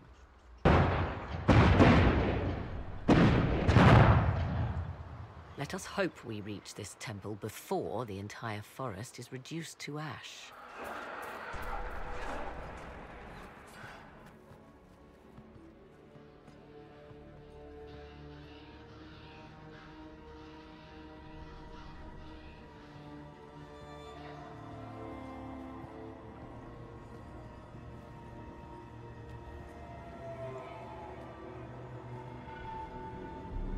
Namelana Sabanalet. The wretch mocks you, Master.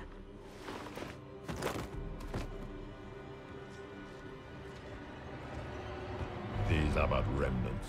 They will not keep us from the Well of Sorrows. Well of Sorrows?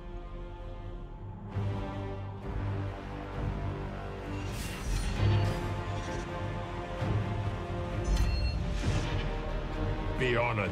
Witness death at the hands of a new god.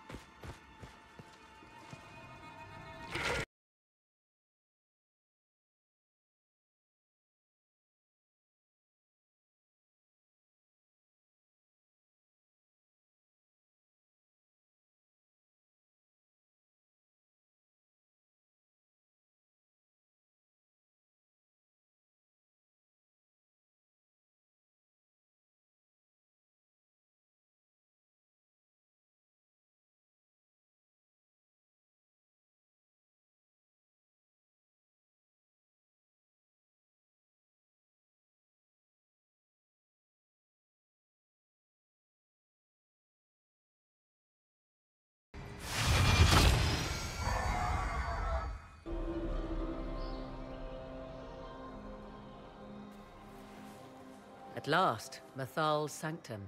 Let us proceed before Corypheus interferes. You said Corypheus wanted an eluvian, but he mentioned a well of sorrows. Which is right? I am uncertain of what he referred to.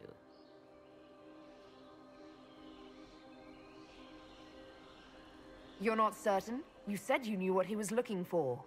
Confidence can carry one only so far, it seems. I suspected. I did not know.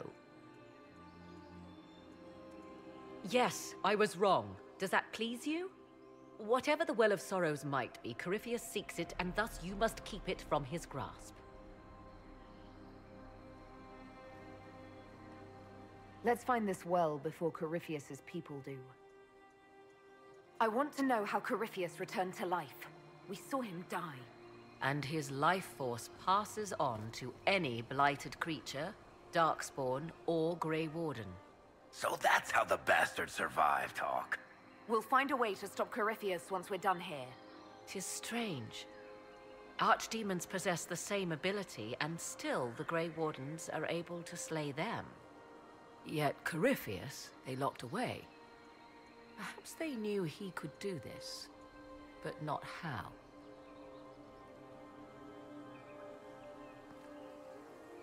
Yes?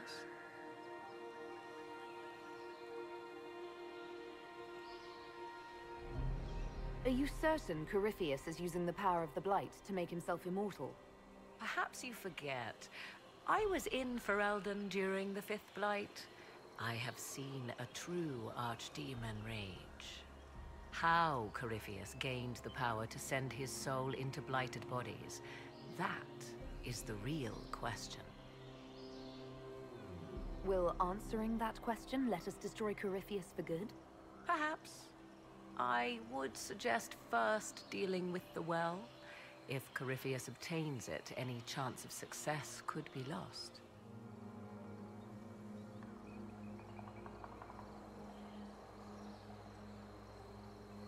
Do you know what this part of the temple was used for? The room we stand in is a vestibule, not the temple proper. To those who knew it, perhaps this ritual was little more than a polite knock at the gate. These customs must have been as familiar to ancient elves as bowing to a queen is to you or I. I find it difficult to picture you curtsying to anyone. Have we become so familiar you can predict my manners and customs now? Nothing is lost by indulging in the occasional civilized conduct, particularly when unexpected. You've seen the elves here. They seem odd. Indeed. Two things are possible. One, this is a group of Dalish separated from their brethren, cultists, fanatic in their desire to keep humans away. Two, these are elves descended from the ancients, having resided here since before the fall of Arlathan. The second appears unlikely, but if true, the implications are astounding.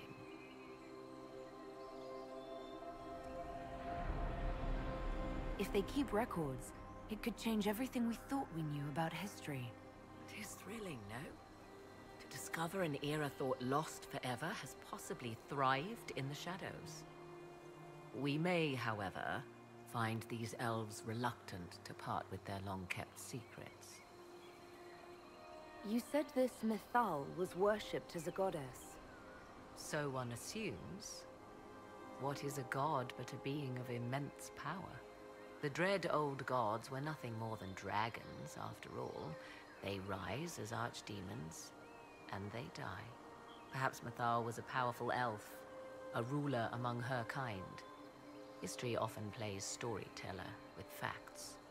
You admit lack of knowledge, and yet dismiss her so readily? I do not dismiss her. I question her supposed divinity. One need not be a god to have value. Truthfully, I'm uncertain Mythal was even a single entity. The accounts are varied. There are varied accounts of Mythal. In most stories, Mythal rights wrongs while exercising motherly kindness. Let fly your voice to Mythal, deliverer of justice, protector of sun and earth alike. Other paint her as dark, vengeful. Pray to Mythal and she would smite your enemies, leaving them in agony. More Dalish tales, I assume. If you know more about this, Solas, speak. The oldest accounts say Mythal was both of these, and neither. She was the mother, protective and fierce. That is all I will say. This is not a place to stir up old stories. Whatever the truth, all accounts of Mythal end the same. Exiled to the beyond with her brethren. What do you mean, exiled? Tricked by the Dread Wolf, as all the elven gods were said to be, trapped in a land beyond the Fade. Many Dalish believe this is why the elves fell from grace, and their gods did not save them. Or perhaps they were simply rulers slain by Tevinter. Who can say? It appears the temple's magics are still strong. Ancient Elven. I can't make out much. Atishol vir Abalasan. It means enter the path of the Well of Sorrows. There is something about knowledge, respectful or pure. Shiven. Shivenen. 'Tis all I can translate. That it mentions the well is a good omen. At least we know the Well of Sorrows was important. Supplicants to Mythal would have first paid obeisance here. Following their path may aid entry.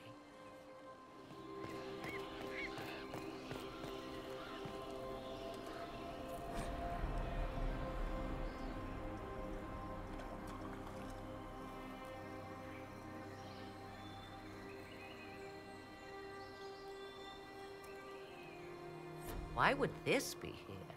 Something wrong? It depicts the Dread Wolf, Fen-Harel.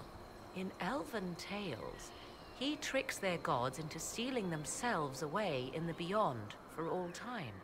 Setting Fen-Harel in Mythal's greatest sanctum is as blasphemous as painting Andraste naked in the chantry.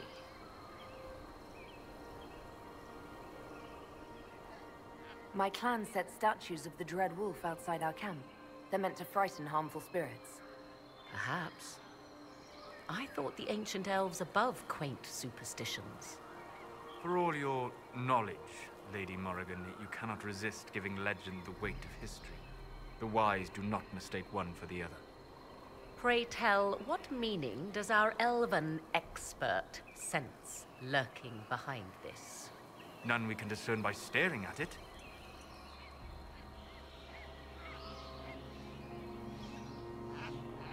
We can send for historians once peace is brought to this forest.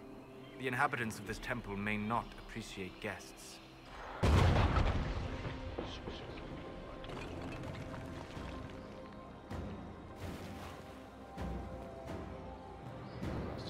Don't let them pass!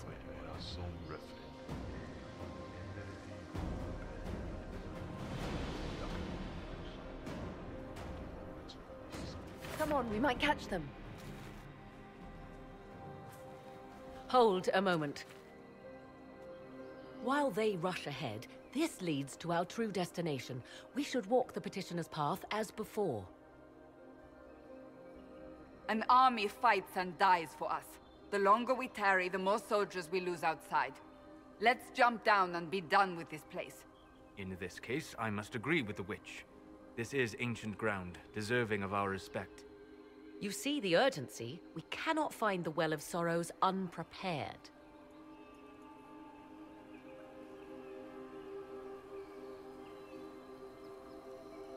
You're very eager to reach our destination. Are we not all eager to stop Corypheus from achieving his mad plan? It sounds like what you want is that well.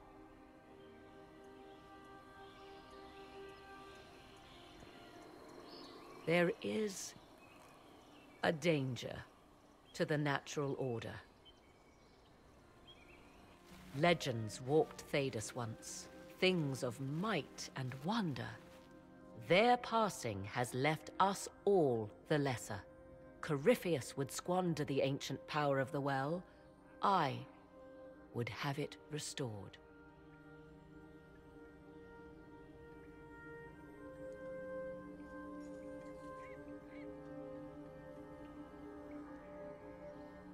You barely know what the Well of Sorrows is, but you want to restore it. Yes. Is Theda so full of wonders that we should leave them to die one by one? Mankind blunders through the world, crushing what it does not understand. Elves, dragons, magic. The list is endless. We must stem the tide, or be left with nothing more than the mundane. This I know to be true. I read more in the first chamber than I revealed. It said a great boon is given to those who use the Well of Sorrows, but at a terrible price. What exactly did that altar say about the Well of Sorrows? Like most elven writing, it was insufferably vague. The term I deciphered was Halam Shivanas, the sweet sacrifice of duty. It implies the loss of something personal for duty's sake, yet for those who served at this temple, a worthwhile trade.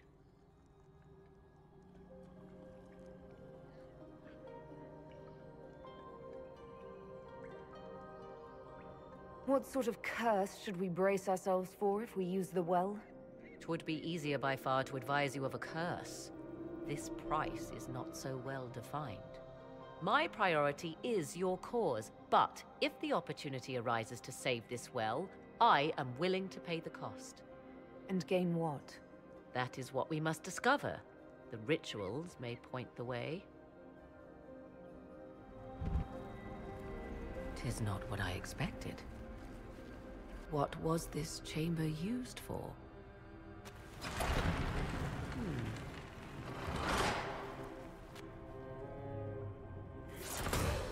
We're being watched.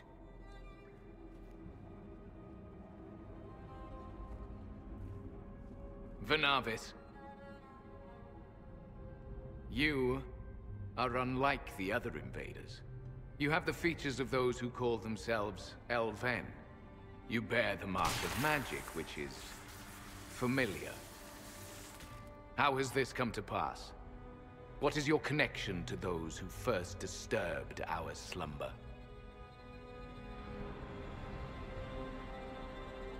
They are my enemies, as well as yours. I am called Abelas. We are sentinels, tasked with standing against those who trespass on sacred ground. We wake only to fight, to preserve this place. Our numbers diminish with each invasion. I know what you seek. Like all who have come before you, you wish to drink from the Virabella-san.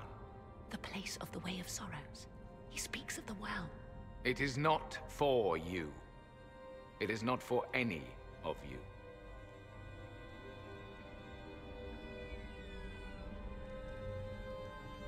So, you're elves from ancient times, before the Tevinter Imperium destroyed Alathan. The Shemlin did not destroy Alathan. We Elven warred upon ourselves. By the time the doors to this sanctuary closed, our time was over. We awaken only when called, and each time find the world more foreign than before. It is meaningless. We endure. The Virabella-san must be preserved. What is this Virabella-san exactly? It is a path. One walked only by those who toiled in Mithal's favor. He speaks of priests, perhaps. More than that, you need not know.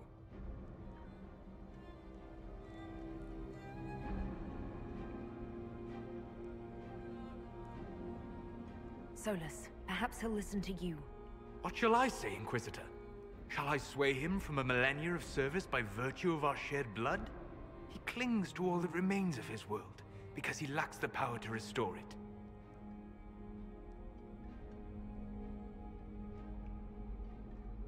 We came to stop Corypheus. He's here to take your well, not I. I believe you.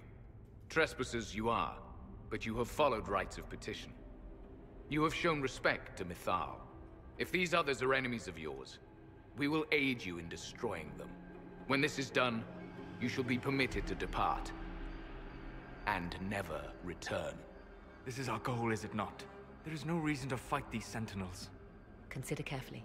You must stop Corypheus, yes, but you may also need the well for your own.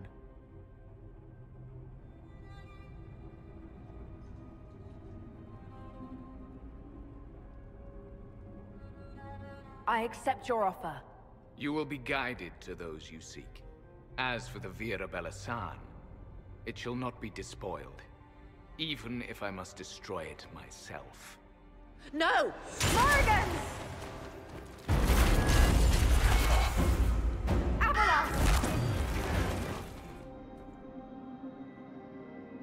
You heard his parting words, Inquisitor. The elf seeks to destroy the Well of Sorrows. So the Sanctum is despoiled at last. You would have destroyed the well yourself, given the chance. To keep it from your grasping fingers. Better it be lost than bestowed upon the undeserving. Fool. You'd let your people's legacy rot in the shadows.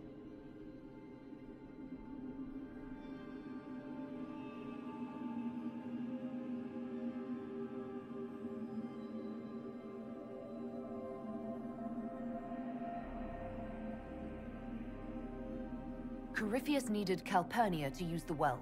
Without her, there's no vessel to claim it. The moment we leave, he will send more forces to secure this place. The well clearly offers power, Inquisitor. If that power can be turned against Corypheus, can you afford not to use it? Do you even know what you ask? As each servant of Mythal reached the end of their years, they would pass their knowledge on through this. All that we were, all that we knew, it would be lost forever.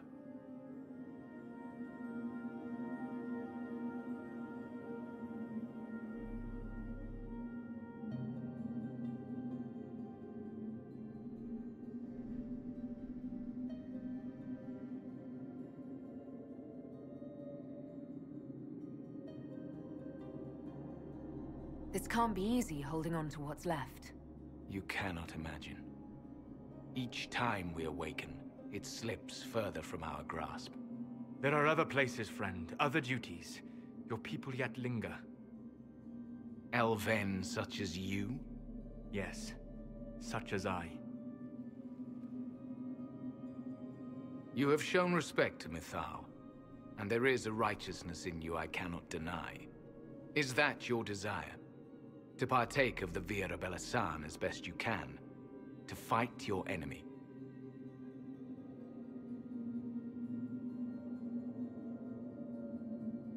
Not without your permission. One does not obtain permission.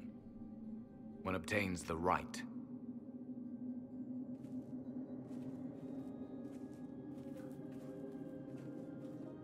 The Vira Belasan may be too much for a mortal to comprehend. Brave it if you must. But know you this. You shall be bound forever to the will of Mythal. Bound to a goddess who no longer exists, if she ever did. Bound as we are bound. The choice is yours.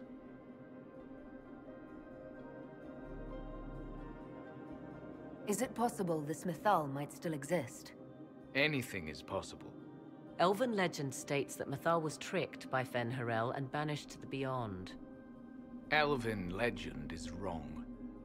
The Dread Wolf had nothing to do with her murder. Murder? I said nothing of... She was slain, if a god truly can be. Betrayed by those who destroyed this temple. Yet the Vira Belasan remains. As do we. That is something.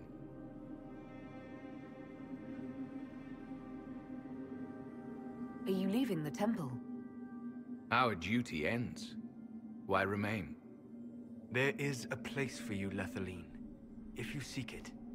Perhaps there are places the Shemlin have not touched. It may be that only Uthenera awaits us. The blissful sleep of eternity, never to awaken, if fate is kind.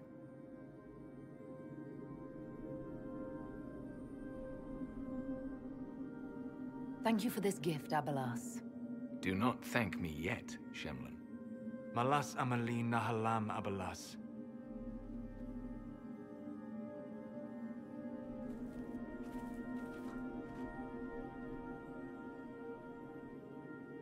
His name, Abalas, means sorrow.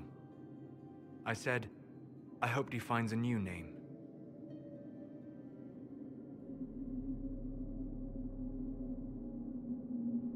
You'll note the intact Illuvian. I was correct on that count, at least. Is it still a threat? Can Corypheus use it to travel the Fade? You recall when I took you through my Illuvian, I said each required a key? The well is the key. Take its power, and Mythal's last Illuvian will be no more use to Corypheus than glass. I did not expect the well to feel so hungry.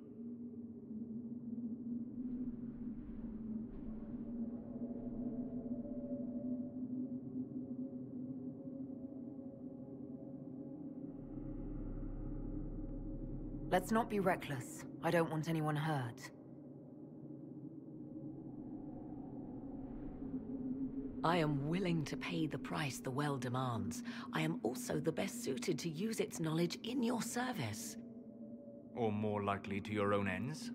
What would you know of my ends, elf?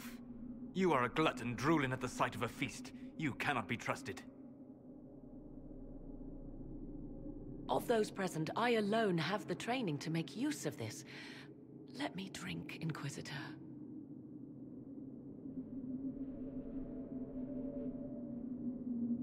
You alone? This is my heritage. I have studied the oldest lore. I have delved into mysteries of which you could only dream. Can you honestly tell me there is anyone better suited?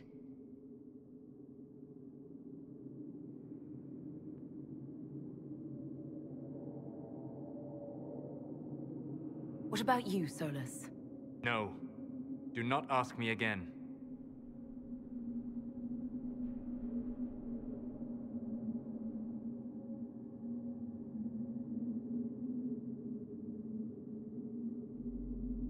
I don't know who's better suited, and neither do you. I have the best chance of making use of the well, for everyone. Let me drink.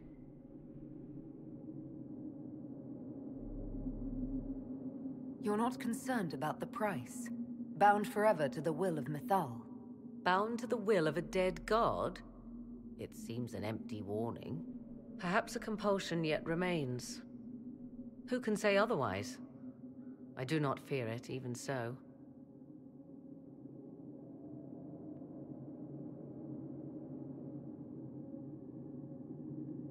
What's to stop you from taking the knowledge and leaving? My word. If that seems insufficient, Corypheus threatens all, even myself. He must be stopped. And who stops you? I, Inquisitor, seek neither immortality nor your life.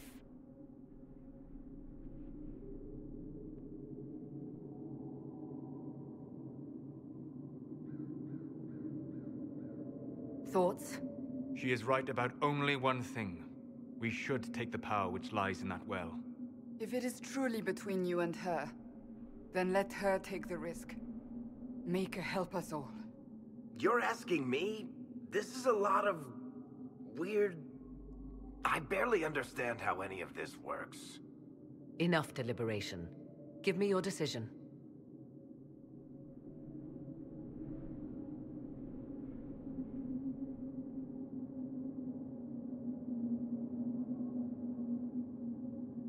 Looking at it, listening to it. That's not just knowledge from the ancient elven priests. It's their will. How would you know such a thing? That's what Abelas was telling us. The collective will of the priests puts anyone who drinks under a compulsion, a gas. Can't you feel it? That would match the legends, but it does not tell us what the gas entails. I would still use the well, but you are right. We must be cautious.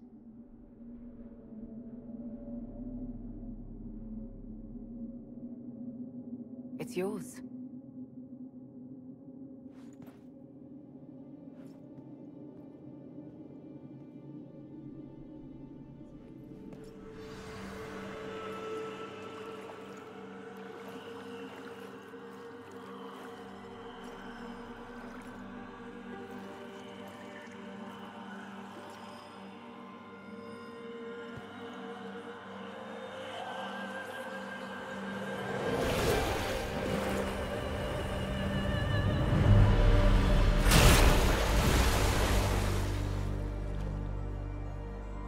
Morrigan! Are you all right? Elasin Salah. Visan Allah. I am intact. There is much to sift through. But now we can...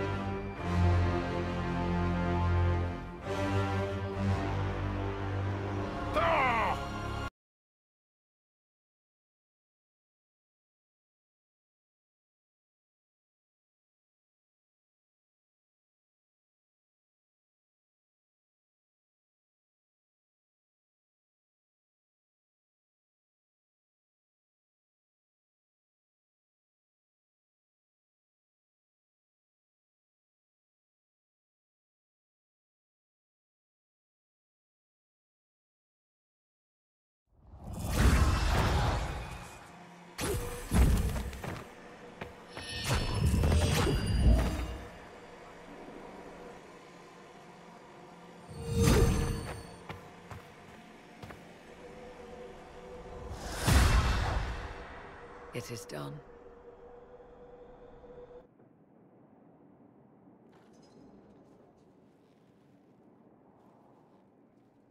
I'm pleased to report we won the battle, Inquisitor. When you went through that mirror, Corypheus and his archdemon fled the field. I'm not sure why. What he wanted was no longer within the temple. Perhaps. He spent so long trying to get into the temple, he probably couldn't have helped his forces by that point. Then Corypheus is finished. If he is wise, he will hide and rebuild his strength before he attacks again. He will not hide. And I won't hide from him. He knows this, and will act accordingly. And how could you have such insight into his plans? The Well of Sorrows held many voices, and they speak to me now from across the ages. They hold wisdom. Secrets I never dreamed possible. But even they fear what Corypheus has become.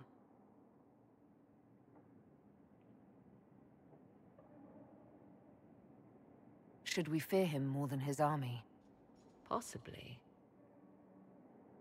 Luckily for you, he has a weakness.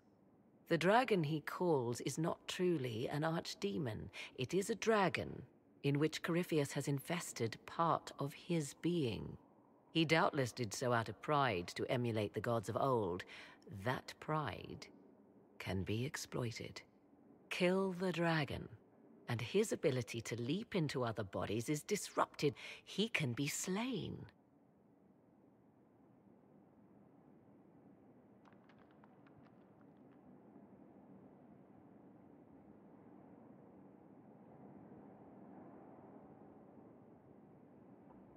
Corypheus won't just stand by and let us kill his dragon.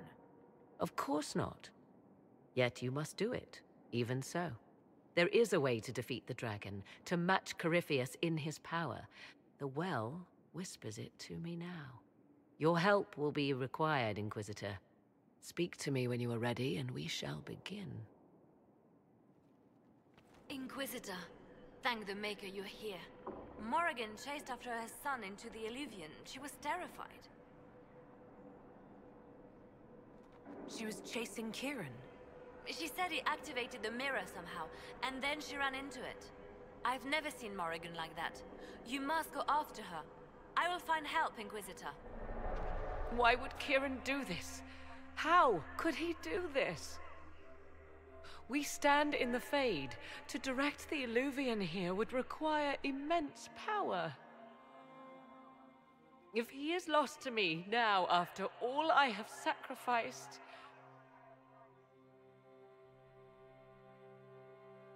We'll find him, Morrigan. He can't be far. The Fade is infinite. He could literally be anywhere. Whatever happens to him now, 'tis my doing. I set him on this path. Please, help me look, Inquisitor. Just a little longer.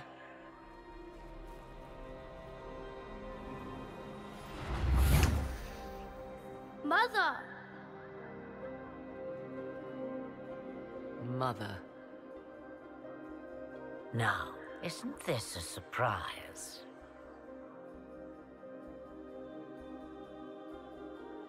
Clearly not the good sort of surprise. My lovely Morrigan has a flair for the dramatic. Thankfully, my grandson is more sensible. Kieran is not your grandson. Let him go. As if I were holding the boy hostage. She's always been ungrateful, you see. Ungrateful? I know how you plan to extend your life, wicked crone. You will not have me, and you will not have my son. That's quite enough. You'll endanger the boy.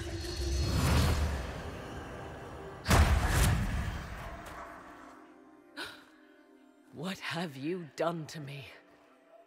I have done nothing. You drank from the well of your own volition. You... are Mythal.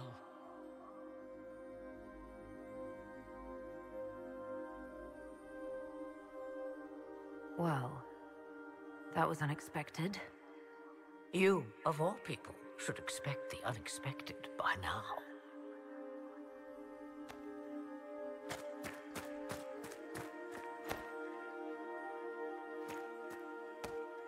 I'm sorry, Mother. I heard her calling to me. She said now was the time. I do not understand. Once I was but a woman, crying out in the lonely darkness for justice. And she came to me, a wisp of an ancient being, and she granted me all I wanted and more. I have carried Mythal through the ages ever since, seeking the justice denied to her.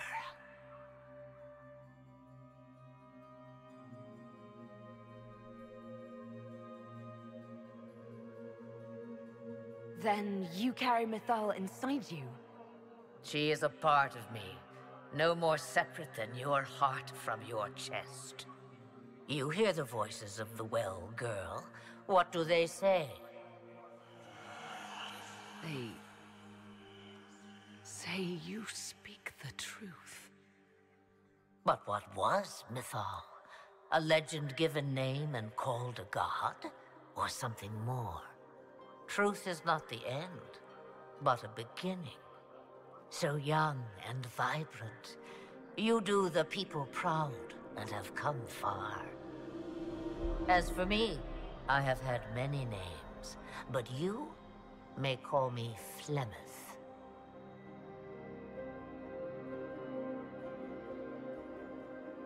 I know the name Flemeth. My people call you Ashabelanar, the woman of many years, and speak of your legend. It says long ago you left your husband for a lover. Your husband then tricked you, killed your lover, and imprisoned you.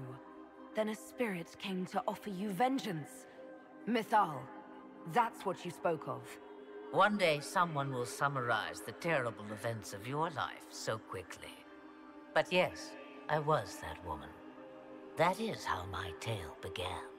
Flemeth appears in other legends, helping heroes for reasons of her own. I nudge history when it's required. Other times, a shove is needed.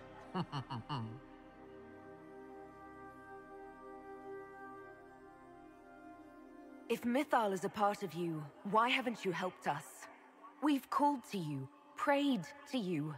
What was could not be changed. What about now? You know so much. You know not what you ask, child.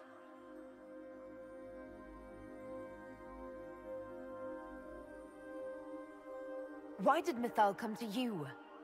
For a reckoning that will shake the very heavens. And you follow her whims? Do you even know what she truly is?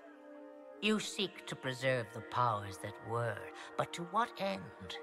It is because I taught you, girl. Because things happened that were never meant to happen. She was betrayed as I was betrayed, as the world was betrayed.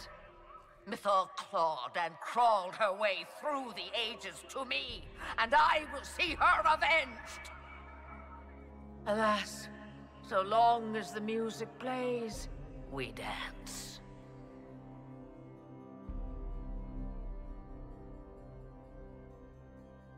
Did you come here to make Morrigan serve you? Oh, what a servant she would make. Then what is it you want?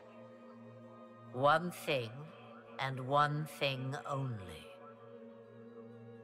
I have to go now, Mother. No. I will not allow it. He carries a piece of what once was, snatched from the jaws of darkness. You know this.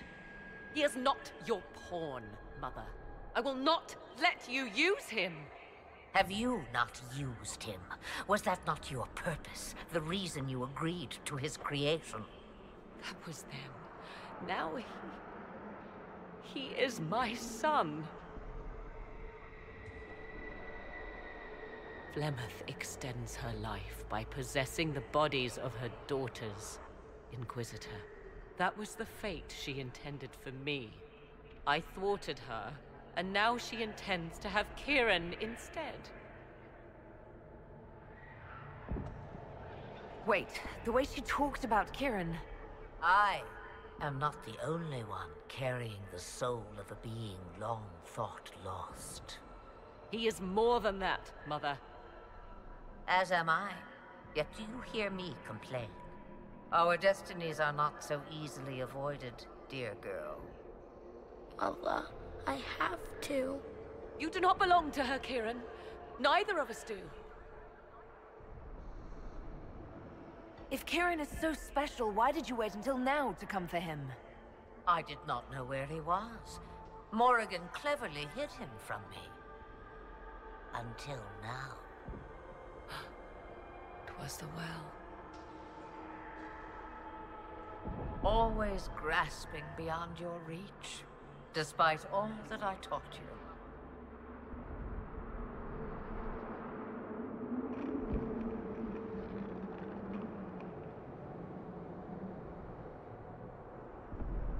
You're going to steal the body of a young boy? If my daughter believes it, then it must be so. Kieran,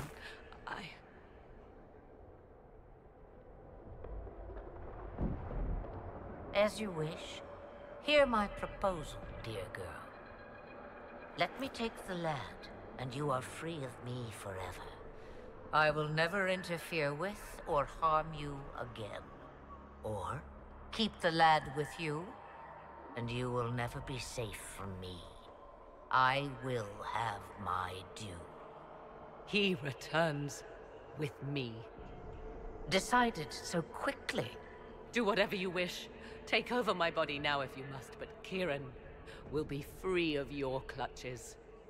I am many things, but I will not be the mother you were to me.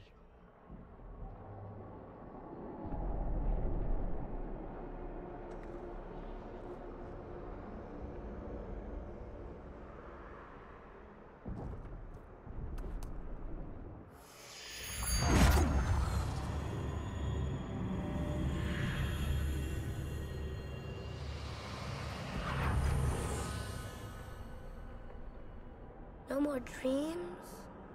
No more dreams. A soul is not forced upon the unwilling, Morrigan. You were never in danger from me. Listen to the voices. They will teach you. as I never did. Wait!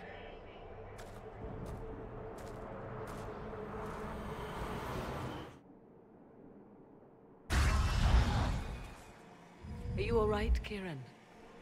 You are not hurt? I feel lonely.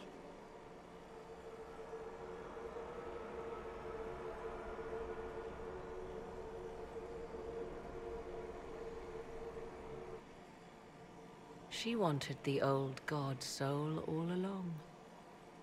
Is it worth reminding myself that perhaps I do not know everything after all? My mother has the soul of an elven goddess, or whatever Mythal truly was, and her plans are unknown to me.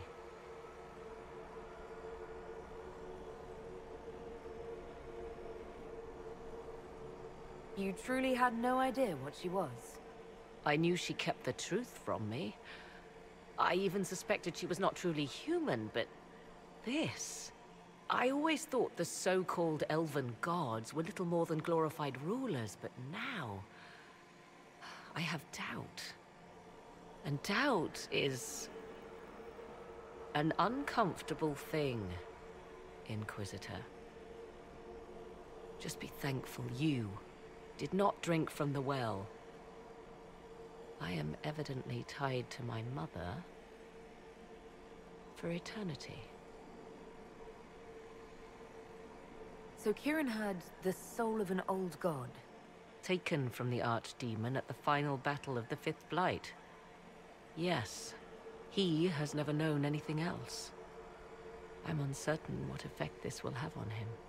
But why did you... I told you at the temple, the magic of old must be preserved, no matter how feared. Kieran had a destiny, and now it is in Flemeth's hands. I suppose we shall see what she does with it.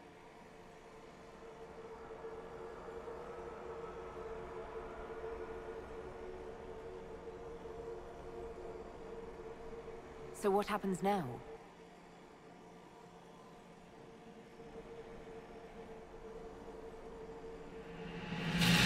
Now we must prepare to face Corypheus himself. It seems Mother was right. The voices of the well tell me I will be able to match his dragon. All that remains is for you to find him. The Temple of Mythal was extraordinary.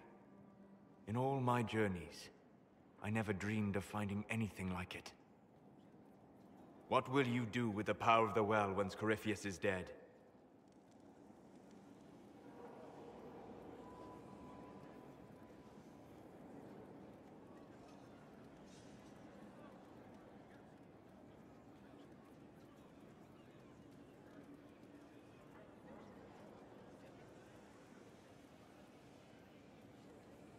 I won't know the answer until Corypheus is defeated. Yet they are already asking you to answer. Restore the Chantry? Destroy the Chantry? If you do nothing, someone else will answer in your stead. Whatever you do, choose wisely. Forgive my melancholy. Corypheus has cost us much. The Temple of Mythal did not deserve such a fate. The orb he carries, and its stolen power, that, at least, we may still recover. With luck, some of the past may yet survive.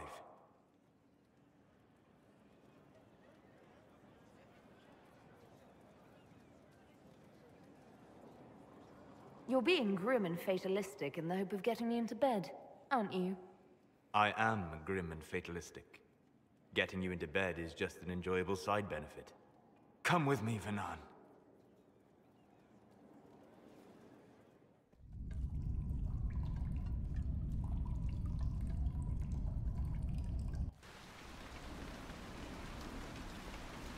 The veil is thin here. Can you feel it on your skin, tingling?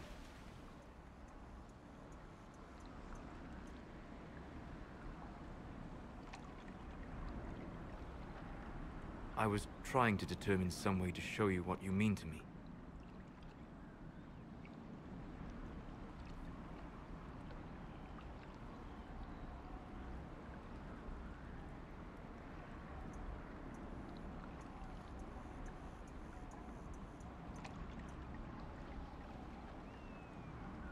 I'm listening, and I can offer a few suggestions. I shall bear that in mind. For now, the best gift I can offer is the truth. You are unique. In all Thedas, I never expected to find someone who could draw my attention from the Fade. You have become important to me. More important than I could have imagined.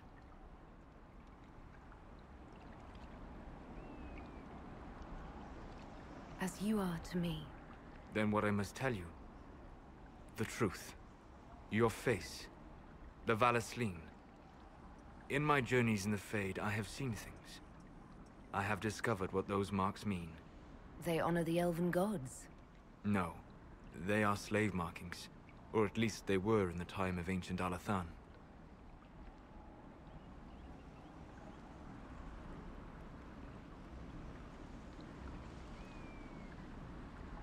My clan's keeper said they honored the gods. These are their symbols. Yes, that's right. A noble would mark his slaves to honor the god he worshipped. After Alathan fell, the Dalish forgot.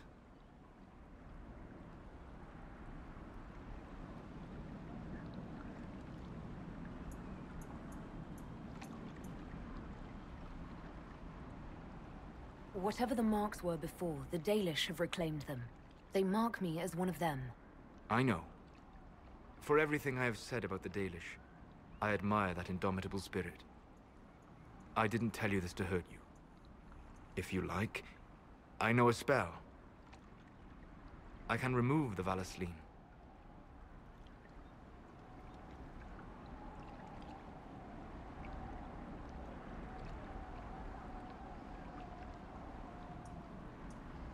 Even if what you're saying is true, I don't think I can just let you erase them. I'm so sorry for causing you pain. It was selfish of me. I look at you and I see what you truly are. And you deserve better than what those cruel marks represent.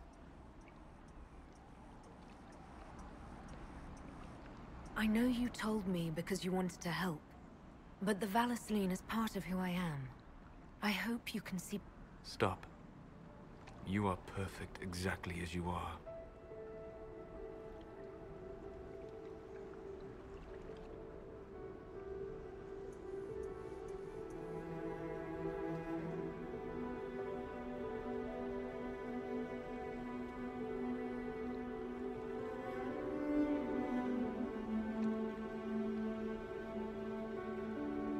And I am sorry.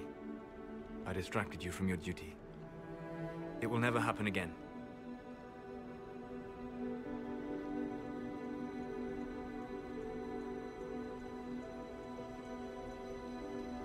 Wait. What? I say no to you altering my face, and just like that, we're done. It's not that. I'm sorry, I should have ended this long before. I never wanted to hurt you.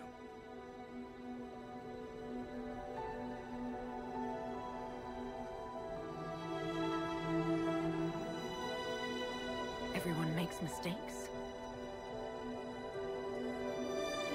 I will see you back at Skyhold. Did you find what you need, Morrigan? I can match the Darkspawn Magister's dragon. Yes. As for matching Corypheus, that is up to you, Inquisitor. Believe me, I know. Then all that remains is to find Corypheus before he comes to us. We've been looking for his base since all this began, with no success. His dragon must come and go from somewhere. Oh, what about the deep roads? We could send word to Orzammar, hire envoys to...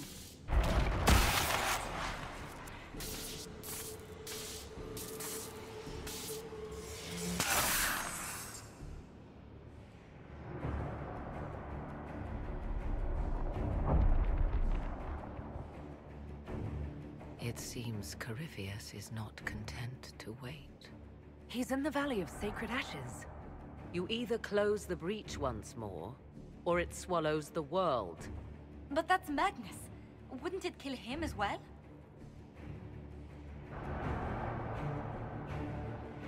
Inquisitor, we have no forces to send with you. We must wait for them to return from the Arbor Wilds. Just as Corypheus expects, I suppose.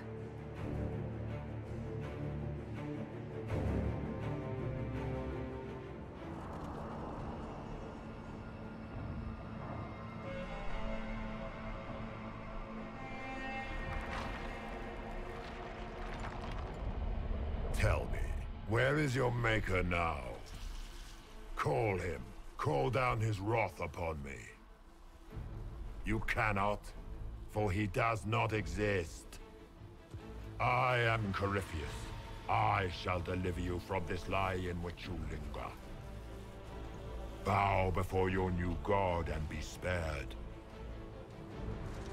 Never! It ends here, Corypheus. And so it shall.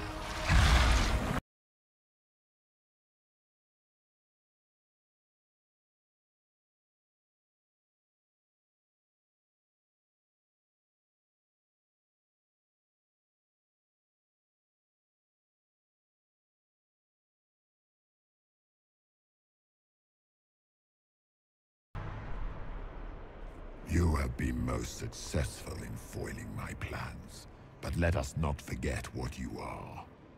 A thief in the wrong place, at the wrong time, an interloper, a gnat.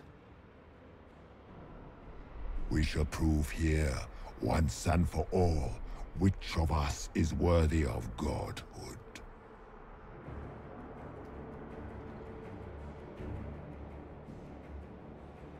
You're not proving anything by talking.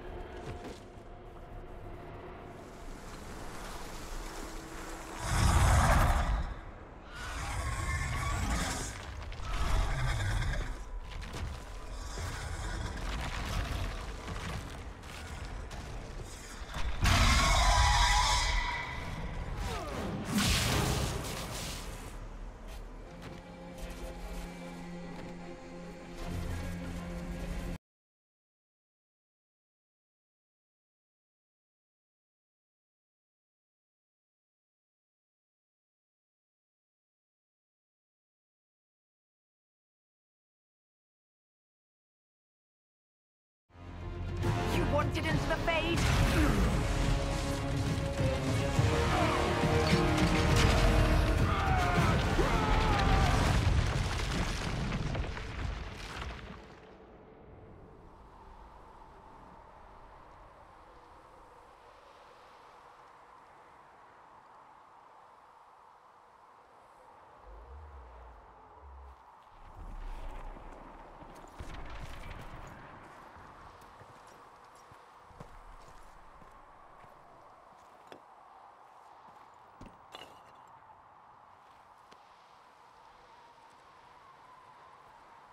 Solas? The orb.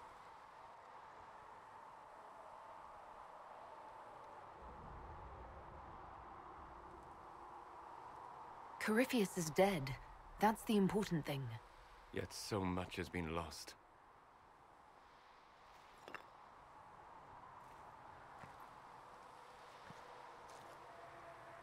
There's more, isn't there? It was not supposed to happen this way. No matter what comes, I want you to know that what we had was real. Inquisitor, are you alive?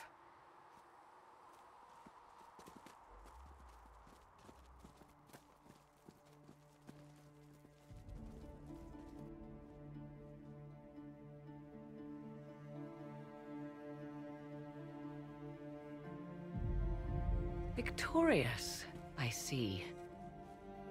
What a novel result. And it seems the breach is finally closed. Looks that way. What do we do now?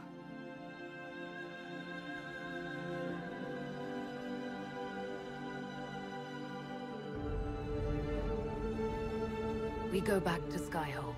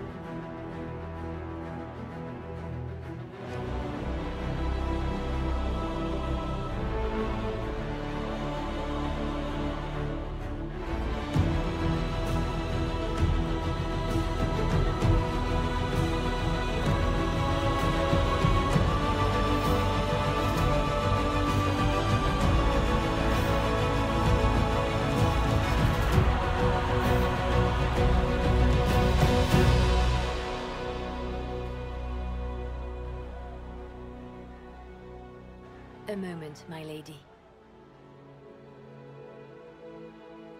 My agents have found no trace of Solas. He has simply vanished. If he does not wish to be found, there's likely nothing we can do.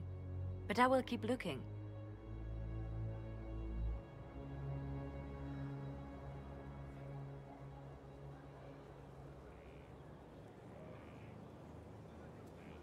It's odd that he would just leave without a word. You said he was upset about the orb. That can't be the only reason.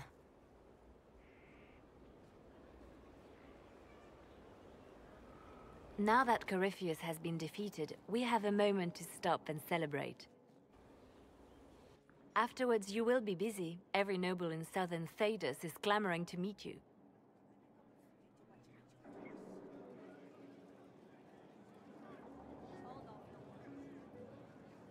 Oh, now they're lining up to meet me. Such is the way of things. Previously, you were an upstart, a Dalish elf leading a band of rebels and heretics. Until Corypheus revealed himself, they could not see the single hand behind the chaos. Once he did, they knew. A Magister and a Darkspawn in one creature, the ultimate evil. Now you are the only power left standing. Enjoy the evening while you can, Inquisitor.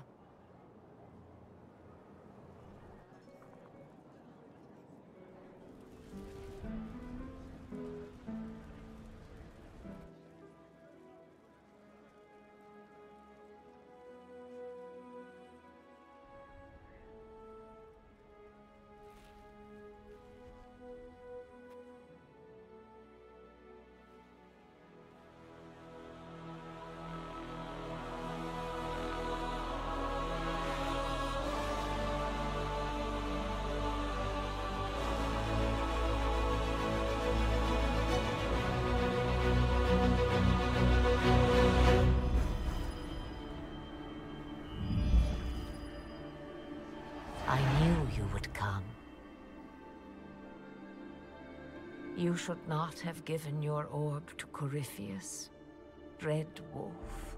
I was too weak to unlock it after my slumber. The failure was mine. I should pay the price. But the people... they need me. I am so sorry. I am sorry as well, old friend.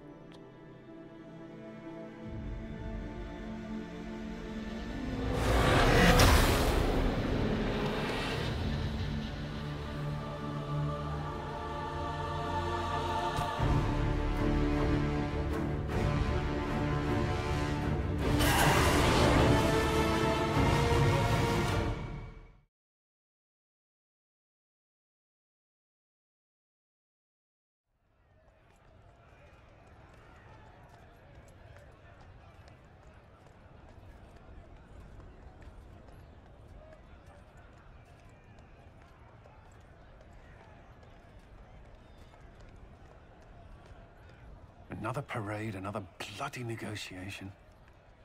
Smiles, everyone. We must be careful how we present ourselves. Why did Divine Victoria call the Exalted Council? She's kept Orlais from bothering us for the last 2 years. At increasing political cost, yes. She has done all she can, but the Exalted Council has become necessary. Orlais would control us, and based on their many marriage proposals, they have specific plans for you. Our real concern is Ferelden. They would see us disbanded entirely.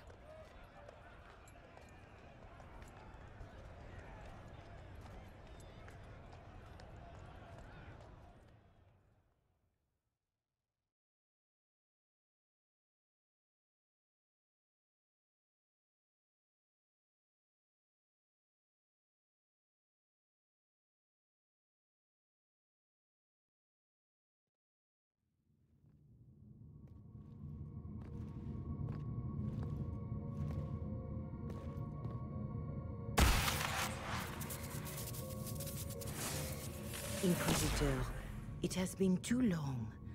I hope the years have been kind to you. How have you been, Mother Giselle? I spent last summer in Emprise de Lyon, distributing food sent from the Exalted Plains. The Dales are finally recovering. Corypheus left a great deal of damage for us to repair. I appreciate your efforts. And I yours, Your Worship. I should mention that your forces at Suladin Keep were of great help. Please give my compliments to Baron Deschedin. Divine Victoria asked me to greet you on her behalf. She is currently attending to the Ferelden ambassador's concerns. You can probably just call her Cassandra in private conversation. You can, Inquisitor. I prefer to use her divine name. Our last divine once joked about why I insisted upon calling her Justinia. She called it my way of reassuring her that I had not completely forgotten who was in charge. How do you think Divine Victoria has done these last 2 years? It is hardly for me to say, Inquisitor. With respect, that's never stopped you before, Mother Giselle. Victoria says she is better suited to the battlefield than the Sunburst throne, but she has restored the Chantry. And also people's faith in it. We are lucky to have her. I'll speak to Divine Victoria. I believe she would appreciate that, Your Worship. The Divine sees the good that you can do, and have done. Duke Cyril will wish to greet you on behalf of Orlais. I believe he is currently speaking with the Tevinter ambassador. Many of your friends have returned as well. I hope you have a chance to speak with them before the Exalted Council begins. The Imperium sent an ambassador? Yes, Your Worship. Dorian Pavas has taken the chance to return from Tevinter. It will be good to see him again. I owe him my apology. I allowed my distrust of Tevinter to cloud my judgment. He took a great risk coming to help us, and deserved better treatment. You're going to apologize? To Dorian? I have little patience for those who cannot admit they were wrong, Your Worship. Myself included. I will have to make my apologies somewhere public. He will want an audience for his reaction. Who has returned for the Exalted Council? Your dwarven friend, Master Tetras. For one, I understand he spent much of the last few years in Kirkwall. I believe Sir Blackwall has returned as well, although he now uses the name Tom Ranier. Enjoy time with them while you can, Your Worship. I doubt you will have the chance once the Exalted Council is underway. Thank you, Mother Giselle. Your Worship, a final question, if I may. This Exalted Council, Ferelden would have the Inquisition disband. Orlais sees its power as another feather in a chevalier's helmet. What do you wish to do with the Inquisition?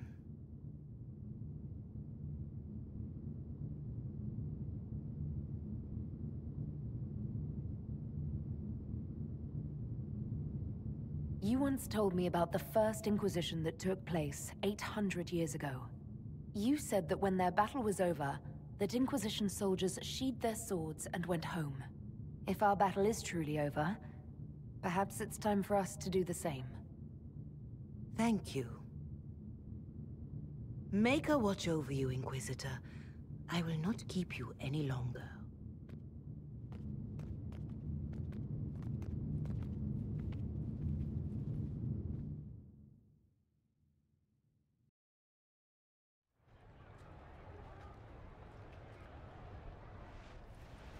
Divine Victoria, am I interrupting? Not at all. The Jarl of Redcliffe was telling me of events in Denerim. He represents Ferelden at the summit. Inquisitor, good to meet you. How are things in Redcliffe, my lord? We still come across scars left by the Venatori, but the land continues to mend.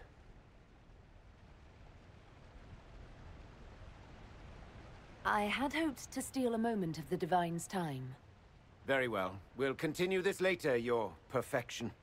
I am supposed to be impartial while speaking for the Chantry, but I confess that neutrality is beyond me. I may be the Divine, but I will always be your friend. And I can hardly ignore the fate of the Inquisition that I began.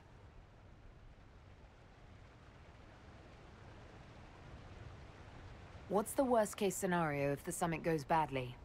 It could end the Inquisition, but for that, you and I would probably have to start a fistfight during the talks. I must attend to other matters. If you need me, I am ready to assist. Unconditionally. I'm glad you finally arrived, Inquisitor. The Crown's anxious for news. And your thoughts on Ferelden's position? The breach is long gone, yet Skyhold's army remains. Ferelden can't continue to ignore soldiers on its borders. The Inquisition has grown. I can see how its presence might cause concern. Then you understand why we must demand a reduction of your military forces. A power without allegiance to either Ferelden or Orlais? Even I see neither of our countries can let it rest. I won't keep you longer. We'll have words enough when the Exalted Council begins. Thank you, Your Holiness. Now, Artigan, as to your concerns... The Inquisition established an armed presence in Ferelden territory. You outright seized Caer Bronach in Crestwood. Yes, from bandits. Would you like us to give it back to them? Your help was appreciated 2 years ago, Inquisitor. Now order has been restored, yet you remain.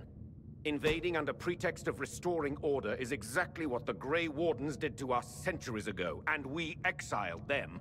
Now the Inquisition is doing the same thing with Grey Wardens in their ranks. Your concern is ill-founded. The Grey Wardens have proven their worth time and again. Of course Orlais tolerates this interference. The Inquisition is the only reason Selene still has the throne. Rest assured, Tegan, the Empire of Orlais will not stand idle if the Inquisition oversteps its bounds. Unlike Ferelden, however, Orlais understands that these were the well-intentioned mistakes of a young organization. An organization in need of a guiding hand. Yours, no doubt. Pardon me, Inquisitor. Sister Leliana asked to speak with you in private. My apologies. An urgent matter has come to my attention. Ambassador Montelier, can you handle this for a short while? Of course, Inquisitor. This is highly irregular. Are we not even worth the Inquisitor's time?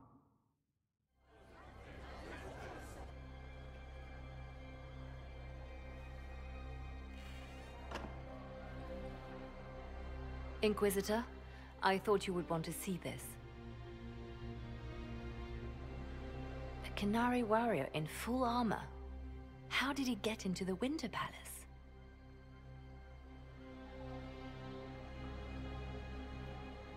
Would the Iron Bull know anything about this? I asked, and he is as surprised as we are. Since becoming Tal Vashoth, He has had no contact with his people. He seems frustrated at not knowing more. So, what would the left hand of the Divine see when she looked at this? This is a warrior, not a spy. Part of the Antam, the Qunari military. Most of his wounds come from a fight against someone using magic, but at least a few are from a blade. He was badly hurt, separated from his allies, and made it here before he died. But how?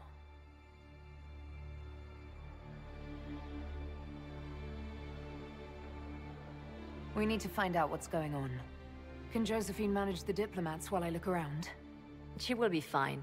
It's all speeches and posturing for the first few days anyway. I will ask Divine Victoria to call a recess for now. I will also have our friends ready themselves for battle if need be. You think that's likely? I think the Exalted Council may be more exciting than we expected.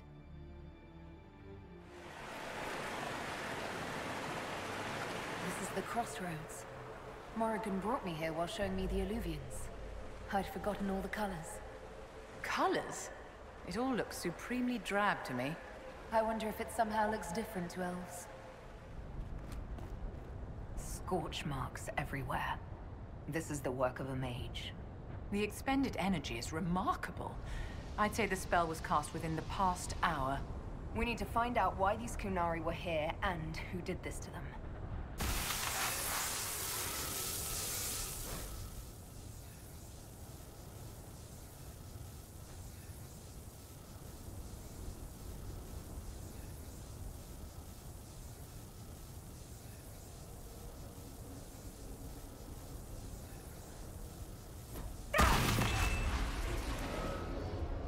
That was like Veilfire. It claimed this was a refuge for elven slaves. This whole valley was a sanctuary created by the dreadwolf Fen'Harel. This doesn't make sense. In Dalish legends, Fen'Harel is our god of misfortune.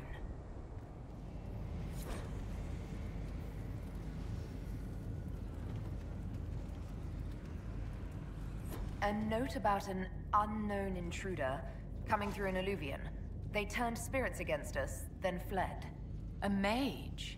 They must have fought their way out, then let the spirits finish off the Qunari. Two parties then. The Qunari, and a mystery agent determined to stop them. One dead Qunari was bad enough. Now we have more, and they're hostile. This makes no sense. The Qunari may not be friendly to the Inquisition, but they have no reason to attack us. They also have no reason to be here, or using Illuvians at all. I've had the mirror placed under guard for now.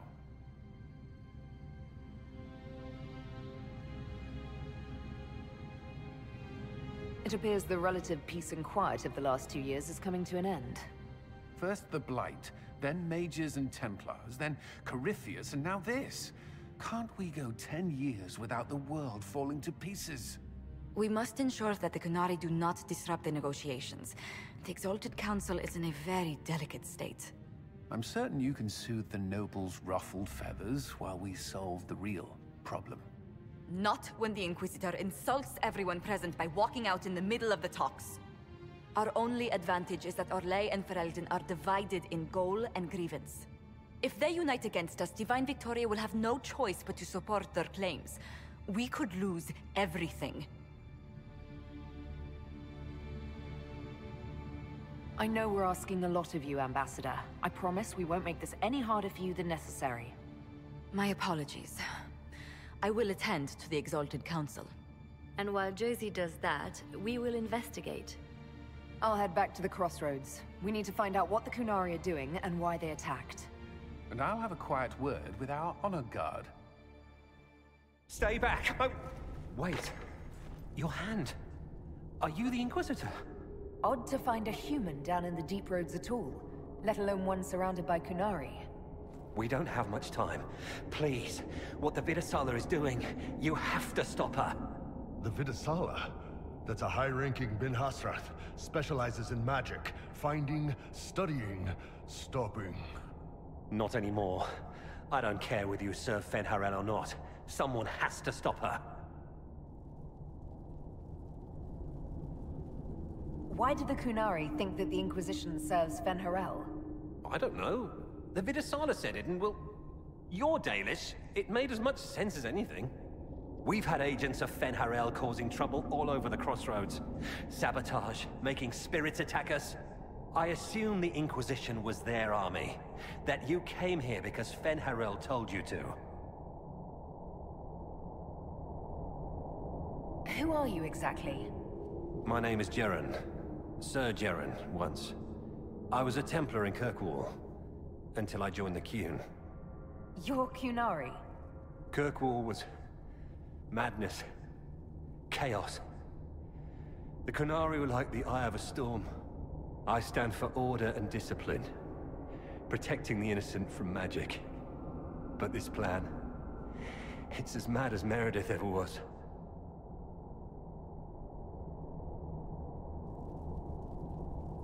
What do you mean? This Vidasala's not doing her job anymore? Almost a complete reversal, actually. This place is a lyrium mining and processing center. The Kunari need it for... Have you ever heard of Sarabas? Dangerous thing. It's what the Qun calls mages. Even as a Templar, I'd never seen anything like the power Sarabas can unleash. And now Vidasala is giving them lyrium. A lot of lyrium. It's part of something she calls Dragon's Breath. That's a load of crap. There's no way the Vidasala would let any Sarabas within 1,000 feet of lyrium.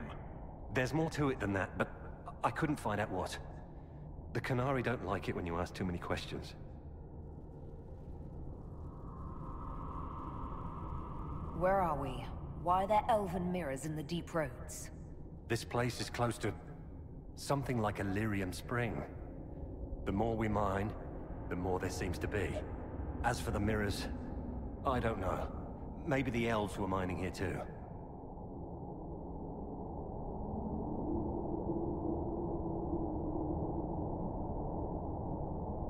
The Kunari can't be mining their own lyrium. It kills anyone who tries, other than dwarves. It killed the Kunari at first. But Kunari workers have a discipline only Tranquil can match. And they're quick learners. They figured it out. What are you doing down here? The Kunari wanted me to teach them everything I knew about lyrium.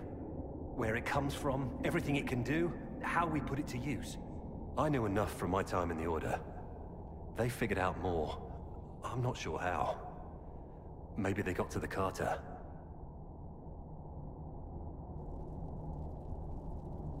Why give the Sarabas more power? What does the Vidasala want them to do? She said it would save the South. That can mean only one thing. An invasion. This mine is the only source of lyrium the Kunari have. They're using Gatlock, the explosive powder in the round casks, to mine, so they don't have to touch raw lyrium. If you get the primers from Central Supply, you can prime the Gatlock and detonate it. The mines will go up in flames.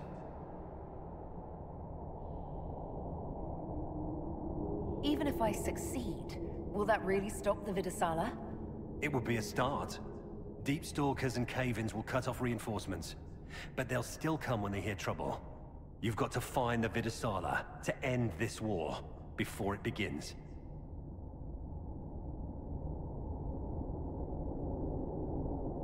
There's no telling how bad things will get when I destroy the mine. You'd better get moving. I will. Good luck, Inquisitor. Let's go. We have a lyrium mine to ruin. Dragon's breath. The Kunari always enjoy their metaphors. But what does it mean? Who knows? Kunari agents moving through Illuvians to attack the south is bad enough already. I still do not understand why they accuse the Inquisition of serving Fen'Harel.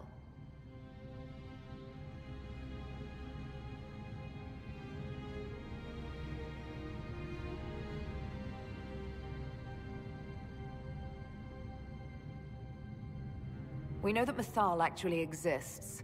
It's possible Fen'Harel is still here in some form, too. What you describe in the ruins certainly implies that the Dread Wolf of Elven legend is a real person. But how does that implicate us? What made them decide that the Inquisition serves this Fen'Harel? Hopefully we will learn more after we have stopped them. Let's see the Exalted Council try to disband the Inquisition after we've saved them from this dragon's breath. We must find out what Dragon's Breath is first. For now, our only lead is the Qunari leader, the Vidisala. Gentlemen! My apologies, Lady Josephine. There has been an incident with one of your soldiers. How dare you? It was bad enough that the Inquisition chose not to inform the Exalted Council of the Qunari Corps. Ole would have been happy to help with the matter. But now your own guards are attacking servants? You have overstepped your bounds.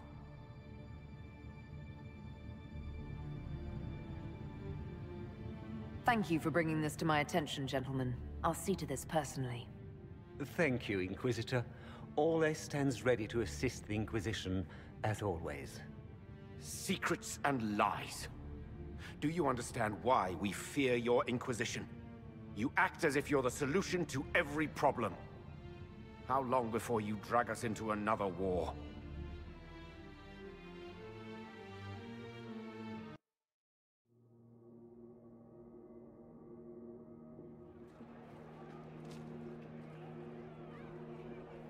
What's going on here? The Orlesians tried to take one of our people, Inquisitor. We've secured the area. This is the Winter Palace. You cannot simply seize control when one of your guards attacks a servant. The Inquisition is handling this. When some noble commits a crime of fashion, you can take over. I only asked what he was doing. And when I refused to bow to the Inquisition's dogs, you attacked me! How would you like us to handle the situation, Inquisitor? That barrel there, where did it come from? I was ordered to bring wine for the guests. You're lying. Your Inquisition soldiers are completely out of control. No, we're in control. Keep talking and you'll find yourself in chains.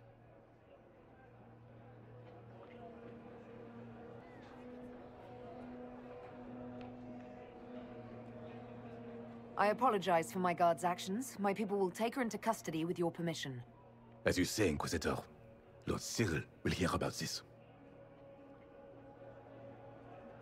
Inquisitor, I also found this by the barrel. I can't read the language.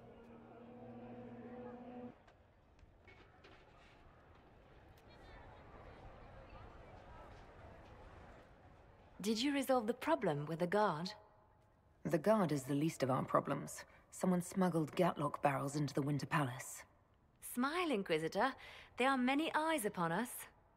At least now we know the true extent of the Dragon's Breath. How are you still smiling? Years of training as a bard, Inquisitor. We cannot show weakness now. Enemies could be watching, or we can let them seize idle conversation between two friends. You think the Dragon's Breath is these Gatlock barrels? Of course. A surprise attack, even through the Illuvians, would have met fierce resistance. But if everyone at the Exalted Council died in an explosion, the South would be rudderless, vulnerable to attack. This is what Corypheus should have done after the explosion at the Temple of Sacred Ashes. An attack as swift and unstoppable as the breath of a dragon. The guard who confronted the servants said she found this note near one of the barrels. It looks like Qunari writing. Let me see. I picked some up from the Iron Bull, though I'm told my accent is atrocious. These are orders for positioning the Gatlock in the palace. When duty has been performed, report to the Vidisala through the mirror marked by a bookcase.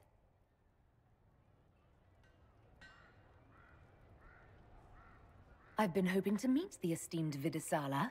How nice of her to invite us over. Good. While you do that, I will have agents locate the Gatlock barrels and remove them safely. I will also send word to my foreign contacts. We must see where else this dragon could strike. Andaran Atishan, Methadra Elven. More ancient Elven. If you wish, honored Elven, I will speak so your guests understand. I am study. I am a learning thirst. Come, know what has not been lost. New words, new stories. The Qunari would not approach, but we learned their words as well. If you wish to exchange knowledge, they congregate by the lower gate.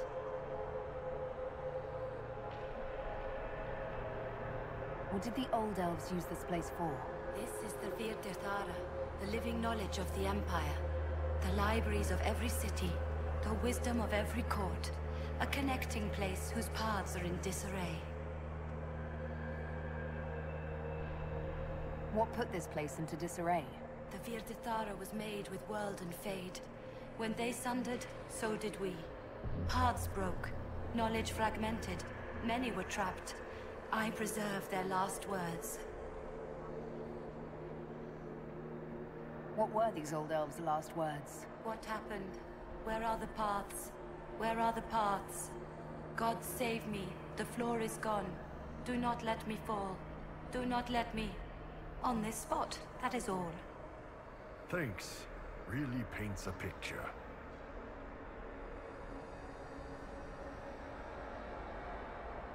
I'm looking for a Kunari named Vidasala.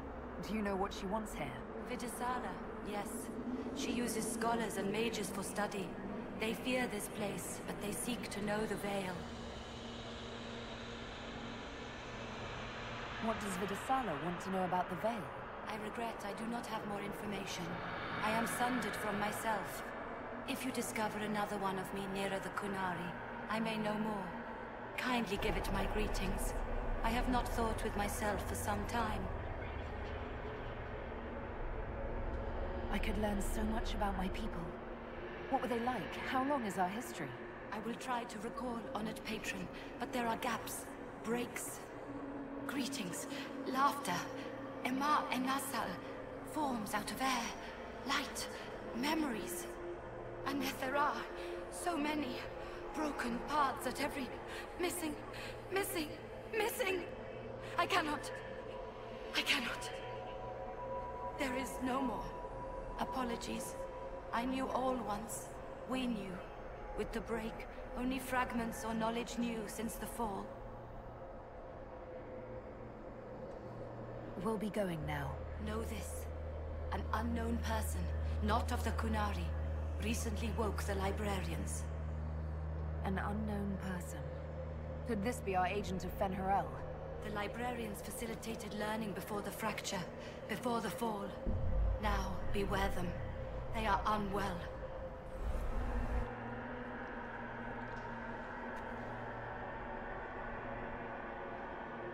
Survivor of the Breach. Herald of Change. Hero of the South. The Vidasala, I presume. Wow. After fulfilling your purpose at the Breach, it is astonishing to hear you still walked free among your people. Your duty is done, Inquisitor. It is time to end your magic.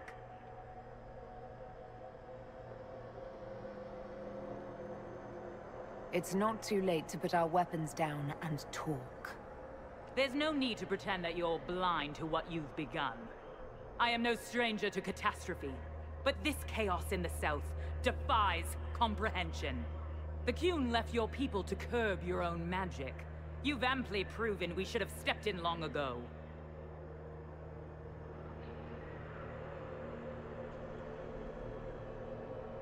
Is that what Dragon's Breath is for? Murdering our heads of state just to control our magic? Do you believe closing the Breach solved everything? That its consequences stopped there? The day we saw the Breach, the Qun decided its action. We would remove your leaders and spare those who toil. This agent of Fen'Harel has disrupted everything. Lives that were to be spared, lost for him. Who is this agent? Why do you think they work for the Inquisition? Kill the Inquisitor, then follow me to the Dargarad. Your agents confirm there are Gatlock battles in Denerim's palace? Yes, and in Val Royeaux and across the Free Marches. The Winter Palace is not the only target. The Qunari are one order from destroying every noble house in the known world. Oh, there is a bright side. Warning the ambassadors will remind them of the Inquisition's value. Not when the Inquisition is responsible for that threat.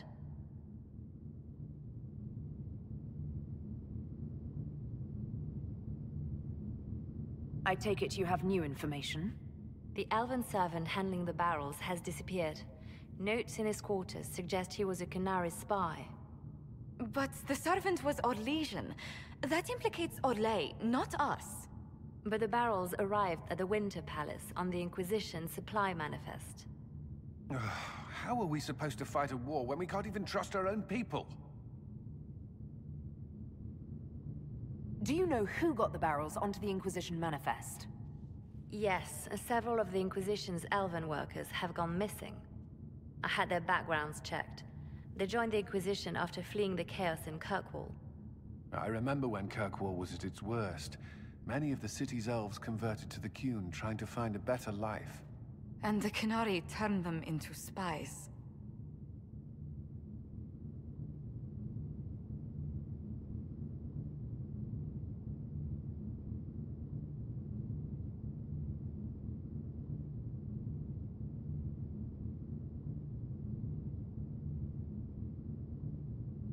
The Inquisition stopped Corypheus and saved the world. We can't let an outside threat change who we are. I fought to protect the Inquisition in this exalted council. And for what? So we could deceive and threaten those we claimed to protect? Once we locate the spies... This isn't about the spies. You hid the Qunari body. You've all but seized control of the Winter Palace. We did what was right, not what was politically convenient.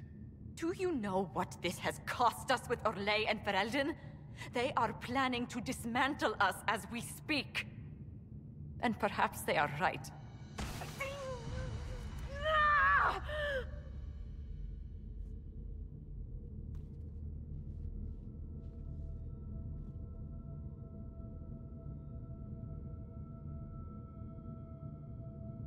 Shit, damn it! We save Ferelden, and they're angry. We save Orlais, and they're angry. We close the breach twice, and my own hand wants to kill me. Could one thing in this fucking world just stay fixed? I need to get to the Darvarad. You can all fight amongst yourselves once I'm back. Thank you, Inquisitor. Would you like us to inform the Exalted Council of the danger? Yes. If we fail, the Exalted Council needs to know what happened. I will inform them personally. Leliana, I can... No, your job is hard enough already. This is my responsibility.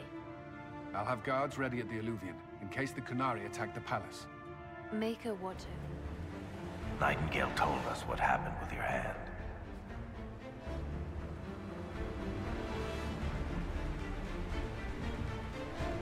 No matter what happens, it has been my honor to fight beside each of you. All right, Bianca.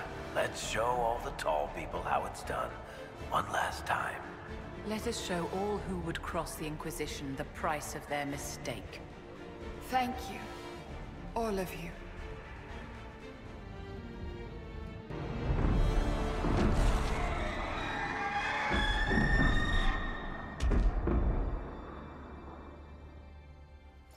Dragon's breath is...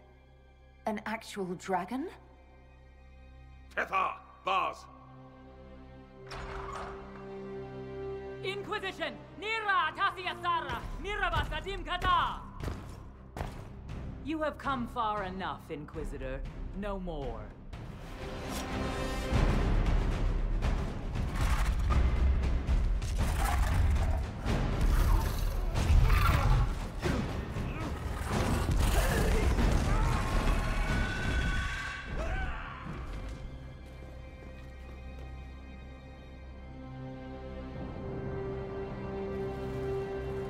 Pashara!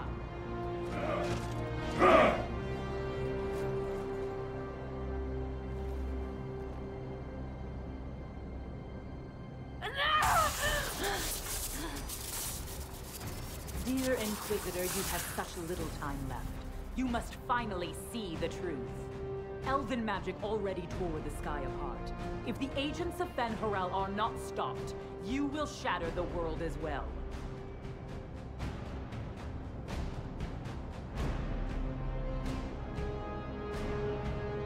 Whatever you think I've done, mass assassination isn't a good moral high ground. The South was poisoned by these elves' manipulations. It suffers just as you do now. You would have died from the mark on your hand, but for the help of one of their chief agents. The same agent who helped seal the breach, who led you to Skyhold, who gave Corypheus the orb, then founded the Inquisition. Solas, agent of Fen'Harel. What?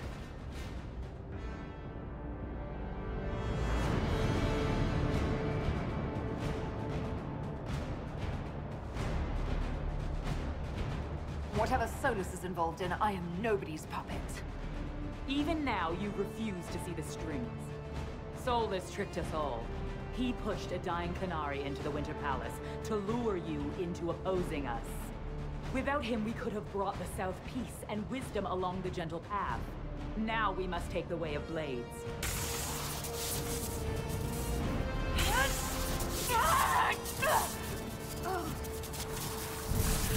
Hayden, Inquisitor. If it is any consolation, Solas will not outlive you.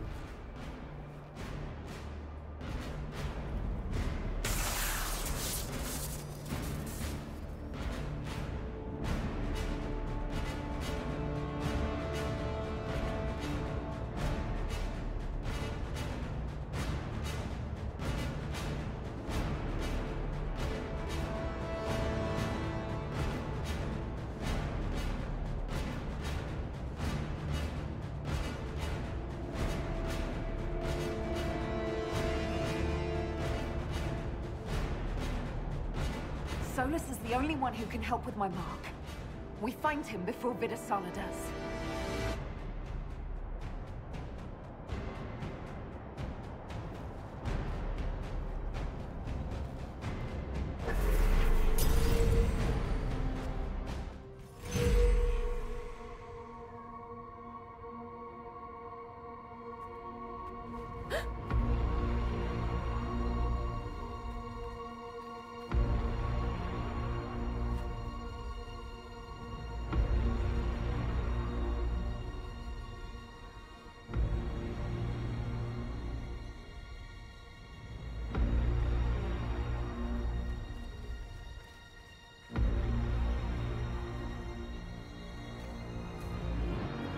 Ebesit kata, etwa ost. Maraskata! Your forces have failed. Leave now and tell the Qunari to trouble me no further.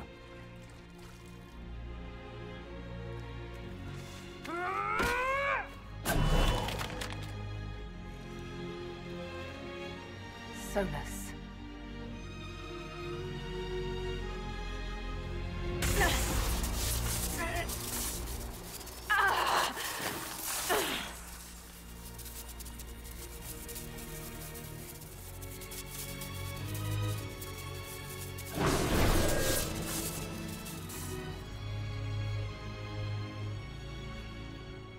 That should give us more time. I suspect you have questions.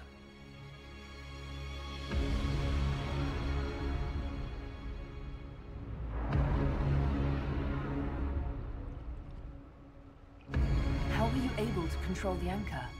In the same way as when I stopped it from killing you at Haven. Although I am stronger now. The mark you bear was bestowed upon you by the Orb of Fen'Harel. My orb. You're Fen'Harel. I was Solas first. Fen'Harel came later. An insult I took as a badge of pride. The Dread Wolf inspired hope in my friends, and fear in my enemies. Not unlike Inquisitor, I suppose. And now you know. What is the old Baelish curse? May the Dread Wolf take you?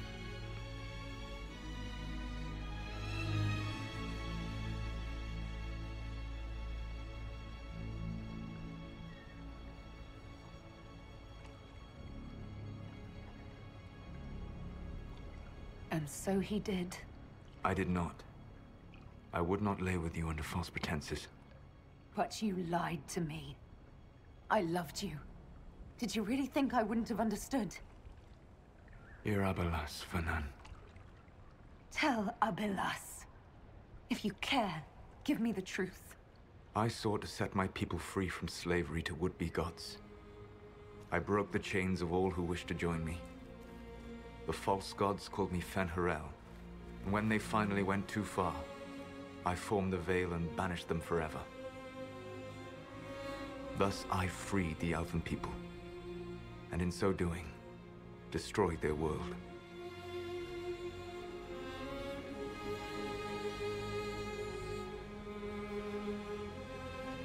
You love the Fade. Why would you create the Veil to hide it all away? Because every alternative was worse. Meaning? Had I not created the Veil, the Evanurus would have destroyed the entire world.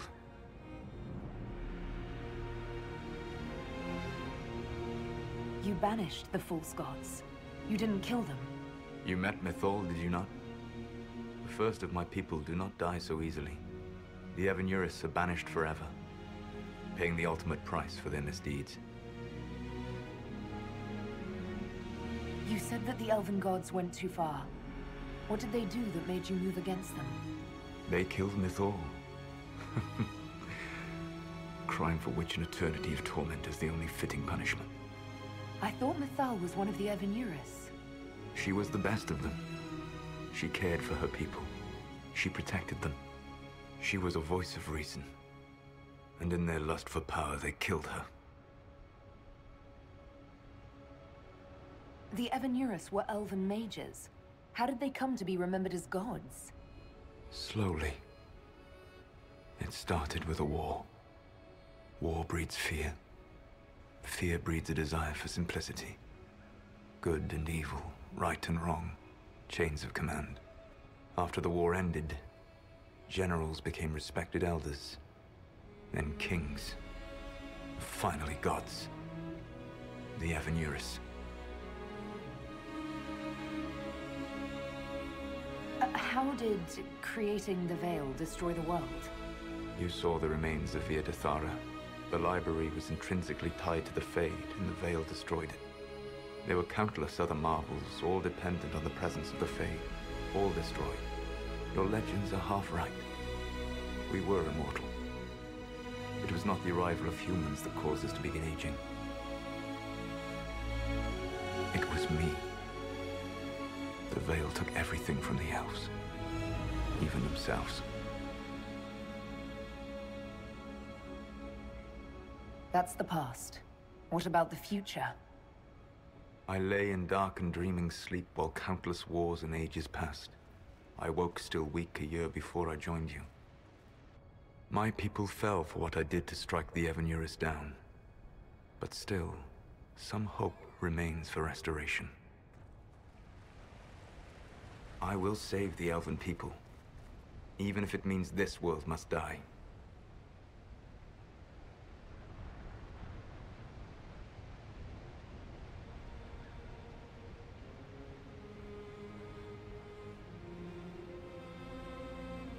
Solas, whatever you want, this world dying is not the answer. Not a good answer, no. Sometimes terrible choices are all that remain. It is my fight. You should be more concerned about the Inquisition, your Inquisition. In stopping the Dragon's Breath, you have prevented an invasion by Qunari forces. With luck, they will return their focus to Tevinter. That should give you a few years of relative peace. The Qunari said the Inquisition was unknowingly working for agents of Fen'Harel. I gave no orders. You led us to Skyhold. Corypheus should have died unlocking my orb. When he survived, my plans were thrown into chaos. When you survived, I saw the Inquisition as the best hope this world had of stopping him. And you needed a home. Hence, Skyhold. You gave your orb to Corypheus? Not directly. My agents allowed the Venatori to locate it. The orb had built up magical energy while I lay unconscious for millennia. I was not powerful enough to open it. The plan was for Corypheus to unlock it, and for the resulting explosion to kill him. Then I would claim the orb. I did not foresee a Tevinter Magister having learned the secret of effective immortality. What would have happened if Corypheus had died? And you'd recovered the orb. I would have entered the Fade using the mark you now bear. Then I would have torn down the veil. As this world burned in the raw chaos, I would have restored the world of my time. The world of the elves. If you destroyed the veil, wouldn't the false gods be freed? I had plans. You'd murder countless people. Wouldn't you to save your own? You must understand.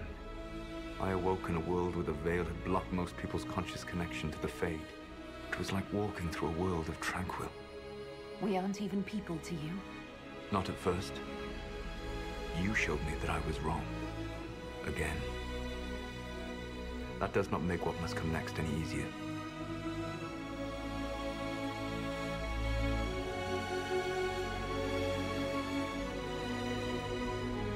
For whatever it's worth, thanks for the castle. For whatever it's worth, you used it well. You control the Illuvians now. Yes. You remember Briala from Hallam Shiral?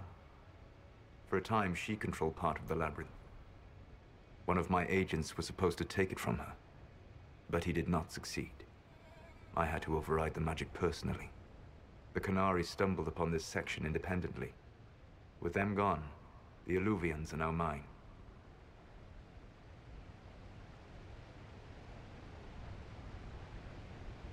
What's wrong with the Inquisition?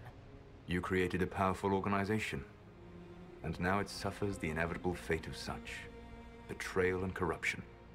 It's not that simple. Do you know how I discovered the Qunari plot? The plot I disrupted by leading them to your doorstep. The Qunari spies in the Inquisition tripped over my spies in the Inquisition. The Elven Guard who led you to the Qunari body? Who intercepted the servant with the Gatlock barrel? Mine.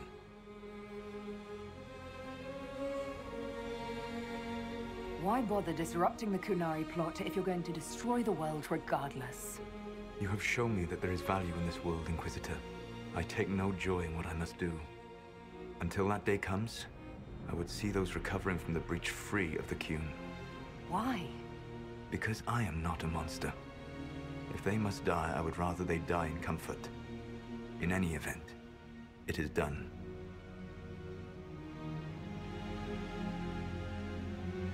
So you let us do your dirty work. The mistake was yours to fix, Inquisitor. There's still the matter of the anchor. It's getting worse. I know, Venan.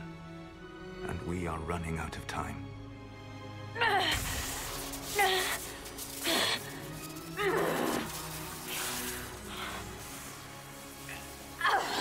The mark will eventually kill you. Drawing you here gave me the chance to save you. At least for now.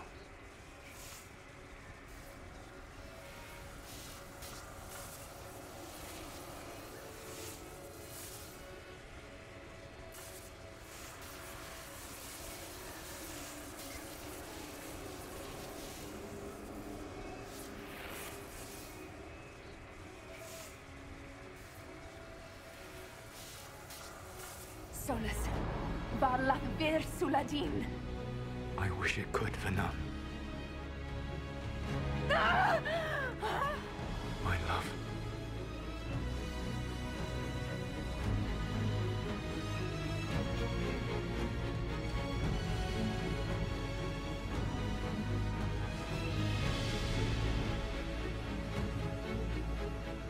I will never forget you.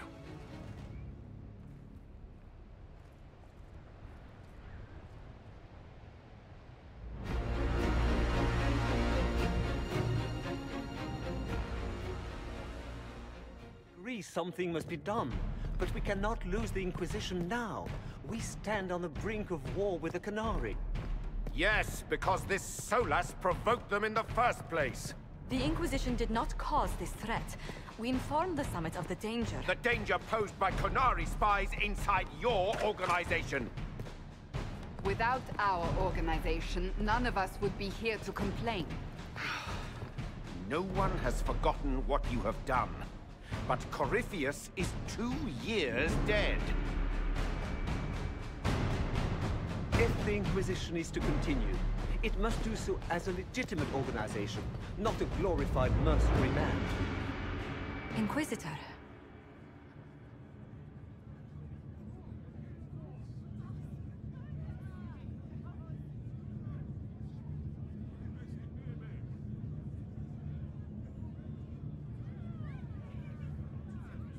You all know what this is? A writ from Divine Justinia authorizing the formation of the Inquisition. We pledge to close the breach, find those responsible, and restore order, with or without anyone's approval. I'm proud to say we accomplished that goal. We will honor the sacrifices of those who gave their lives in defense of what we stood for, and still stand for. Because our work is not done. Where we led in war, we will now serve in peace. The Inquisition will act as Divine Victoria's personal honor guard. Answering directly to her, we will transition from a military force into a peacekeeping organization.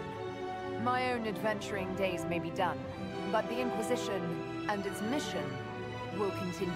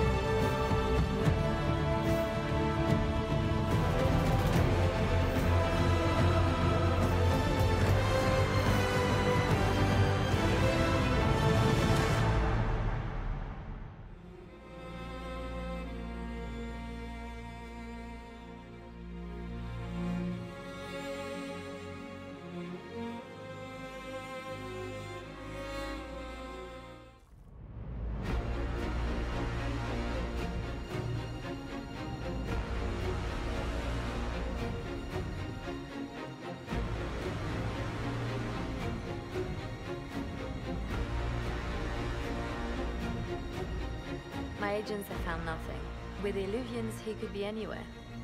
Maintaining the Inquisition, even as a peacekeeping force, leaves us vulnerable to agents of the Dread Wolf. But also gives us the strength to respond. We will need to be careful. Solas knows everything about us. Who we are, how we work, our strengths and weaknesses. Then we find people he doesn't know. We will save our friend from himself. If we can.